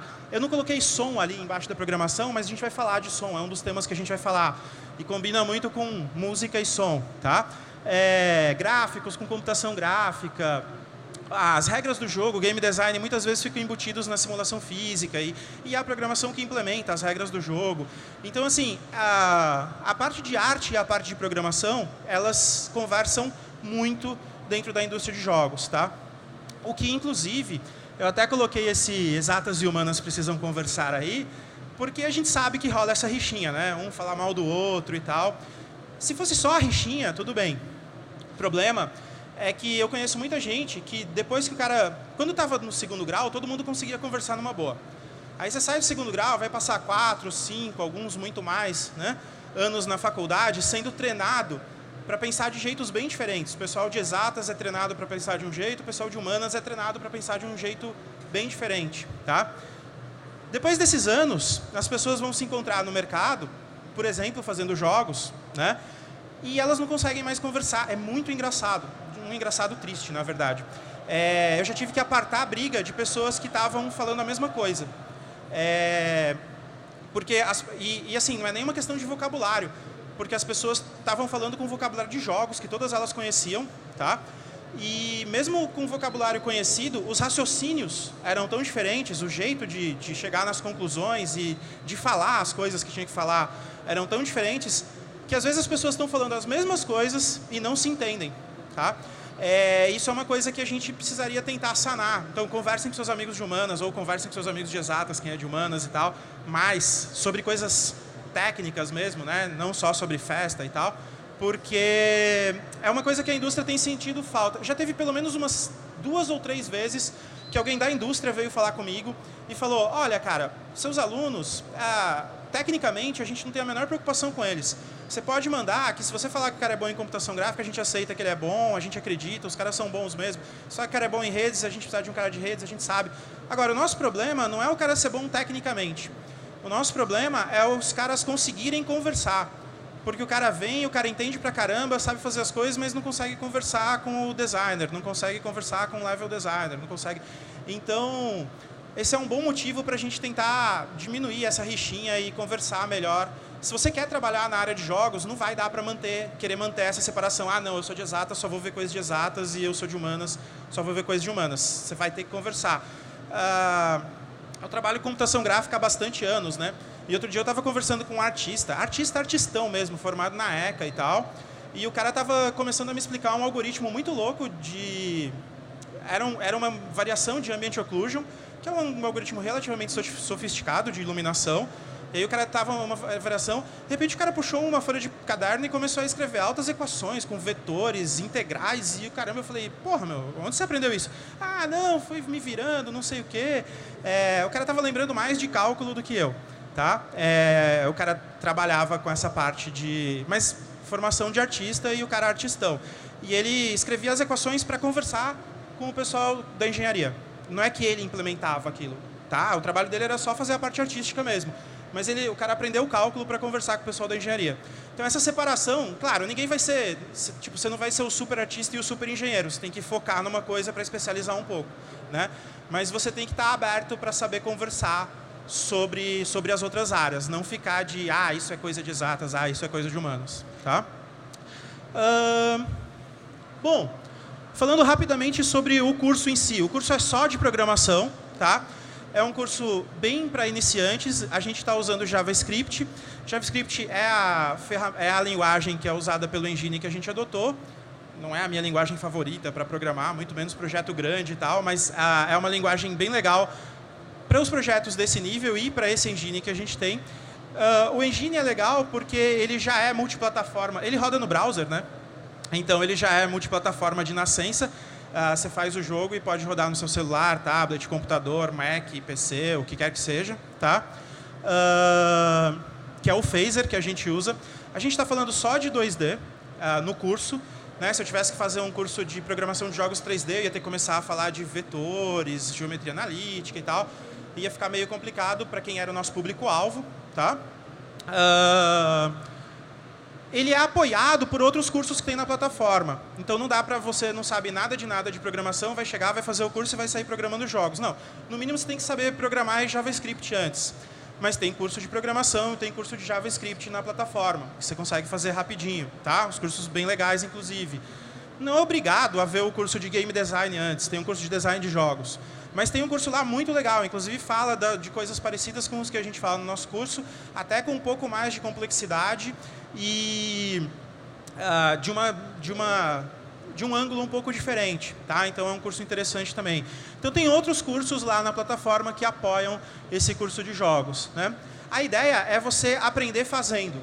Então é você eu falar algumas coisas até um pouco mais complexas às vezes sobre um tema, você implementar uma coisinha simples daquilo e conforme vão passando as aulas, você junta tudo isso que você vai implementando e no final você tem um jogo simplesinho, completo. Aqueles jogos de você pega o ângulo e a velocidade de um canhão, atira e quer acertar o outro canhão do outro lado. Você já deve ter visto uma meia dúzia desses, certo?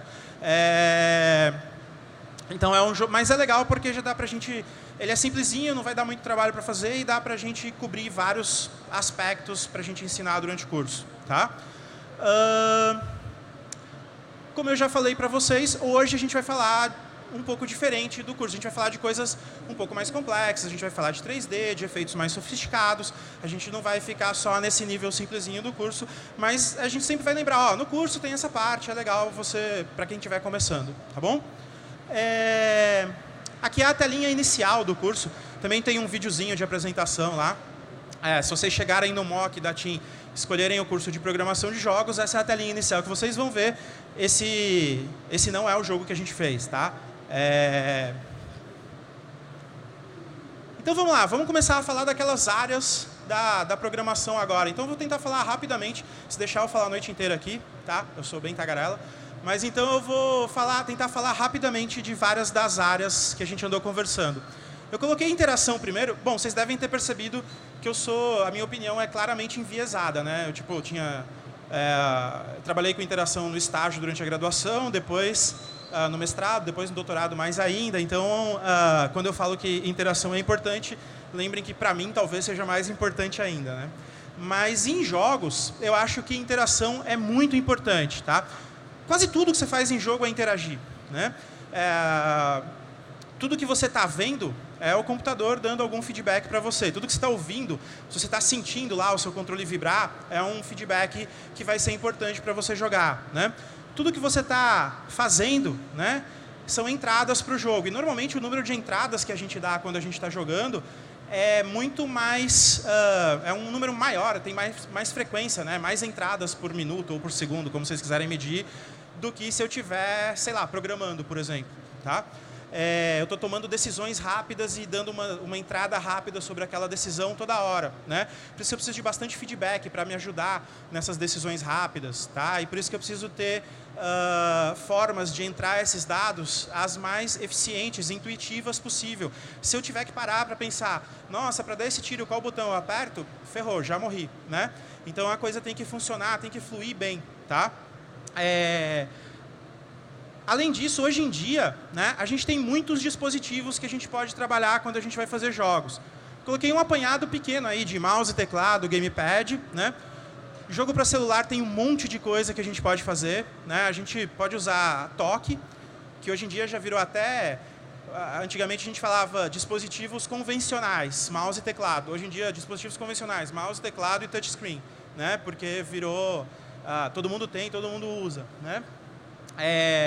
Mas então você tem interface por toque, que dá para a gente fazer umas coisas diferentes, né? E você tem que ter umas preocupações diferentes, tá? Mas você pode usar os sensores de movimento ou o giroscópio que tem no celular e tal, para fazer entradas com isso também, né? Você pode usar GPS, igual aquele jogo do Google.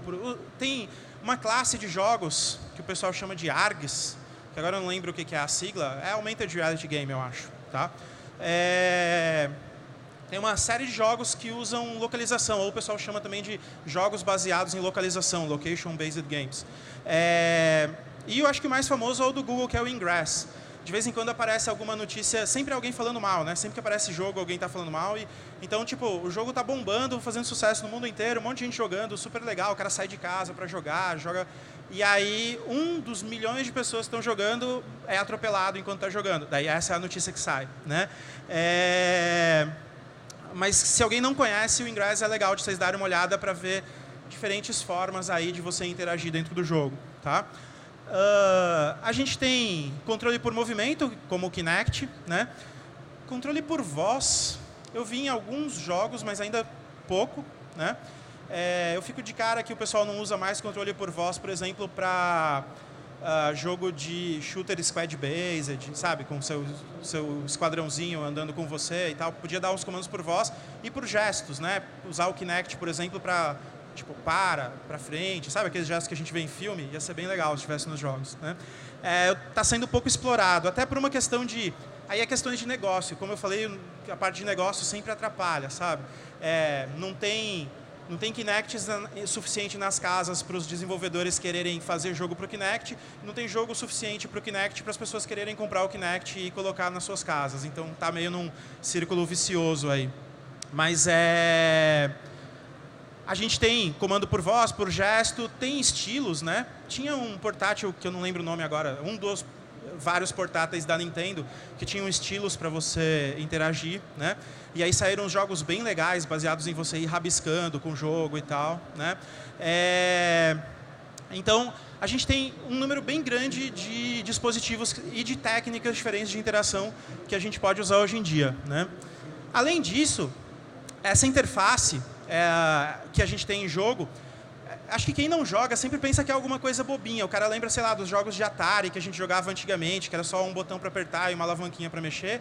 E as pessoas pensam em interfaces bobinhas para jogo. Eu peguei um jogo de estratégia, que ficou escuro aqui, mas vocês conhecem StarCraft, né? StarCraft 2.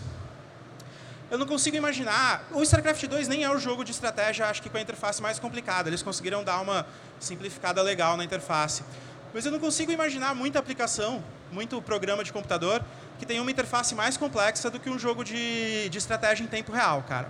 É muita coisa para você saber o que está acontecendo ao mesmo tempo, né? Você tem que saber localmente o que está acontecendo e tipo, globalmente o que está acontecendo. Você tem que fazer 200 tipos de ações diferentes ao mesmo tempo. O pessoal dá, sei lá, 180 toques por minuto para controlar as ações. É um negócio insano. E, ao contrário de todos os outros programas que vocês veem, vocês não viram... Bom, para jogo de estratégia em tempo real, se você quiser virar grande competidor, até tem uns cursos, se você quiser fazer, né? Você pode fazer curso com os competidores bonzões, tá? Mas, em geral, você pega um jogo com uma interface super complicada e você não vê ninguém fazendo curso e lendo manual para jogar, né? Ao contrário de outros softwares. Às vezes você pega gente fazendo curso para usar os recursos do Word, gente fazendo curso para usar Excel, tá? E para jogos, não, né? Para jogos pode ter a interface tão complexa quanto você quiser e nego vai aprendendo jogando, vai aprendendo fazendo, né? Por quê? O pessoal de jogos conseguiu desenvolver técnicas boas para ensinar desse jeito, né? Então, tutorial, ir aumentando a complexidade aos poucos. O design da interface normalmente é muito bom. O design da interface de jogos normalmente é bem melhor que o design da interface... Bom, para os jogos bons, né? Tem jogo com interface horrível. Mas para os jogos bons, o design da interface normalmente é bem melhor do que o design da interface de outros softwares que a gente tem por aí, tá? O pessoal de interface normalmente presta bastante atenção em como que o pessoal de jogos está fazendo as coisas, porque jogos têm algumas lições para ensinar aí para o pessoal de desenvolvimento de interface de aplicações mais clássicas e de produção e de trabalho, tá? E você ainda faz essas coisas se divertindo, né? Ninguém precisa te pagar para jogar, tá? Bom, depois de falar de interação, falar um pouco de computação gráfica. Eu quase coloquei computação gráfica primeiro, porque é a primeira coisa que todo mundo pensa quando a gente fala em jogo hoje em dia. Eu nem gosto tanto disso. Apesar de eu trabalhar com computação gráfica, eu acho que está um pouco exagerado aí o valor que o pessoal dá para a computação gráfica. Tipo, se eu prestar atenção, eu vejo os efeitos especiais que estão acontecendo de bloom, de blur, de não sei o quê. Mas se eu estou jogando mesmo, se eu estou jogando para me divertir e no embalo lá de jogar, dificilmente eu percebo se o gráfico está no ultra ou se está no médio, sabe? Talvez alguns de vocês enxerguem melhor que eu, já estou velho e tal, mas Pô, se eu estou lá no pique de jogar, eu não percebo essas coisas, cara. Se eu paro para tirar um screenshot e falar, veja que figura bonita, daí é outra história, tá? Mas durante o jogo eu me divirto com um jogo com mais computação gráfica ou menos computação gráfica. O motivo pelo qual, isso todo mundo da indústria fala, né? Eu não sou um cara de negócios, mas eu estou repetindo o que o pessoal de negócios fala. O motivo por essa importância toda aí de computação gráfica é por causa do marketing, né? Tipo, eu não consigo mostrar em 1 segundo que um jogo é divertido de jogar. Posso botar um videozinho de alguns minutos no YouTube, mas o cara vai ter que ir no vídeo, ver os minutos e tal. Eu não consigo mostrar que ele é competitivo, eu não consigo mostrar que a música é super excelente, não sei o quê. Mas eu consigo botar uma figura animal na caixa, nos screenshots, nos sites, nas propagandas, e com uma figura o cara bate o olho em 1 segundo e já vê, nossa, que jogo animal, tá? E às vezes nem é, né? Às vezes é um jogo com a computação gráfica muito boa e bem chato de jogar, tá? Mas a computação gráfica hoje em dia ainda eu acho que o que mais vende jogo. Apesar da gente ter tanto vídeo de let's play e não sei o que no YouTube e tudo mais, a computação gráfica ainda é o que vende bastante, tá? E é engraçado porque uma parte do público se acostumou a dar importância para isso. Então, mesmo se o cara não achava muito importante no começo, aí o cara compra aquela super placa gráfica, daí vê aquela diferença animal que dá no jogo e não sei o quê, compra o console novo e vê que ficou o gráfico mais bonito e tudo mais. O cara começa a achar aquilo importante, começa a tirar os screenshots para mostrar para os amigos e começa... Então, criou uma cultura também da gente valorizar muito a computação gráfica, tá? Computação gráfica é importante dentro de jogos porque ela impulsionou bastante a venda e o desenvolvimento, não foi só a venda e o desenvolvimento de hardware para renderização 3D, tá? Isso é só um detalhe aí para contar para vocês, mas quando eu comecei a trabalhar com computação gráfica, a gente não tinha placa de vídeo, a gente desenvolvia gráficos numas estações gráficas, que a gente comprava da Silicon Graphics e não sei o quê. E assim, a gente comprava uma usada, sei lá, uma Silicon Graphics usada ia ser hoje, em dinheiro de hoje, mais ou menos algo como, sei lá, uns 300 mil reais. Não é o coelhinho da Duracell lá do Grant, mas é bastante dinheiro, né? E aí, um pouquinho depois, começou a aparecer os gráficos com shaders, as placas gráficas que já rodavam shader e tudo mais ou menos ali na época do Doom 2, não sei se vocês vão lembrar. E a gente comprava, assim, 2 placas gráficas de 1.500, 2.000 reais cada uma, e elas juntas conseguiam trabalhar melhor que uma estação de 300 mil reais, tá?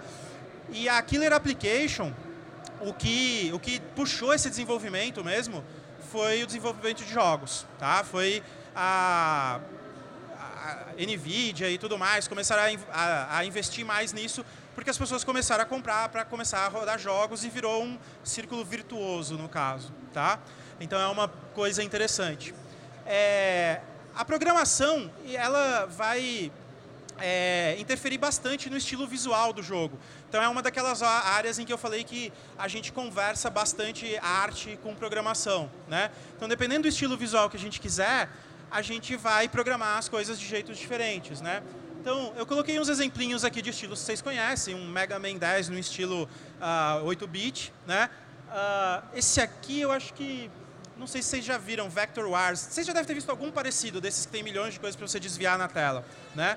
É legal porque esse tem bastante programação envolvida, porque esses tracinhos todos que estão saindo aqui são sistemas de partículas, tá? Então é um negócio mais ou menos sofisticado da gente ver. Envolve computação gráfica, envolve um pouquinho de simulação física e tudo mais, tá? Não é nada muito difícil, mas não é um negócio que você faz, tipo, lendo um tutorial de meia hora e sai fazendo, tá? Aqui a gente tem jogos bem realistas, né? Esses jogos de esportes, que eu particularmente acho meio chatos, mas tudo bem, eles prezam bastante pelo realismo, né? Então você pega, sempre que eu coloco um screenshot para ser exemplo de um jogo realista, ou é de futebol americano, ou é de futebol, ou é de basquete, alguma coisa assim, tá? O público deles gosta de sentir como se estivesse num jogo de verdade, uma coisa assim, né? Então isso aqui também, para a gente ter esse nível de realismo, a gente vai envolver outras técnicas, um montão de técnicas e tal, de programação, de computação gráfica e de arte. Não adianta você ter o melhor engine do mundo, você pega lá o Unreal 4, que está de graça, que tem todas as técnicas prontas que você quiser, e tenta fazer uma coisa realista assim, e não vai sair, tá? Você precisa dos artistas também para te ajudar. Você precisa ter iluminação, textura, modelagem, animação, tem que ter bastante coisa funcionando junto para ficar bem realista, tá? Mas a programação influi bastante nisso, né?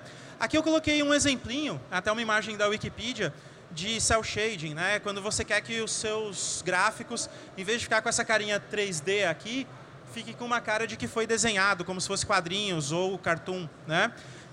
Na verdade, isso aqui é muito mais complicado de fazer do que isso aqui, tá? A gente primeiro processa e renderiza tudo desse jeito, aí depois coloca uns efeitos especiais para virar isso aqui, tá? Mas é o estilo, então, o pessoal decidiu que não, vamos fazer num estilo de cartoon, vamos fazer num estilo de quadrinhos, 4 cores e tal, 4 tons, né? Beleza, então aplica esse efeito e aí é a programação, é a computação gráfica ajudando no estilo visual. Aqui é só um exemplo de que, se a gente quisesse falar aqui, sei lá, umas 3, 4 horas só de nomes de efeitos visuais que a gente pode colocar nos jogos para eles ficarem... É engraçado, porque as pessoas acham que é mais realista, mas não é nem tão realista assim. Eu até explico para vocês. Esse efeito aqui vocês já devem ter visto, né? O famoso efeito de luz estourando, certo? Muita luz, ela está estourando, né? O pessoal acha isso aqui realista. Não é realista, mas é legal pra caramba, certo? Tipo, você vê essa luzona estourando assim, fica legal. A gente gosta de ver isso. Mas pensa bem, alguma vez na vida você já viu com o seu olho luz estourando no mundo real? Se você pensar, você nunca viu. Luz só estoura em câmera, tá, gente? Nosso olho ele adapta bem para não deixar acontecer isso. É engraçado que a gente está tão acostumado a ver filme que a gente já entende efeitos que acontecem na câmera como se fosse uma coisa realista. E não é realista, é uma coisa que só acontece em filme, tá? Então esse efeito chama bloom e a gente coloca em jogos, as pessoas acham, ó, que realista, tem bloom. Eu olho, cara, não é realista, no mundo real não tem bloom, só se você estiver filmando, tá? Outro efeito que também o pessoal gosta de colocar pra caramba nos jogos que não existe na vida real, lens flare, que é aquele reflexozinho na lente, né? Obviamente, bom, eu vejo lens flare porque eu uso óculos, né? Então talvez seja realista para bastante gente que joga. Mas não é um efeito realista, cara. É um efeito que acontece quando você está filmando, tá? Mas o pessoal gosta pra caramba. Aqui tem um efeito que a gente até vê na vida real, mas a gente vê mais em câmera também, tá? Nosso sistema visual é muito bom para cancelar essas coisas. O da câmera não é tão bom. Então aqui é o efeito de motion blur, né? Vai borrando as coisas conforme você está mexendo. De novo, é um negócio que você olha no jogo e dá aquela impressão de, nossa, tá andando rápido. Se não tiver isso, pode estar andando na mesma velocidade e não dá aquela impressão que está andando tão rápido. Mas se você for parar para pensar, quando você está dirigindo seu carro, você não vê as coisas borrando. Tá, até vê. Não é tão exagerado como em jogos, tá? Mas aqui são 2 exemplos. Tem um monte de exemplos que a gente podia dar, de ambient occlusion, de high range, tipo, as cores variarem mais, de estourar mais difícil as cores, tá? Tem bastante efeito que a gente podia falar. Começou nessa época aí do Doom 2, que o pessoal começou a poder rodar programas dentro das placas gráficas, tá? Então a placa gráfica não é o processador do seu computador que vai rodar o programinha para fazer esse efeito acontecer, é a própria placa gráfica. E aí a partir daí a gente começou a poder fazer bastante efeito como esse, e aí entrou bastante artista e engenheiro trabalhando junto, e cientista da computação trabalhando junto para bolar esses efeitos, tá? Ainda meio que dentro de computação gráfica, né, mas falando de uma área específica suficiente que eu até deixei separado, a gente falar de animação, né? A animação é interessante porque, de novo, a gente é muito bom, o ser humano é muito bom em perceber erros de animação, tá? Qualquer coisinha errada que você fizer numa animação, a gente já percebe, parece que tá andando igual robô. Você não sabe, o cara tá mancando, o cara tá andando igual robô, você não consegue descrever muito bem o que tá errado, mas você percebe facilmente que tem alguma coisa errada, né? A gente está muito acostumado a ver padrões de como as pessoas andam, correm, nadam, lutam, etc. Tá? Então é uma área em que o pessoal tem bastante preocupação. Felizmente, é uma área que o pessoal já estuda há muitas décadas, muito antes de existir a animação por computador. O pessoal da Disney estudou muito animação, né? E aí, tem alguns truques que você pode usar para enganar esse nosso sistema de perceber padrões de animação, tá? Uns truques é você evitar fazer animação com seres humanos que pareçam muito humanos, tá? Quanto mais humano parece, mais você percebe quando as coisas estão erradas. Se for um pato andando, ele anda igual pato, você não sabe como é que pato anda, então beleza, tá? Mas, então, por isso que a Disney, que começou a estudar muito essa questão de animação e tal, não fazia muita animação com o humano no começo, tá? Outra técnica é você exagerar bastante os movimentos. Quando eu estou andando aqui, tem um monte de partes do meu corpo que estão movendo, que não é só meu corpo, minhas pernas, não é só de corpo rígido. Tem banha balançando, tem vento batendo na camisa e camisa mexendo, tem calça mexendo, tem o chão mexendo, tem um monte de coisinhas acontecendo que vocês não conseguem perceber conscientemente, mas inconscientemente vocês percebem, tá? Se a gente pegasse e colocasse uns sensores em mim aqui, tá? E aí pegasse e colocasse um robô rígido aqui, andando exatamente do jeito que eu ando, eu pareceria que estaria andando de um jeito natural. E o robô ia parecer que estaria andando meio travado. Porque no robô vocês não iam ver a banha balançando, a camisa mexendo e tudo mais. Se a gente copiar exatamente como as pessoas se mexem, que é o que a gente faz com motion capture, né? E transferir para uma animação de computador, não dá muito certo. As pessoas percebem e acham ruim. Então, quando o pessoal chegou até a grande tecnologia de motion capture, não sei o que, putz, agora vai ser fácil fazer animação. Aí começaram a fazer e não dava muito certo, porque ficava ruim as animações. Era melhor chamar os caras da Disney que sabiam fazer o quê? As coisas exageradas. Então, por exemplo, eu botei uma animação bem simples, essa animação da bolinha quicando, e vocês estão percebendo os exageros que estão acontecendo aqui, né? Quando você jogou alguma bola no chão, alguma vez você já viu ela assumir essa forma de bola de futebol americano aqui? Alguma vez você já viu ela achatar tanto no chão? Se ela achatar tanto no chão, ela provavelmente gruda no chão, né? Depois, essa deformação toda que tem, não existe no mundo real.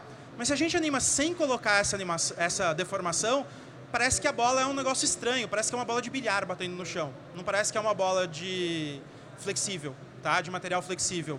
Porque a gente precisa desse exagero para compensar todas as outras coisinhas que a gente deveria ver e não está vendo. Então, esse exagero é um jeito de enganar nosso sistema visual, tá? Então, aí quando começaram a fazer captura de movimentos, pensaram, a gente bota qualquer ator para fazer e já era. E não é verdade. Eu não sei se vocês conhecem, vocês sabem que tem uns atores que são bons de fazer captura de movimentos. O cara do Godzilla, o cara do moderno, né? Não dos antigos. O cara do Gollum, o cara de não sei o que chamam o mesmo cara para vários filmes. Porque o cara sabe fazer os movimentos de um jeito que eles ficam bons quando você transfere para o modelo 3D. E se você olhar o cara se mexendo, é muito bizarro. Porque sempre é uns movimentos exageradões. O cara não anda assim, o cara anda assim, sabe? Vocês já viram os vídeos? Depois olha no YouTube os vídeos de captura de movimento das pessoas. Normalmente você vê para filme, para jogo você não vê muito, tá? Mas para filme a gente vê bastante os vídeos de captura de movimento. Sempre são os movimentos mais amplos, mais exagerados e tal, para dar esse efeito de compensar, tá? A gente não consegue ainda simular tudo o que acontece no mundo real, então a gente não simula algumas coisas, igual cabelo, roupa, banha, tecido mole e tudo mais. E aí a gente exagera nas outras coisas para dar uma compensada, tá? Então a gente usa a captura de movimento para isso. Aqui tem uma ceninha de captura de movimento de um dos Batman, acho que é do último, mas não tenho certeza.